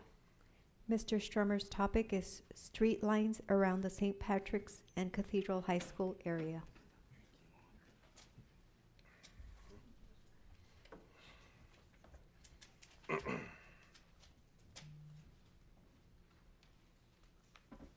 Good afternoon, Mr. Strummer. You have 3 minutes, sir. Thank you, Laura. Good afternoon. I haven't Good seen afternoon, some sir. of you. It's unusual. I'm welcoming you, Chris, especially in District 8, Isabel, Mr. Kennedy. I'm asking for street lining around St. Patrick's Cathedral on Arizona at Mesa for the Lenten Easter season, and east on North Stanton to California, and south of the El Paso Independent School District headquarters on Arizona. The reason is safety of children and parents, particularly from the school at St. Patrick's. It is my thinking, particularly for the streetcar, at the crossing that was done by Larry Romero, it's about 20% only available. Bless you. God bless. The thought is that if someone is hit, an attorney could throw out the case because the driver just can't see, particularly at night. So this is really a serious issue. I have some friends of mine and acquaintances. One has served 8 tours of duty overseas. He did launch missiles, worked in the waste burning overseas, and I sure as heck do not want him killed on those street crossings. Another friend served 10 years guarding the South Korean border. I do not want him killed. I have a friend from the Air Force. He has one eye. So we really need these street linings. It's imperative, particularly for the upcoming Easter holiday. I thank you so much and I'm hoping somehow to meet with you, sir. My number, if I ever could, is 915-493-5332. And I'm a former New Yorker, sir, and I would want to have a good relationship with you if possible. Thanks so much for hearing me. Thank you, sir, for your time. Mayor, that concludes call to the public. Thank you. Is there a motion to return to item 23? Second. There's a motion and a second to return to item 23. All in favor? Anyone opposed? Motion passes. Item 23 is discussion and action on the employment agreement between the City of El Paso and the city manager. Representative Kennedy, followed by Representative Hernandez. I have a question of the city attorney. If a motion and a second is made and it's decided that there are questions that need to be in consultation with attorney, you could then move into executive session for those questions. Is that correct? So there's a motion and a second and a vote? No, just a motion and a second, but that raises questions that somebody felt would be more appropriate in executive. You could then move into executive for that issue, correct? Yes. But no deliberation in executive. So you have discussions in executive, but you don't vote Or on deliberate. items in open session. So you're allowed to discuss items in executive session. Okay. Thank you. Well, I have a motion. All right. There's 3 actions in this motion. I make a motion that the city exercise its option under 6.1D in the amended and restated city manager employment agreement dated December 11th, 2018, and authorize the mayor to provide the city manager with the required 120 days written notice of the city's intent to terminate the employment. Second, to terminate the city manager's employment at the end of the required 100-day notification period. And third, under paragraph 9, on the October 7th, 2022 Second Amendment to the amended and restated employment agreement, direct the city attorney to draft the mutual release previously agreed to and approved by the city manager and city council, which is required to be substantially in the form shown in Exhibit A of the Second Amendment. Second. We have a motion and a second, and we have Representative Hernandez. Mrs. Neiman, I have a lot of questions related to the proposed motion today. And I wanted to get a better sense from you. If we retired into executive session, could we add other items? Because I understand we've done that in the past. It's nothing unusual. Is there any information that you can share that's pertinent? So remember that under the Texas Open Meetings Act and under the language of your agenda, you can move any item into executive session when you seek the advice of the city attorney's office. So you can move this item into executive session for that purpose, as well as the discussions that the motion that is being proposed on the floor here today. So we can add other items as well. Correct. That's correct. Okay. Is there?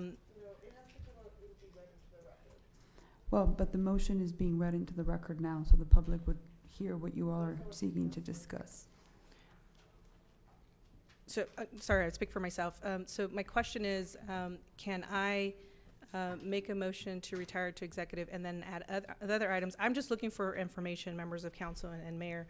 I think it's incredibly important that we have a discussion on all the matters. You know, related or not, Mayor, I would ask for the courtesy to get more information on both of the matters.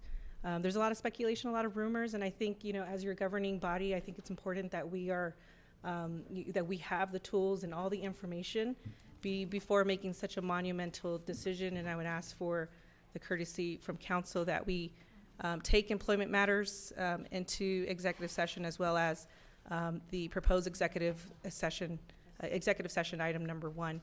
So I move to retire to executive session for item number 23 and executive item number 1. I would second that.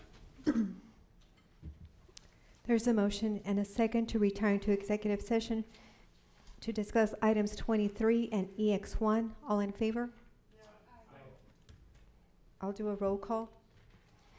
Representative Kennedy? No. Anello? No. Hernandez? Yes. Molinar? Nay. Salcido? Aye. Fierro? No. Rivera?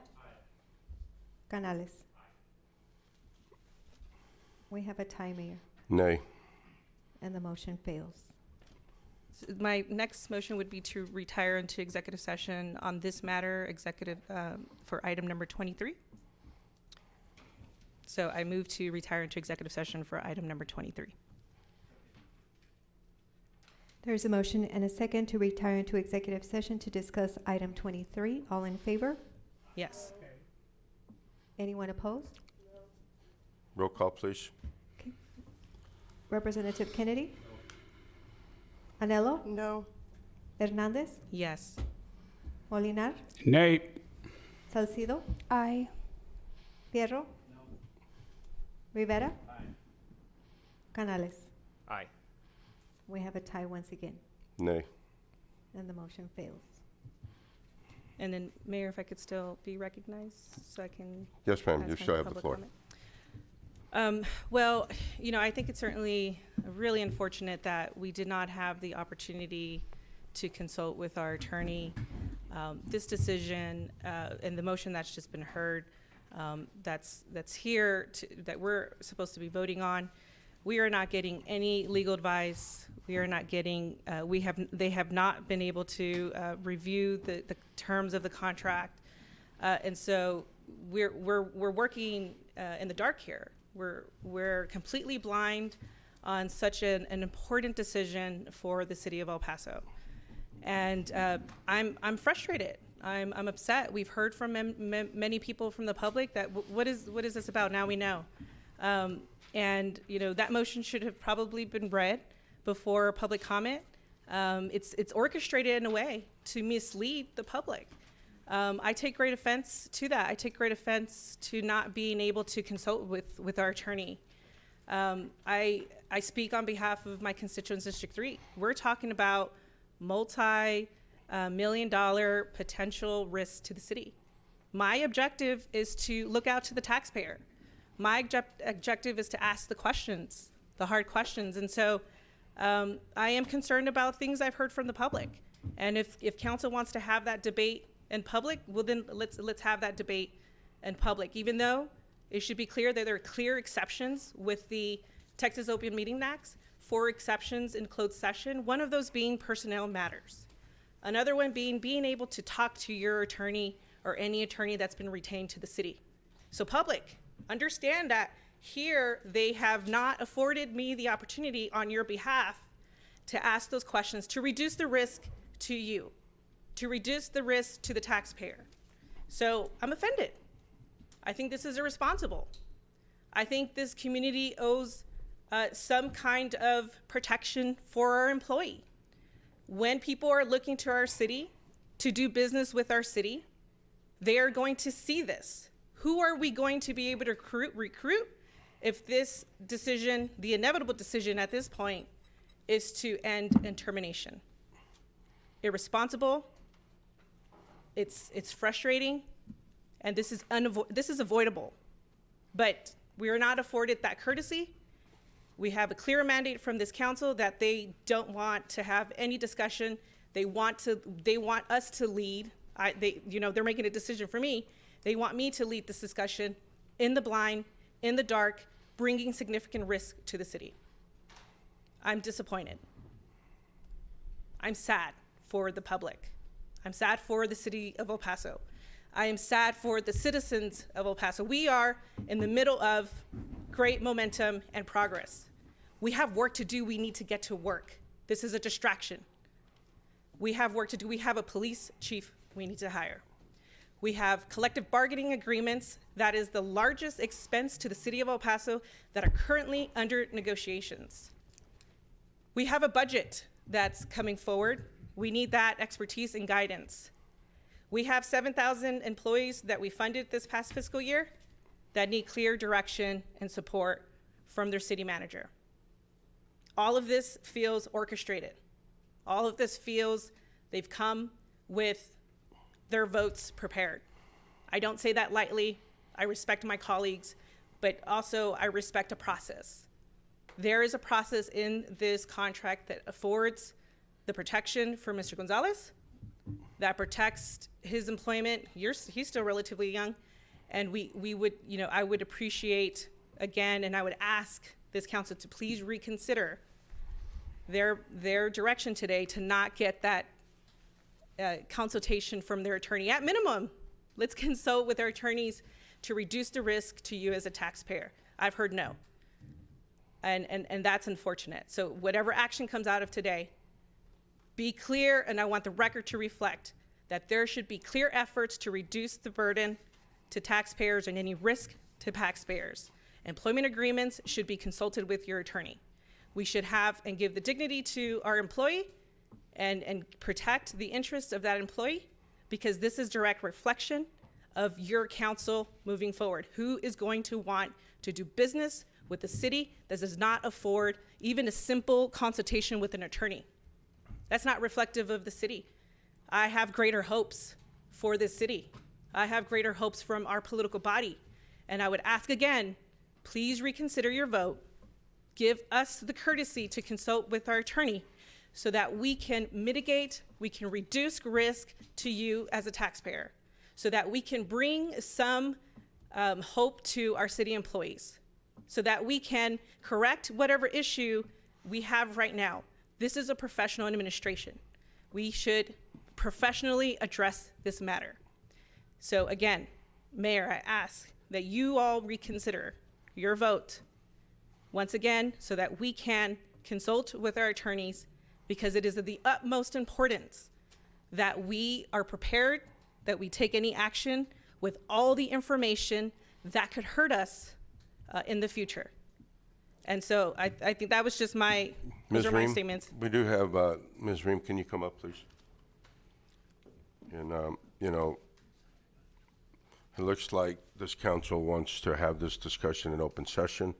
You are here representing us, and you're here to answer any questions that within the law and make sure that we stay within the guidance. And I asked council if they do have any questions. Ms. Reem has come here, was hired by the city from San Antonio to come and answer any questions and give us any guidance we may need. So, thank you, Ms. Reem. Okay, thank you, sir.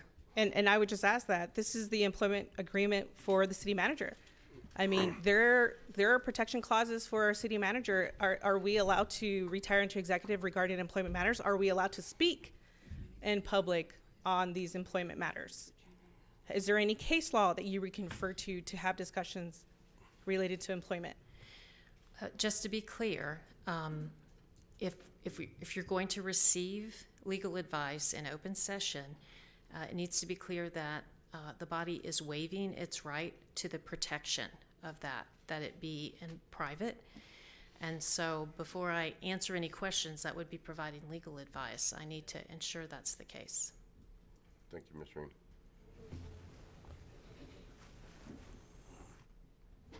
Are you, Representative Rivera, you're next. right? Mayor, if I may, historically, this has only happened once before when council waived the privilege. It's actually a vote of the council to waive the privilege and receive advice in open session. So you would need to vote to waive the privilege. Well, my question to you on that is if those that vote no, are they still protected against any legal litigation towards the council? So any action that is filed against the body. So you're not, so what you're saying is that whether we vote no or not, you're not protected either way? That's what you're telling me. And that's the question I want to ask the question because I still, the three main points were brought out, but I still want to ask why. I don't know if that's going to be explained. That's what a lot of people were asking about, and you were sitting there and you heard them. So now, if the protections, hold on, Mayor. If the mayor overwrites the no or the yes, what protection does the ones that voted against it have? Representative Rivera, let me ask Ms. Reem a question real quick. Your suggestion, we hired you to give us legal advice. Your suggestion, what do you suggest this body do? And I know it's a loaded question because I know how they voted, but I'm asking your legal opinion. I suggest that legal consultation be in executive session as provided by the government code. All right. So based on Ms. Reem's consultation, does council want to take a vote again? All right. Yes, I do. So then we have to have a waiver on the, Mayor, a member of the prevailing party would have to, I guess, reconsider the item. But the motion failed. mm-hmm. Oh, okay.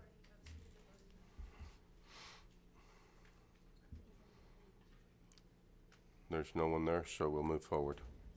So Just now a there's point, an item. just a point of clarification here. I'm sorry. Go Would ahead. I think we need to take a vote based on Ms. Neiman's statement. Is that correct, Ms. Neiman? So the motion that we need to vote on would be Ms. Neiman? Ms. Prine? I mean, Mayor, I have a point of clarification here, Okay. please. Anyone Would there have can- to be a second? Anyone can make the motion to retire into executive session again. Right, at any time, right? Yes. Okay. I make a motion to go to exec. Second. And this is for item 23, correct? Yes, ma'am. There's a motion and a second to retire into executive session. And council, I'll do electronic voting this time. no, the motion was made by, Representative Rivera, And seconded second by? by Representative Hernandez. okay. And that's to item 23 to get legal advice from my counsel. I want that on the record as well. Thank you. On that motion, call for the vote.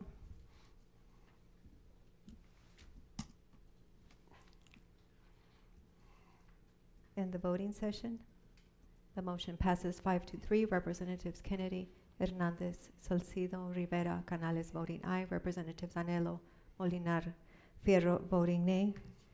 So the City of El Paso,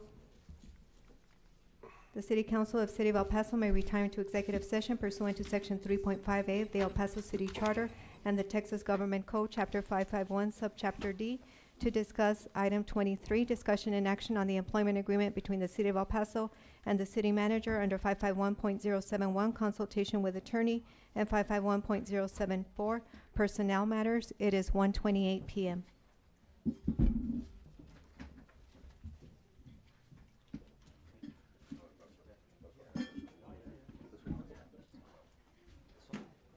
That's why.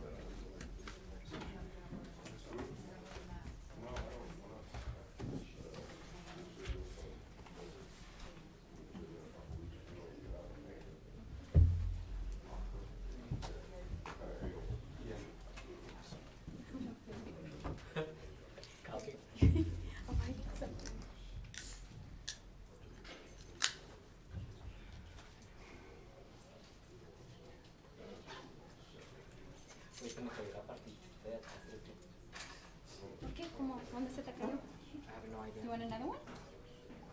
I have the ladies one. Didn't I give you? No, I didn't make it through. I'll eventually find my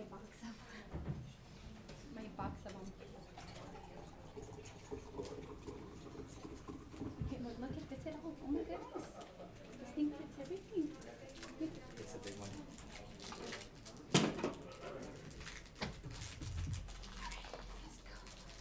So you guys are in executive? Yeah, I can't believe it.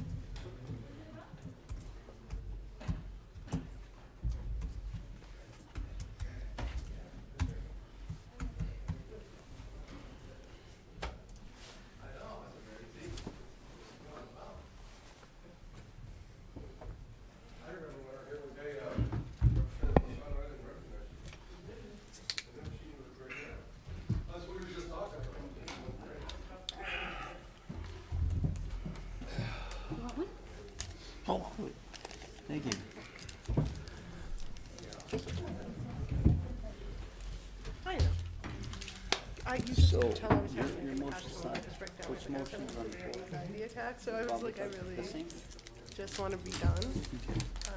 Same, It the was same more motion? about, like, fight or flight. Oh. Okay.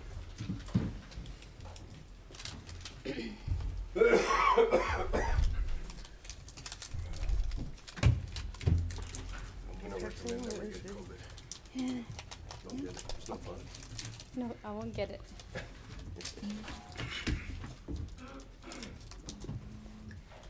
Is that you, Jerry, over there?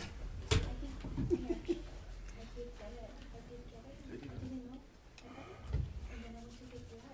you said you had that.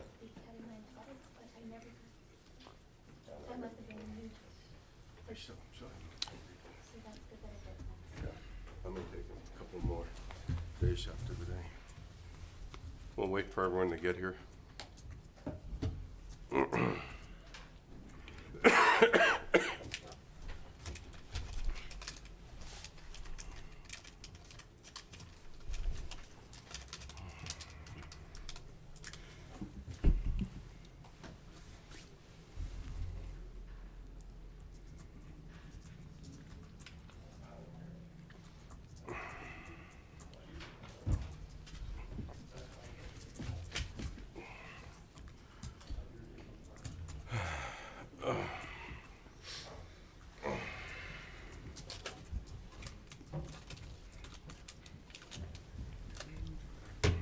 No, it's kind of cool.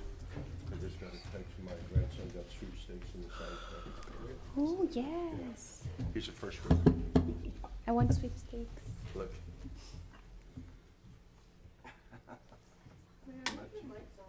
You ready? Let's, y'all ready to return? Do I have a motion? Motion to return? Second. There's a motion and a second to come out of executive session. All in favor? Aye. Anyone opposed? The meeting is back in session at 2:36 PM. We're I've cleared, Item 23. I've cleared the current speakers. If anybody wants to speak, I do want to make sure people understand there's a motion and a second that we'll take action on. And like I said, I have cleared the list here if whoever would like to speak. And first speaker will be Representative Salcido, followed by Representative Rivera. Thank you, Mayor. Thank you, And ma'am. just wanted to say thank you to the mayor and the colleagues that allowed me to be able to ask the questions I needed to ask. We're talking about $1 million decision here, so I wanted to make sure I asked the right questions and I would know what I could ask out in public. I do believe in process and transparency, and so a lot of my questions in executive were in regards to that. There's some that I couldn't really probably share, but I did want to say with something that's going to cost the taxpayer dollars, I wanted to ask if all stakeholders were reached out to, community, employees, and Mr. Gonzalez himself. But I think within the answers that were shared, I think still remain in executive. But I wanted to make sure I asked all the questions before we took this vote, and I know it's before us discussion and action. So I'm still, if the authors of this item would like to share a little further, or I know that the public had a lot of questions in regards to it. So those are my only statements. Thank you. Thank you, ma'am. Representative Rivera? Thank you. I just had to say the same thing that Representative Hernandez says. Let's be careful with our decision. I believe that prior to me coming to council, you had a similar situation where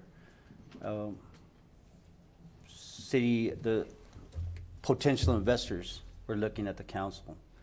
And at that time, there was a lot of shenanigans going on. And that was during your administration, sir. And so I understand that there was a $55 million loss of investment. I strongly ask my colleagues to reconsider their votes because, as you heard, Mr. Gonzalez has done good for this community. And I believe in his vision, and he's done great.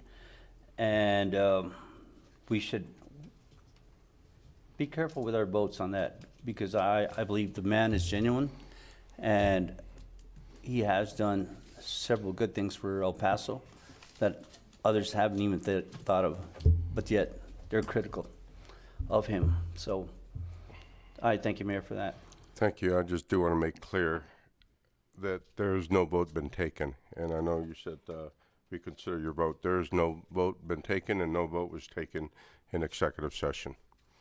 It was just for consultation with the attorney. Representative Hernandez?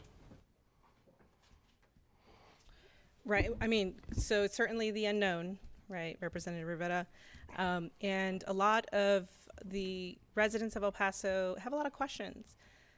So do the city employees and those who do business with the city, all the contractors, all the staff, all the uniform officers, and our public safety officers. This isn't an easy decision. However, a contract is a contract that Mr. Gonzalez has agreed to. And all I ask, from this body is to, really use your best judgment and good conscience in making this decision. A lot of what we're doing is good. A lot of what we're doing is a direct reflection of City Council. I heard a lot of things. I'd like to clear the record. Council manager form of government. That's what we are. We set policy. We set any budgetary directives. We give the clear mandate to our city attorney and to our city manager. They take those decisions and they implement them. The implementation from our goals and our strategic plan is a direct responsibility of our city manager. I'm proud to say, over the last 6 years, I think, if I'm not mistaken, there has been nothing but raving reviews exceeding expectations. The performance is clear. The data is clear. Where we were at in 2014 to where we're at today has been such an achievement for our city. We have a lot to be proud of. It is not solely the city manager, but to his credit, he has built a wonderful team, a team that I'm proud of, a team that sacrifices their time, their nights. We have some city employees who literally wake up and go to bed every night thinking and dreaming how they can improve this community. And that is because they have an employer through their leader, Mr. Gonzalez. He challenges every single one of you to be better.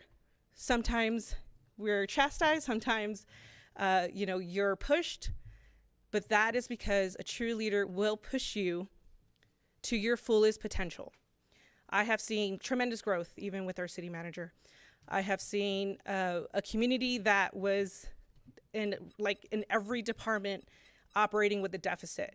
I have seen through my time with the FOAC and my time as an employee of the city of El Paso, I have seen and worked with 2 different city managers. I can see the improvements changing from a strong mayor form of government to a council manager government. You have a professional administration now. And the successes are too much to really demonstrate to the public. We heard a lot of those today, and I think what's important is our bond rating. We have more money in our savings in our rainy day account through the support of our strategic plan, through the support of council, and through the encouragement and guidance of our CFO and our CEO of the city, our city manager. I have seen new multi-million-dollar new revenues that reduces the tax burden to property owners. That's new money that no one would have ever applied for, that would have gone to other communities, but for our city manager and his team, and from the boldness and the courageous council, they have given clear direction to our city manager that we need more dollars. We need to reduce the tax burden to property owners. And I have seen that success. Yes, we're a community that has spent decades not investing in our maintenance, not investing into our police department, not investing into our infrastructure. Those were the sins of the past. This council is responsible to make sure that we put those dollars aside, and it costs money. But we have been able to do that in a way that does not shock the taxpayer. And we are the custodians of this budget, city council, and we send those mandates to our leadership. I have seen successes with this form of government. I have seen clear empirical evidence that demonstrates how having a good leader in a community makes that better. Mr. Gonzalez, on a personal note, he doesn't share this, and I heard some of those comments today, is the son of farm workers, comes from another country, is Latino, one of the few Latino city managers in this country. I'm proud of that. I'm proud of the legacy that you've left and that you're leaving here, and that I hope that you continue to have in our city, because I don't know what's going to happen after this vote. It is the unknown. And although some of these decisions seem unfair, I know there's a lot of city employees that are in a flux. Know that we are going to be responsible to do whatever it takes to keep the momentum of the city moving forward. I don't agree with the way this item has been brought forward. I think there could have been another time and place that we've taken this action so that we don't lose the momentum, so that we don't scare or disrupt any current progress that we have today. But the unfortunate part of it is that you have a political subdivision that can make those decisions with or without cause, because that's what your city charter says. Now, again, it's the unknown, it's unfair, but I certainly wanted to lend my support to the city manager, to the team he's created, for the succession planning that he's implemented, to the women that you've advanced into leadership roles when you've never seen women in leadership roles at your city, to the minority and to the demographic changes with our employees. You see more minorities leading departments and at director levels and supervisory levels than you have ever seen before. You now have city employees who have been elevated and their wages have been increased because we could afford to do so and because it was the right thing to do. That was encouraged by your CFO and your city manager. We have a great team today. My hope is that we don't lose that momentum and that synergy. And my hope is that, Mr. Gonzalez, you know that this community owes you a debt of gratitude. Thank you, Representative Hernandez. Representative Canales.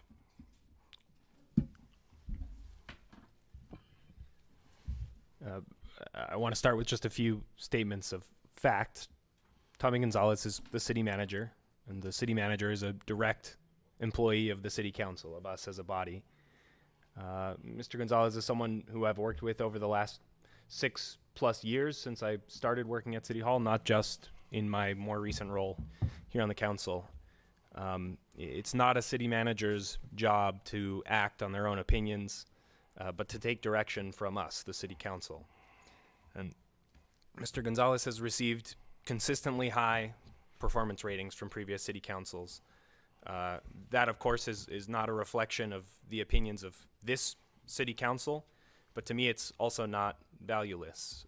Mr. Gonzalez has, according to his previous evaluations, been highly effective at carrying out the policy direction that he's received from the previous city councils. I have at some times over the past several years, like I would with any person that I work with, disagreed on some certain issues, but by the measure of his evaluations, Mr. Gonzalez has always carried out that policy direction from the council very effectively. I want to emphasize that I care very deeply about fairness and about good and proper process, and I think that I've made very clear in my explanations of my past decisions, even though I know they're a little bit few at this point, but including my decision about the MPC or the arena project. My concern is again with fairness and process, and that's a big driver of all of my decision making. So I think that a decision, should it come from this body today, to terminate the employment contract of Mr. Gonzalez, something that's now on the table, would be unfair without giving him a proper chance to show if and how he can adapt to receiving new direction from a new city council.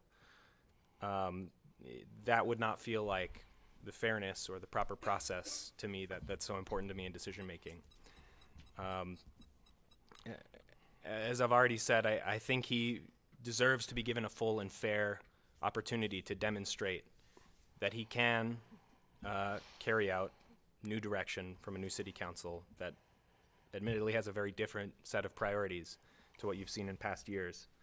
I think it would be unfair to ask an employee, any employee, to change their approach in a large way and then to terminate them before giving the opportunity to change that approach. I want to be clear that I have in the past publicly committed to giving Mr. Gonzalez this period of several months to show whether or not he would be effective at carrying out new policy direction. Recently, Mr. Gonzalez and I have been collaborating on issues like raising the minimum wage for city employees, making Narcan available at all city facilities and in all city vehicles to prevent overdose deaths. Some really innovative solutions for some of the issues that we face in animal services. These are all things that I will be bringing before the City Council very soon, and I hope that any action that the body makes today doesn't mean that those things fall by the wayside, either entirely or for an extended period of time. I know that there are members of the community who will disagree with my approach today, who want definitive action today for a variety of reasons. I understand that completely, and trust me, I understand your reasoning. But please know, as I've said already here before today, that my decision will really be driven by what I think is fairness and good process, and the idea that following good and proper process protects the city government and protects the taxpayer. I always want to make sure that any decision we make as a council is done right, and that our actions are properly and thoroughly measured against considerations like risk, like legal exposure, and the many other factors that play into any decision that we make. Again, one more time to emphasize, fairness and proper process are very important in everything that we do, and I urge my colleagues to consider those important considerations when making their decision on how to vote today. Thank you, sir. Thank you, Mayor. Representative Salcido, and then we'll call the question. Go ahead, ma'am. Thank you, Mayor. Again, process and transparency really comes to mind. But I know that it's in our purview to put items in the agenda as it was done. And but one of the things that I'm not very clear, and I want to be able to express or share with my constituents, since this decision will cost the taxpayer $900,000, I want to make sure to be able to share with them why it's coming before us. I think that that's a question that needs to be asked to the authors of this item, District 1 Kennedy and District 4 Molinar, if they can share why this is before us, just so that I have a clear statement to give to my district in regards to why they will be paying out $900,000 if this is your action and if this prevails. Thank you. Thank you. And with that, Ms. Prine, we're going to call the question. Go ahead, Ms. Prine. Yes, the motion was made by Representative Kennedy, seconded by Representative Molinar. And it says, first, that the city exercise its option under 6.1D in the amended and restated city manager employment agreement dated December 11th, 2018, and authorize the mayor to provide the city manager with the required 120 days written notice of its city's intent to terminate his employment. Second, to terminate the city manager's employment at the end of the required 120-day notification period. Third, under paragraph 9, in the October 7th, 2022, second amendment to the amended and restated employment agreement, direct the city attorney to draft the mutual release previously agreed to and approved by the city manager and city council, which is required to be substantially in the form shown in Exhibit A of the second amendment.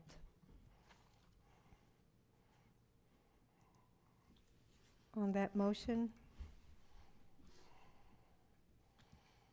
call for the vote.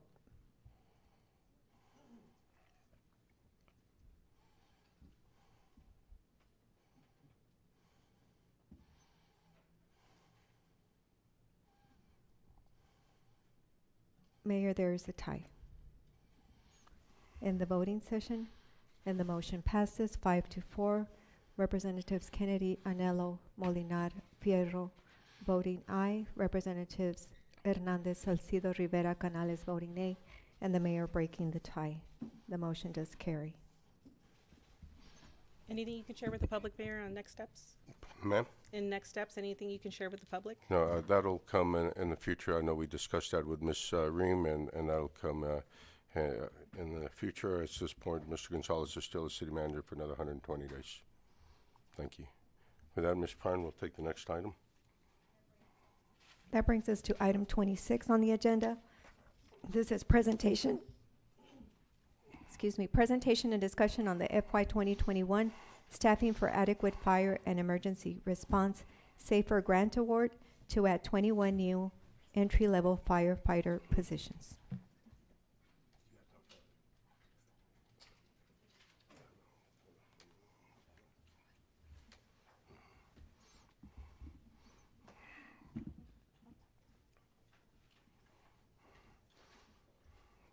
Good afternoon, Chief. Hi, my name is Gustavo Tavares. I'm Assistant Chief of the El Paso Fire Department. And today, we're going to go ahead and present and discuss the Safer Grant, the award of the Safer Grant, which was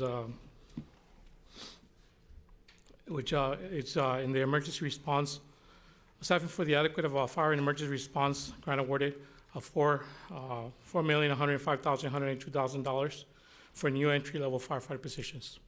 So we have a presentation for it.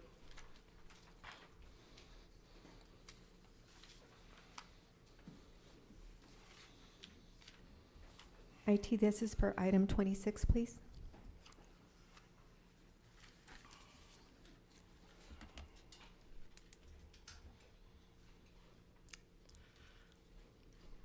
So the fiscal year 21 Safer Grant Award is a grant that was being awarded by FEMA, right? It's for the staffing of adequate fire and emergency response personnel. The purpose of the Safer Grant program is to provide funding for fire departments to be able to increase the number of firefighters that help the community, right, meet the industry minimum standards.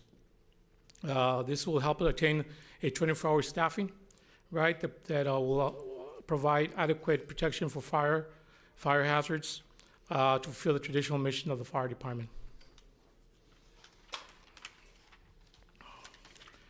The Safer Award was actually submitted back in February 2 of 2022, and was actually granted in February 15 of 2023.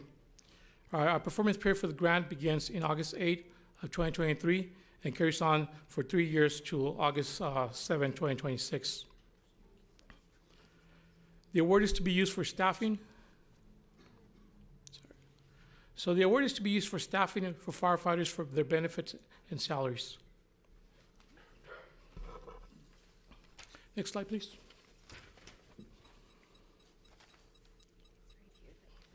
I'm sorry. Yeah. All right, thank you. So the award, like I said, is $4,105,182. This was awarded to be able to provide staffing for 21 individuals for Fire Station 36. Luckily this year, there is no cost share. So typically there's a cost share that has to do with FEMA and the city. So typically the first year, 1 and 2, we have a cost share of 75% for the grant, and the city has to put up 25%. In the year 3, we actually have to match that with 65% of local funds to 35% of funding from the grant. Like I said, this year there is a waiver for the cost share waiver, so there is no actual funding that the city has to provide to match the grant. Again, so the grant's going to be used to go ahead and provide 21 positions for entry-level firefighters for Fire Station 36, which is going to be built, which is being built on the west side.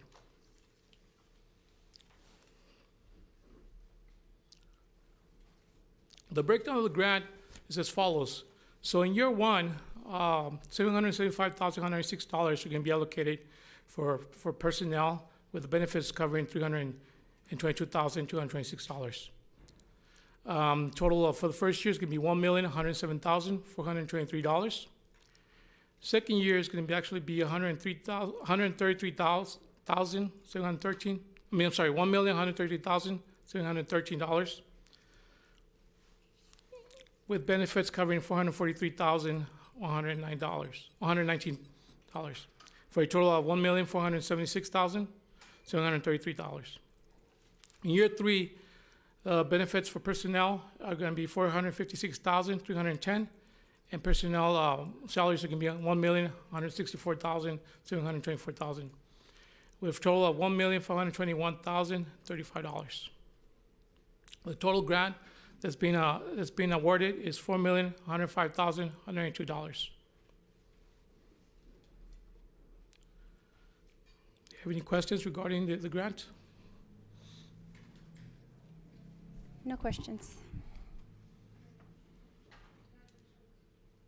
Thank you. Thank you, Chief. Representative Fierro. Thank you, Mayor. Chief, congratulations. Now, was your office the one who wrote this grant?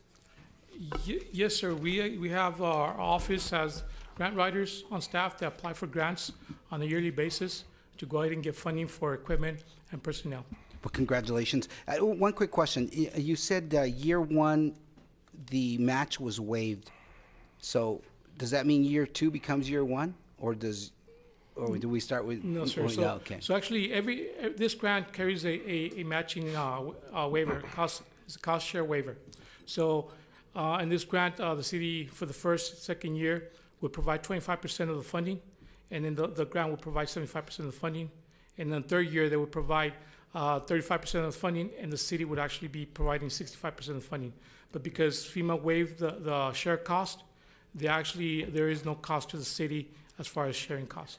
For just the first year? No, for all 3 years. Oh, for all 3 years. Yes, sir. So the breakdown is on the screen. So first year, the award is going to be for $1,107,423, right? There is no share cost for the city for the first, second, or third year. Great. Again, congratulations to your grant writer and to your whole team. Thank you, Chief. Sir. Representative Fierro, this was a budget technique in order to ease into the costs so that we don't get it all in the first year. So this grant enabled us to do that. That was part of our strategy. And so in the 4th year, we'll get the full costs, but it'll give us time to ramp up to those costs. Thank you. Thank you. Next item is 27, and this is a budget update on public safety.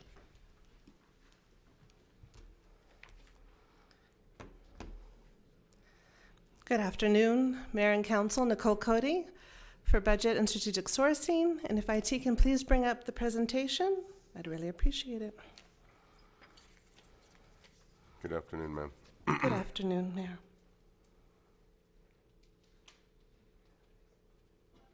It's item 27 again. So today, as part of the budget update, I'm here to talk to you about public safety. As you've seen in the presentations today, we had the presentation from Assistant Chief Silva on the body-worn cameras and the digital video recording systems, as well as the presentation just given by Chief Tavares regarding your SAFER grant. So we'll continue to look at the investment that has been made in public safety over the past years. That includes both staffing, our fleet and capital replacement, as well as the impact of the public safety bond projections. This is all important as we lead into our 5-year financial forecast. Our 2 largest cost drivers are really workforce and public safety. So at the previous budget update, we did provide an update regarding the impacts and the changes and the investment that we've made in our workforce in the past few years, as well as what we are considering moving forward. In addition to that, now today, we're going to talk about our public safety investments. So included on that, we will focus on both the recent and upcoming investments that we see for both police and fire. But first, I want to start with personal services. And you've seen this graph before, you've seen this pie chart, and it shows that $373 million, or 72.9, or I'm going to round up, 73% of the budget is on personal services. So as I mentioned in the slide before, workforce is one of the major areas. Well, this is your workforce. And of this workforce, you'll see that 71% represents public safety. So let me stop, because I think this is really an important point. So 71% of your 73% of costs is for public safety. That's the police and fire investment that this council has made over the past years to support both fire and police response for our community. And so I always go to community meetings and ask the public, how many of you know personally a policeman, a policewoman, a firefighter? And odds are at least 40% of the room is going to raise their hand. Why? Because police and fire are supporting their own community. They're not coming in from another area. They're not coming in from another city. They are supporting their community. They are supporting their grandparents, their partners' grandparents. And it's an investment in El Paso. So next you'll see the current budget recap.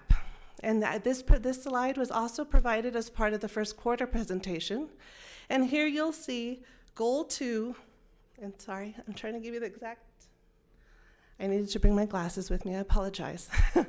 So goal 2, public safety, is at 59.61. I was trying to see that last digit, sorry. So 59% of the overall budget is goal 2. So who's included in goal 2? Well, if it's public safety, so we've got police, fire, and municipal court. These are the departments that are included in the majority of your general fund budget. So I talked about expanded investment over the years. So here you can see since 2016, the overall investment that we have made in public safety, that you all have approved in public safety, that we have recommended for public safety, is $84.5 million, or close to 40%.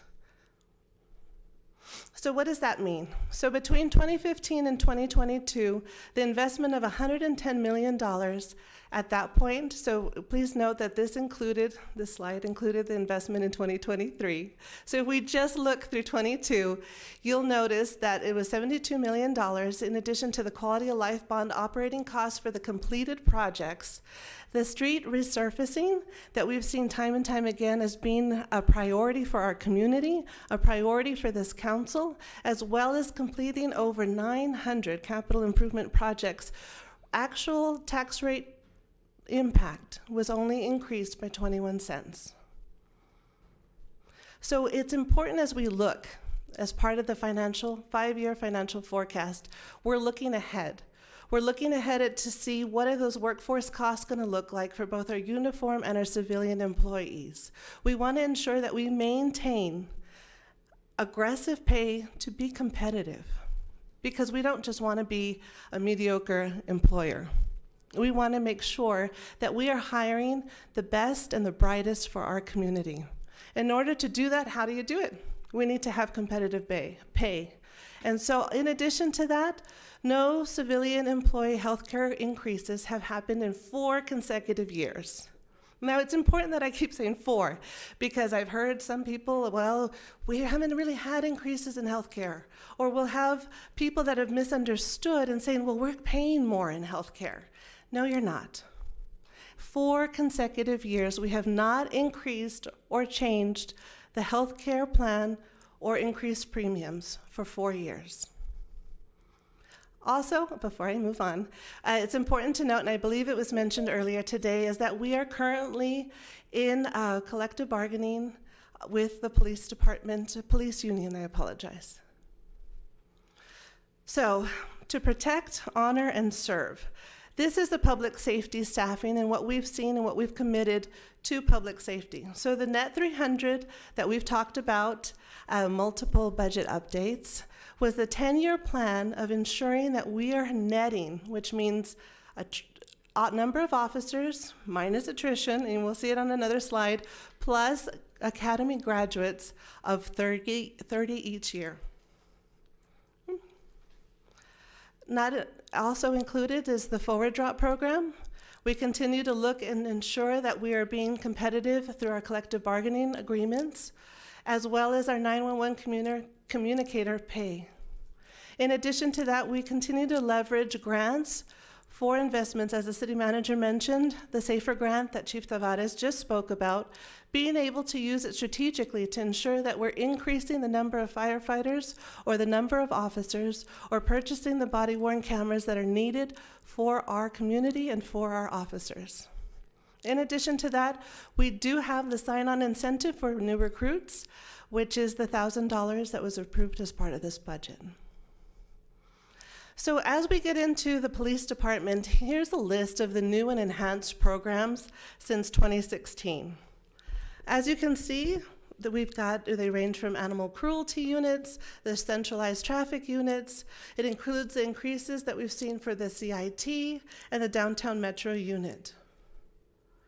All of these are staffing needs beyond the staffing plan, in the sense that later down the road, we must account for the needs of the community.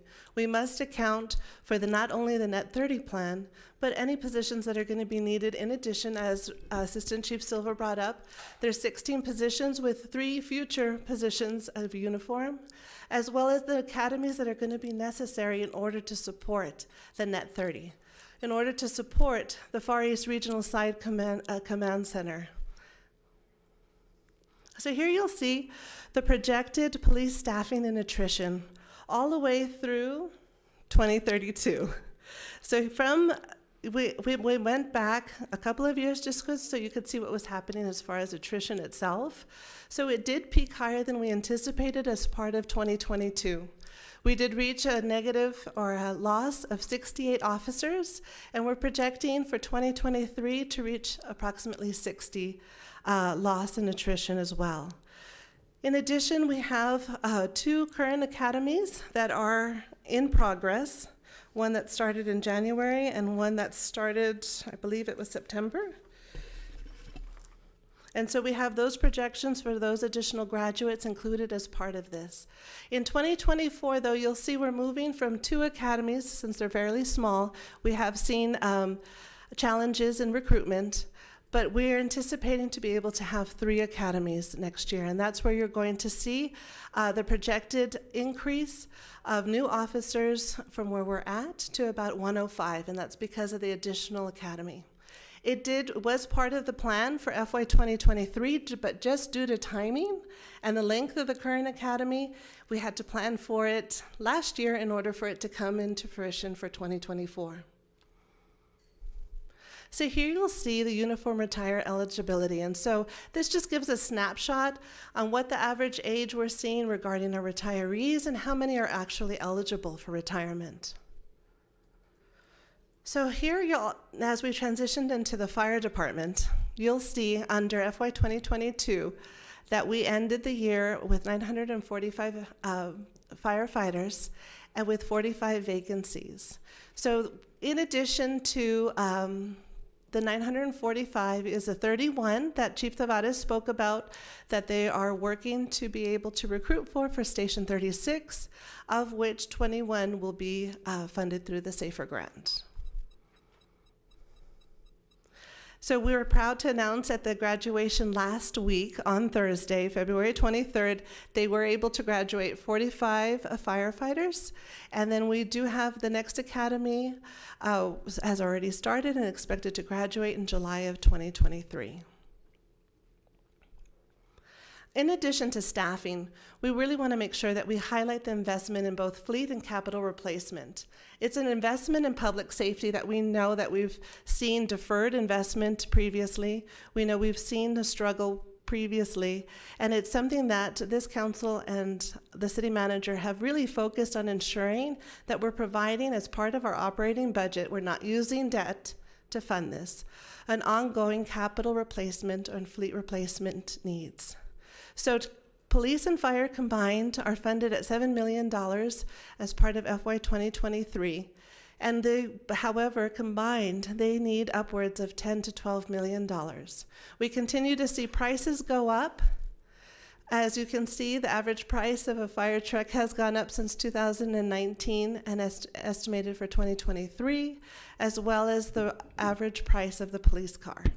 And just a quick note here, Now, this is something that we wanted to do because the city was using bond funds in order to pay for these kinds of improvements or these kinds of equipment replacement, which was increasing our debt. And so this allowed us to not have to issue debt and be able to do it on an annual basis because it wasn't being done on an annual basis. They were waiting 3 or 4 years at a time or even longer, and the equipment was getting older and had to be in the maintenance shop even more, so our maintenance costs were going up. So this was done strategically in order to make sure that they had the best equipment necessary in order to do a better job. And so this was a priority as well as the 300. That's the reason why the body cams weren't done immediately, but we appreciate the council's championing, Mr. Rivera, y'all championing that, and the rest of the council being supportive of it. So just want to make that note. Thank you. Is this part of the pay-as-you-go yes, policy that you guys had? Yes, sir.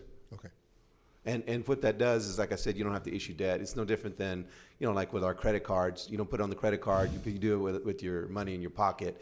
And so it's just a smarter way to do it in order for you to, in the long run, save money. But the debt is where it is because of a lot of the neglect that, even Greg talked about it. I talked about that when we were saying goodbye to him. But all the folks have noticed that all that neglect that had taken place. But y'all have been very supportive of making sure that that's being done on an annual basis. So just wanted to make that note. Thank you. Yeah, absolutely. Thank you, City Manager. And to your point, then it also prevents us replacing a bunch of vehicles all at once, which ends up increasing the cost for repair later on. So here's a list of the capital investment or fleet replacement items that we have. And so as you mentioned, Representative Kennedy, that PAYGO funding is really general fund funding. And these are some items that we've used over the past years to be able to replace. In addition to that, we continue to look at leveraging grants for capital replacement where we can. And so you can see that the AFIS, or the Automated Fingerprint Identification System, has been replaced at the police department. For the fire department, we were able to replace the entire radio system. In addition, there's been police marked and unmarked cars, as well as fire trucks and ambulances. So public safety bond projects, and we're going to get into next, is really the operation and maintenance costs for these projects. So anytime there's a new station added, it's critical that we're anticipating, not only as part of the bond proposal to the public, that we know how much it's going to cost to operate. And as the city manager always says, is we have to not only account for the horses, but we got to feed the horses. And so as part of that is what we work with the departments in order to project the impact that new facilities will have in the coming years. So here you'll see under the PD's public safety bond projects, the operation and projected maintenance, a total increase of about $13.4 million as a result of the public safety bonds. And this is looking at the impact starting in FY 2022 all the way through FY 2031. And so no, it has not been adjusted for inflation, and it has not been adjusted at this point for the present value of the dollar. In addition to that is the fire department's public safety bonds or operating and maintenance costs. And here you'll see relatively the same amount of $14.4 million for the same time period from 22 all the way through 2031. And so what you see in 22 and 23 has been added. I just want to point out we did do the additional staffing required for 911 communications to add another radio channel. So I'm circling back to the workforce costs and the look ahead. And it's really because this next two presentations or budget updates are really leading into the five-year financial forecast when you can see the entire picture, which will include both the revenues and your expenditures. But it's important that we focus on those major cost drivers so we really have a good understanding of the assumptions and what we're building into our five-year financial forecast, since it will help us develop our FY 2024 budget. In addition to that, a huge component of our integrated budget process is the kickoff for our chime-in. So the integrated budget process, a key component is our customer input. While it's an anecdotal survey, it is an important survey for us to ensure that we're in line with our priorities, with our community, and we always want to ensure that we're getting a good participation to ensure that we're providing resources to the priorities of our community. So here's the budget process timeline. So we're kicking off Chime In today, and then we will continue in March. We will be presenting the 5-year financial forecast, as you can see. On the bottom, we're going to see where we're receiving from the Central Appraisal District preliminary property values in addition. So they provide us very preliminary information in March, again in April, towards the end of April, early May. And then on the flip side of that, you'll also see that we are starting to work with the departments. We're working with the departments for their requests. What are their needs for their operational needs for their departments? In addition to that, we will continue working with them as well as we receive additional information regarding our sales tax and our updated property values. And in June is when we brief council really of the departmental requests as well as the initial proposed budget. So we work with you all and then have the budget workshops at the end of June or the beginning of July. We then finally adopt the budget in August. As part of Chime In, officially today is the launch date, and so we work with our strategic communications department really to increase the number of citizen participation. So in 2022 we had a record number of 8,675. In 23 we kind of held at 7,673, but we still continued to have a goal to surpass our 22 year. In addition to that, we have social media outreach, our 311 app, there's digital signage, the QR codes. We work with you all to please share that message, share the Chime In survey with your constituents as well as through your community meetings. This is a great opportunity for them to really be able to provide feedback into the budget process on what their priorities are and what are their areas of concern. And then that concludes my presentation. Representative Hernandez. Thank you, Nicole. Thank you. And I'm sorry, I'm a little distracted. And can you specify when members of council can start submitting those budgetary requests and then the process to move forward? We will actually be bringing that kickoff probably within I want to say it's not the next one, but the last council meeting at the end of March, to be able to officially open it for all budget requests. But at any time, if you do have any requests, feel free to just email myself and Robert. Okay.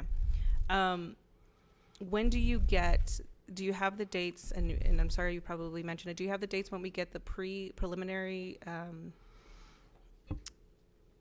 revenue property tax forecast? So we have an initial meeting this March with them. I don't have the exact date on hand, but we can provide that to you. But we do get an update around early to mid-March, I want to say, and then again in April, and then again in May. And then when would be the most recent sales tax revenues for the prior quarter? When will you get that on this timeline? So really the one that becomes very critical to ensure that we've got enough trend for this current year is going to be in June. June is that for the March quarter? Yes, ma'am. Okay.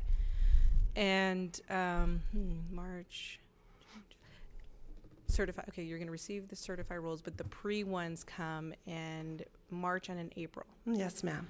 And then any changes to any exemptions have to happen June.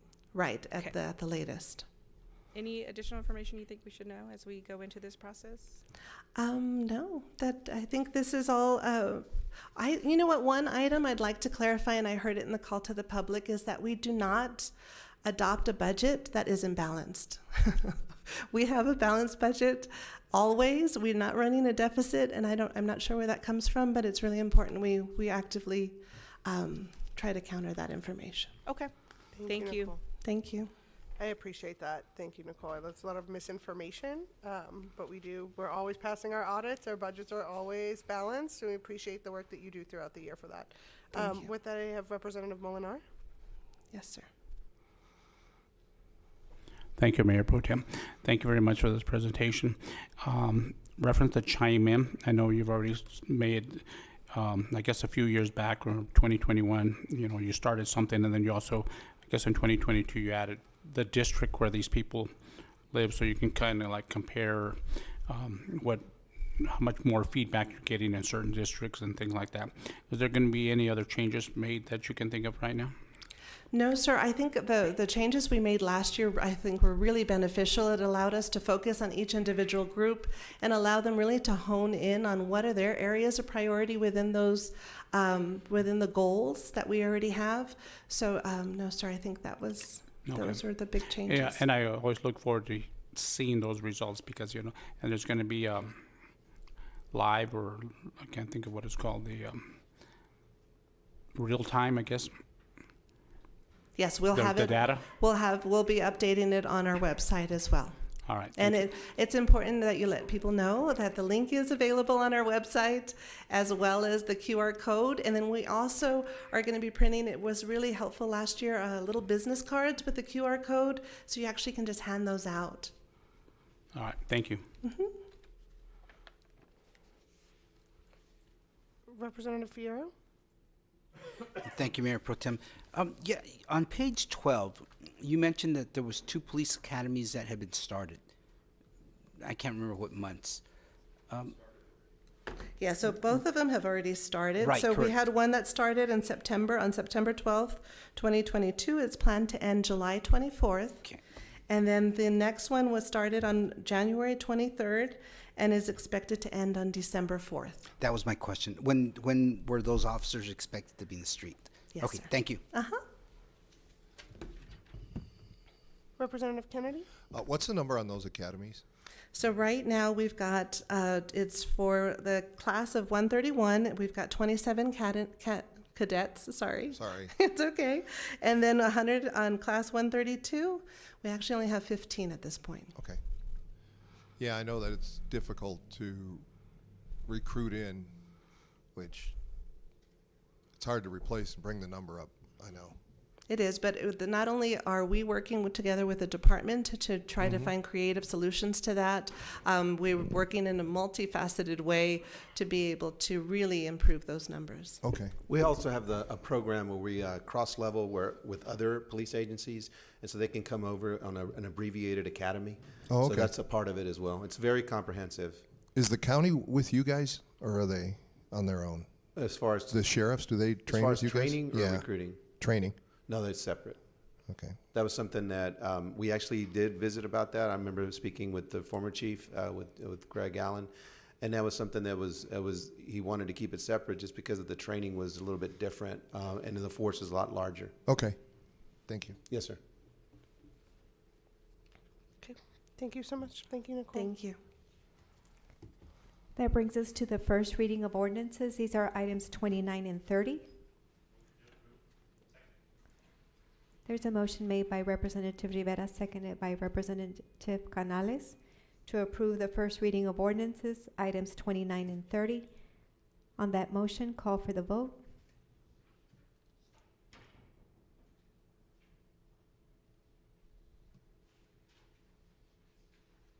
End the voting session, and that motion passes unanimously. The next item is number 32. 32 was postponed for 4 weeks, so was 33. That brings us to item 34. And this is a public hearing on an ordinance approving a special permit to allow for infill development for a duplex property at 7833 Mount Latona Drive. Move to approve. There's a motion made by Mayor Pro Tem Anello, seconded by Representative Hernandez, to approve item 34. On that motion, call for the vote. In the voting session, and that motion passes unanimously. Item 35 is discussion and action requesting City Council support for the staff recommended project Bike Plan Brio First Last Mile Update for submission to the FY23 Areas of Persistent Poverty Federal Discretionary Grant Program. Move to approve? What was the changes, the revised changes, Ms. Frank, on that one? There wasn't a revision on 35, sir. It was Oh, on I'm sorry, 36. 36, sorry. Yes, sir. Apologize. Go ahead. There is a motion made by Representative Hernandez, seconded by Representative Molinar, and this is to support the staff recommended project on item 35. On that motion, call for the vote.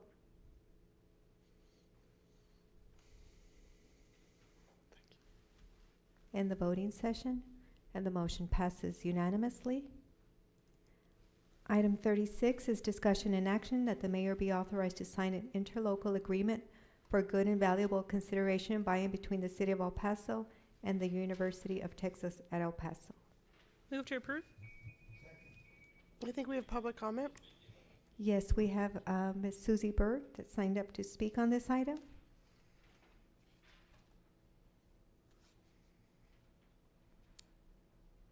Ms. Bird, if you're in the queue, star 6, please, to unmute your telephone.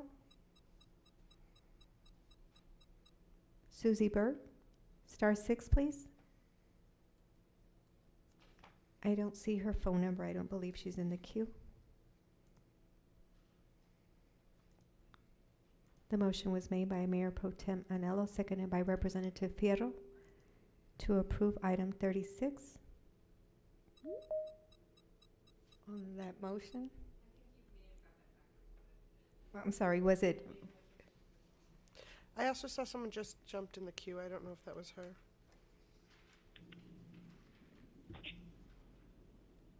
Ms. Bird, are you in the queue? Yes. Good afternoon. You have 3 minutes.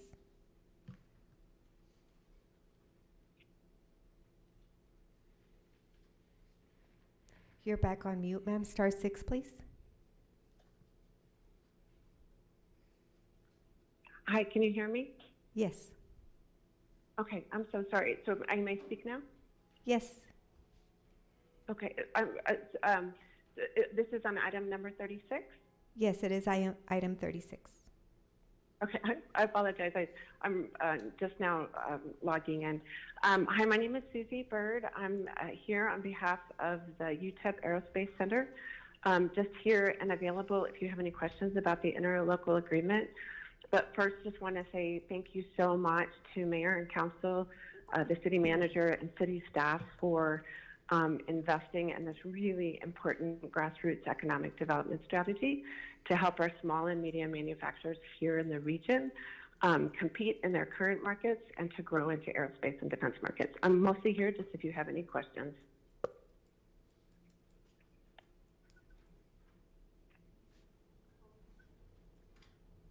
I'm sorry, and the motion was made by Representative Hernandez, seconded by Representative Fierro, correct? Thank you. This is to approve item 36. On that motion, call for the vote.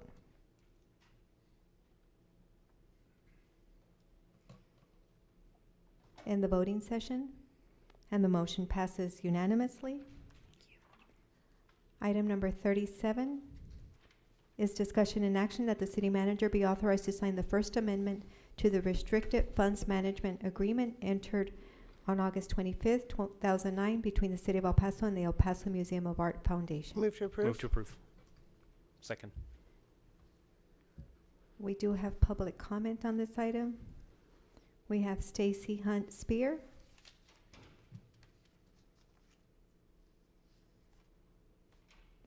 Ms. Spear, are you in the queue? Star 6 to unmute your telephone. Or Will Harvey? Stacy Spear or Will Harvey? I don't see their phone numbers in the queue.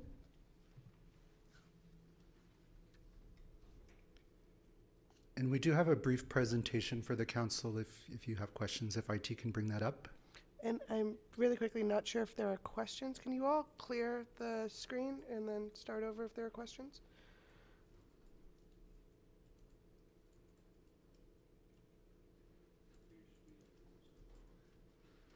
But you can go ahead with the presentation. We'll do questions after. All right, thank you, ma'am. Just very briefly, I'll go over background, project design, and the requested action from the council. For the record, Ben Fife, Managing Director of Cultural Affairs and Recreation. So as background, council originally approved a gift from the El Paso Museum of Art Foundation, which is an independent 501c3 organization supporting the work of the El Paso Museum of Art. That gift agreement, or the agreement from the foundation, is that they will raise $6 million to commission and manage construction of an original art installation by artist Leo Villarreal for the south exterior of the Museum of Art Plaza. The city would receive the donation of the final artwork and as well as a fund for perpetual maintenance. Just based on some of the conversations I heard earlier today, I want to be very clear with the public that this is not, that the foundation has agreed to raise funds for this project and gift it to the city. The project aligns with larger alleyway activation that is being discussed and planned around the Arts District to improve aesthetics and encourage pedestrian activity between the Museum of Art, Museum of History, La Nube Children's Museum, the Mexican American Cultural Center, and of course our renovated main library, as well as other assets, including the hotel properties, as well as convention center and the various theaters. A little bit about the artist. Leo Villarreal is actually an internationally recognized artist who's based in New York currently, but has roots in Juarez and El Paso. He works primarily with light and with computer coding, and previous commissions have included the Smithsonian National Gallery. Actually, it's the linkage between the two buildings of the National Gallery in DC, the Bay Bridge, as well as Dallas Cowboys headquarters, and commissioned work for the River Thames in London. This is a rendering of the final project. You can see this would be creating an entryway that's a little more grand, obviously, into the Museum of Art. This is another rendering as you would be walking from the back exit of the Plaza Theater towards the Paso del Norte Hotel. So the requested action is to approve an amendment to allow the foundation to utilize two restricted funds that they manage. These are city restricted funds gifted decades ago and that were determined by the city attorney's office in 2015 were eligible to be used for either commissioning or acquiring new artwork. The total of those funds is $775,481. A little over $775,000, and the foundation would have until June of 2025 to complete the project. Are there any questions? Representative Canales? So I like that I pushed the button myself to speak after him. Thank you, Mayor Pro Tem. Excellent project. We spoke about this yesterday. I want to once again make it extra clear to the public that these are restricted funds. The Roderick Fund and the Harvey Fund can only be used for very narrow uses within the arts, and so it's not like this money could be used for streets or for parks or for any other use. And I think this is an excellent use of them for a very attractive art project. And Thank you, sir. And I commend the artist, Mr. Villarreal. I think it's a great concept, and hopefully El Pasoans will enjoy it for many years to come. Thank you, sir. And yes, you are correct. These are restricted by the original donor intent, so they cannot be used for operations or other municipal uses. Thank you, Mr. Fife. Yeah, I agree with Representative Canales. This is a really special piece. Mr. Villarreal is a special person to this community and the region. I know his family well. I know they're big supporters of the Museum of Art. And so I think, and he does have a piece in El Paso, and it's so hard to see, and a lot of people don't know it's there. And so I think this is like a really great to have this out in the public and in front of the museum. I couldn't think of a better place for it. And want to take a second, I know our public speakers aren't on the line, but to thank the organization. I know that this was, why I can't think of their correct name right now. It's just the Museum Foundation, yeah. And all the work that they put towards this and really organizing it. And thank you for working with them too. It's going to be a great addition to our downtown. Thank you. I actually have one more comment, if you don't mind. I apologize. I should have remembered this in the first instance, but I also really appreciate that this project includes the pedestrian area below, and there's seating, and it really activates this as a plaza where events can happen and people can congregate and gather. It really transforms that area, I think, into a space that's much more usable for outdoor programming and functions. And so I very much appreciate when an art piece has that public gathering space aspect as well. Thank you, sir. And yes, it's going to be a really great addition to the Arts District, and I think a great example of leveraging, municipal planning with the investments throughout that area, with the private sector coming forward with a gift like this. Yes, there is a motion made by Mayor Pro Tem Anello, seconded by Representative Canales to approve item 37. On that motion, call for the vote.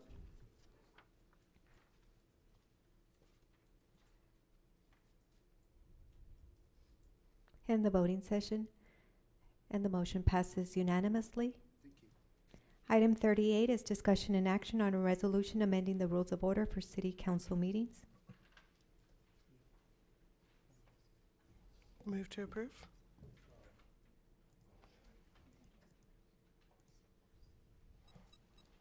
Mrs. Neiman, is there an update on this issue? Because you said you'd bring it back. So yesterday, the question that Representative Kennedy asked was he thought that there was a contradiction between two paragraphs, but we looked at it. Let me look at my notes. The amendment that is being proposed is to allow for council to use electronic devices. I believe that Mr. Kennedy had asked so that he could take notes on the dais on his iPad.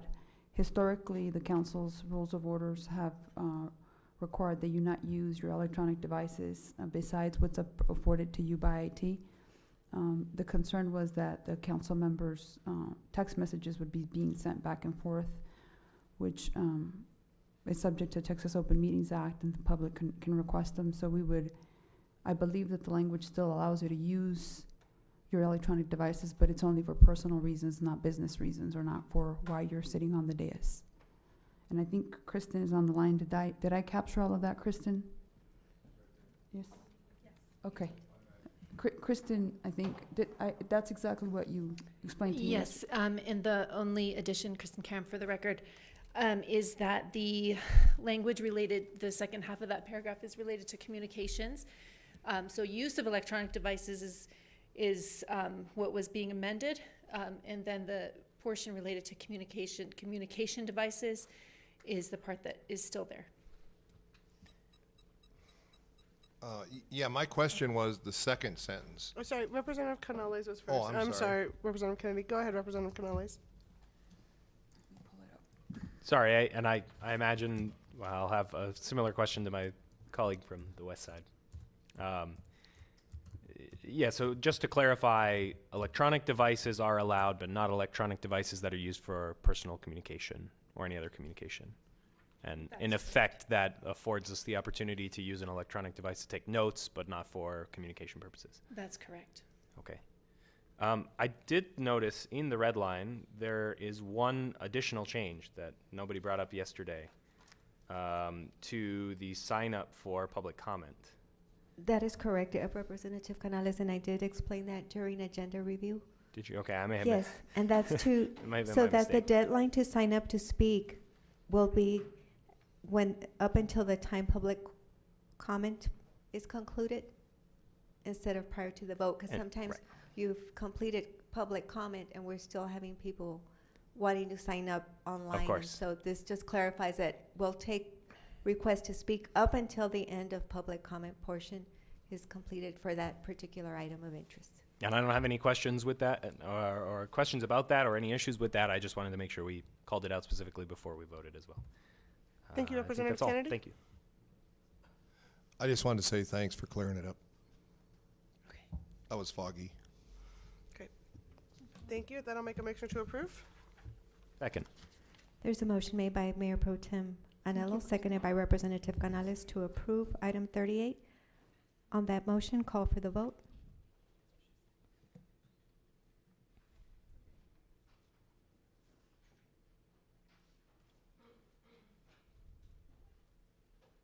In the voting session, and the motion passes unanimously. Is there a motion to retire into executive session? So moved. Second. There's a motion and a second to retire into executive session. All in favor? Yes. Aye. Anyone opposed? And the City Council of City of El Paso may retire into executive session pursuant to Section 3.5A of the El Paso City Charter and the Texas Government Code, Chapter 551, Subchapter D, to discuss executive session item 1, complaint against elected official, matter number HQ number 436 under 551.071 and 551.074. These matters are taken into executive session under 551.071, consultation with attorney, and 551.074. Personnel matters. It is 3:43 p.m. Ms. Newman, are we going to know who it is, or are we, is, You'll be advised of that in executive session. but is it gonna go, are you gonna be advised, are you gonna tell the public who? That, or no? that will be discussed in executive, and then you'll be given the Okay. process in executive. Yeah, because I feel this puts a dark cloud over everybody around here. We understand.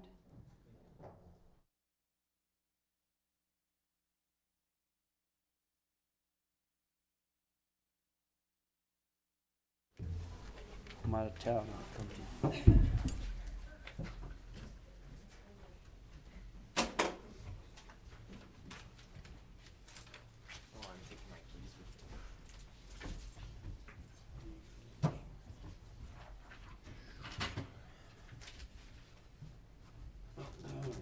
Sorry. Thank you, Sinu. You know, sir, I refresh it with fresh Hello? ice water every Where'd you go? Yeah. But go ahead and I also wanted to ask if you'd like to do that. Balls, I don't know what they are. Reporters are still here. If you want to do the interview concerning your body camera loader. I'll make sure they're outside the executive. I can bring down the. Where are they at? They're right outside, sir. I can. Okay. No, just wait. Okay, sir. And I have the body camera presentation that the city council did printed out. No, that's fine. We got it in the notebook. Yeah, you do have it in the notebook, but I also have a fresh copy if you want it.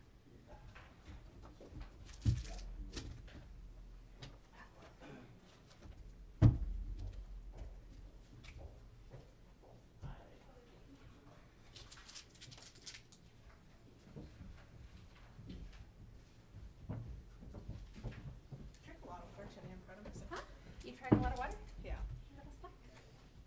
No more water for me. I need more water. It was you that gave Henry a snack yesterday. Oh, yeah. Because Doris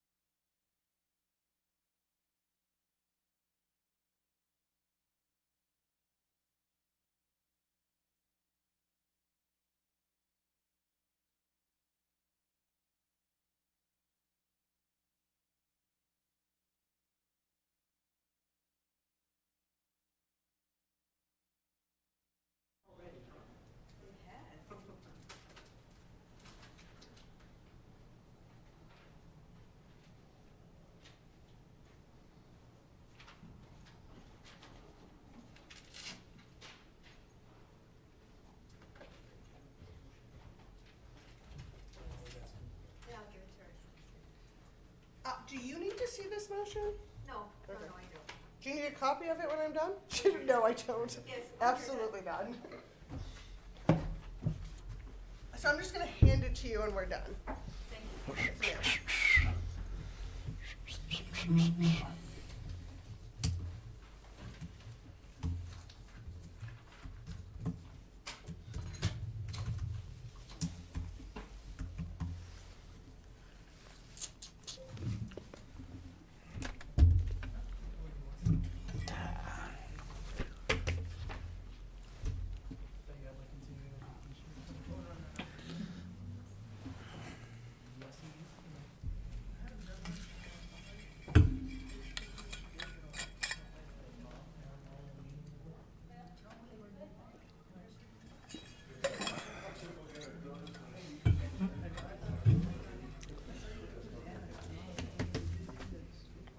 Reprimand.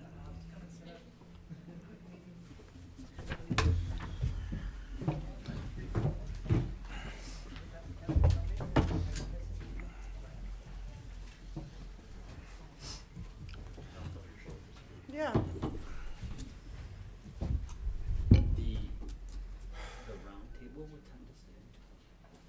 Can you read it? Mm-hmm. It took me a few times, but I got it now.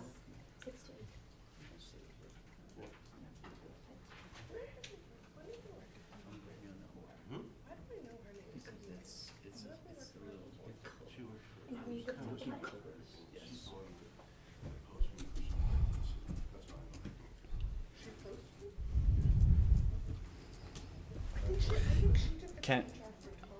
Oh, where's legal? Is legal here? Miss? You can't move your hands. Where's legal? We're waiting for. Well, I just think you didn't catch that or understand kind of the merit of that. Oh, man. Yes. Yeah, that or legal. Committee assignments and leadership roles on council. Yeah. Even more so. I'm just gonna read it like that. Yeah, it's fine.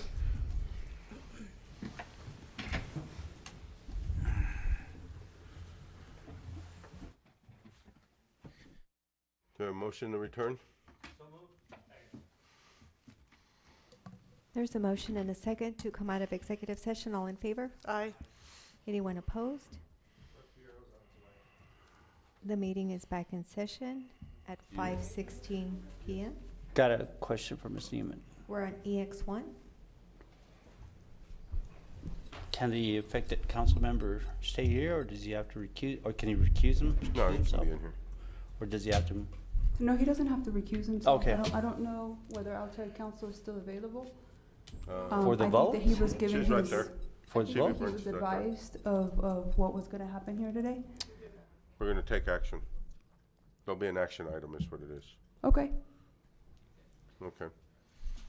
Go ahead. Mayor Pro Tem? I motion for the mayor to issue a letter of admonition against Representative Molinar as a result of a complaint of harassment and request that the letter include harassment discrimination training and code of conduct training. In addition, any further violation could lead to removal from his committee assignments and leadership roles on this council. Is there a second? There's a motion made by Mayor Pro Tem Anello and read into the record, seconded by Representative Kennedy on EX1. On that motion, call for the vote. Mayor, I just wanted to Go ahead, ma'am. share, sorry, I made a motion to speak. There's a competing motion, and so I'd like to vote on the competing motion too. If this motion does not pass, I will be making the motion for the mayor to issue a letter of reprimand against Representative Molinar as a result of complaint of harassment and request that the letter include harassment discrimination training and code of conduct training. In addition, that any further violation could lead to removal from his committee assignments and leadership roles on the council. Council, the voting session is open for the first motion, Representative Anello made, seconded by Representative Kennedy. Is that the same one? Or It's does he the need a first second? motion for the Okay. letter of admonition. So you're gonna second it? Or There's no second. There's no second. There was a second. There was a second on There has been a second Yes, for the ma'am. admonition. We're voting on that right now. If that does not pass, we will read the second motion into record. Okay, so we need to second it then, or? You need to second the second motion if the first one doesn't pass. Okay. So that you, So someone when second we the second one? Yes, sir. I'll Okay. second. So if the first one doesn't pass, then we go to the second one.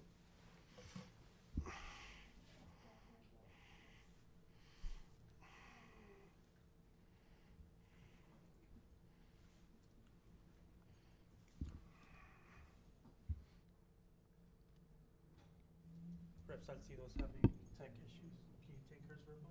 The voting session is open.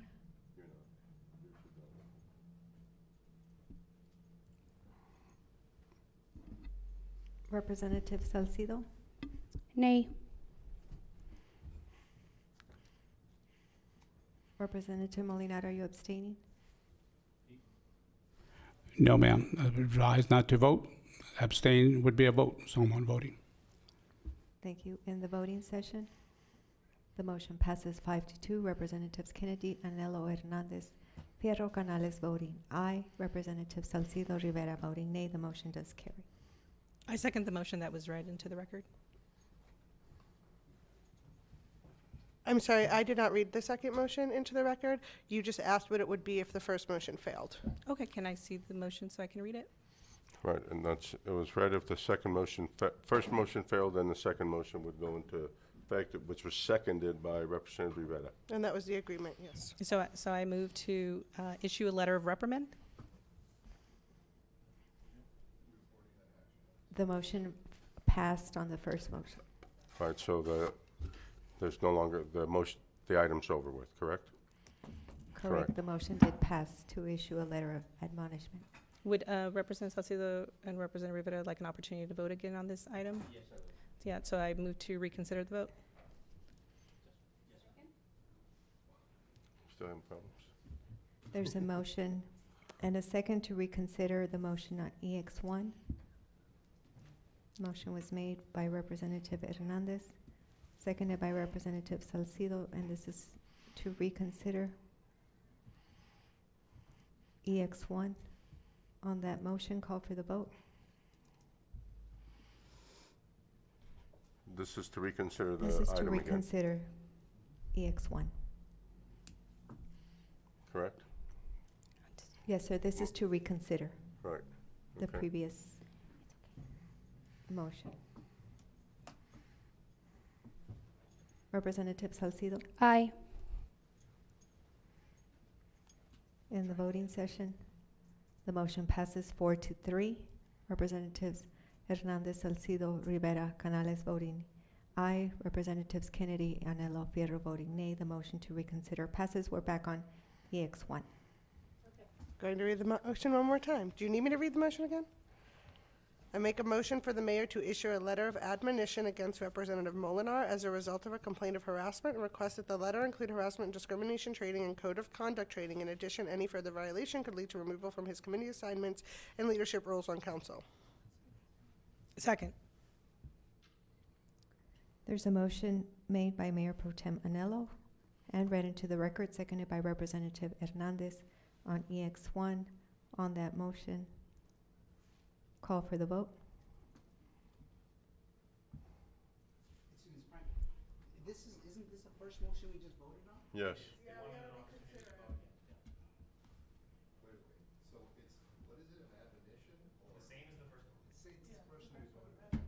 Same one, first one.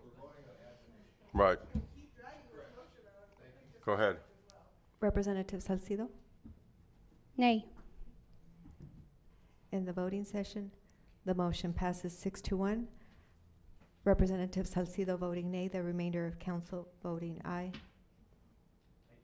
The motion passes. Is there a motion to adjourn? I'm so confused. There's a motion and a second to adjourn the regular city council meeting. All in favor? Anyone opposed? The regular city council meeting for Tuesday, February 28th, 2023 is adjourned at 5:22 p.m.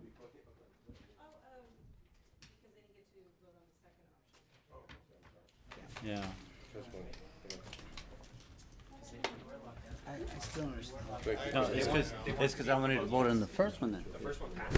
Absolutely. There was an opportunity to vote second, so they wanted to change the yes, no, the no vote to a yes. Yes. To support it anyway. Oh. Got it? No. Okay. Go to sleep, man. Go to sleep. It gave the opportunity for the people who voted no to change their vote. Oh. They wanted to support the first motion. So we can come out unified. I was confused for a minute. No, I thought you wanted, that was, we could come out unified. Because now you voted no against issuing any letter. Okay, so can we reconsider? No, we're I all think we have gone. adjourned now. That was so we That could was go the to opportunity public Yeah, I was wondering, no, I thought you wanted be the unified second on the motion, one. just like you did. Well, No, but yeah, I that's was- okay because you have that yeah, I experience don't that you know. have, yeah. Anyways. But no, that was to come out unified. No, I know, but I thought we were gonna vote on the second motion, so like, Well, me too. you and I both thought the same thing. So when I voted, I go, man, I'm a little confused, I apologize. I said, she goes, no, I just wanted an opportunity to vote on it. Oh, I said, oh, okay. That's how it was, like, you know? They asked me, am I able to say no, right? I was confused.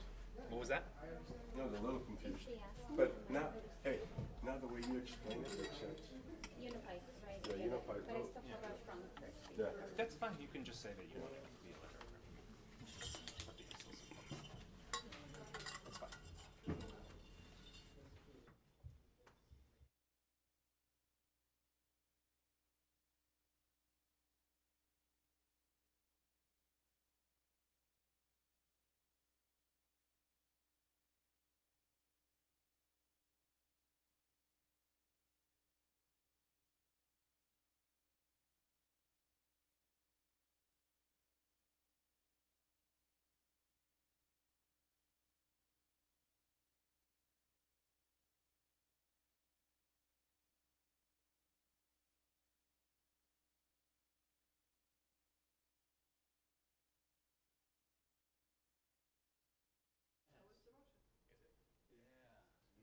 Can you ask?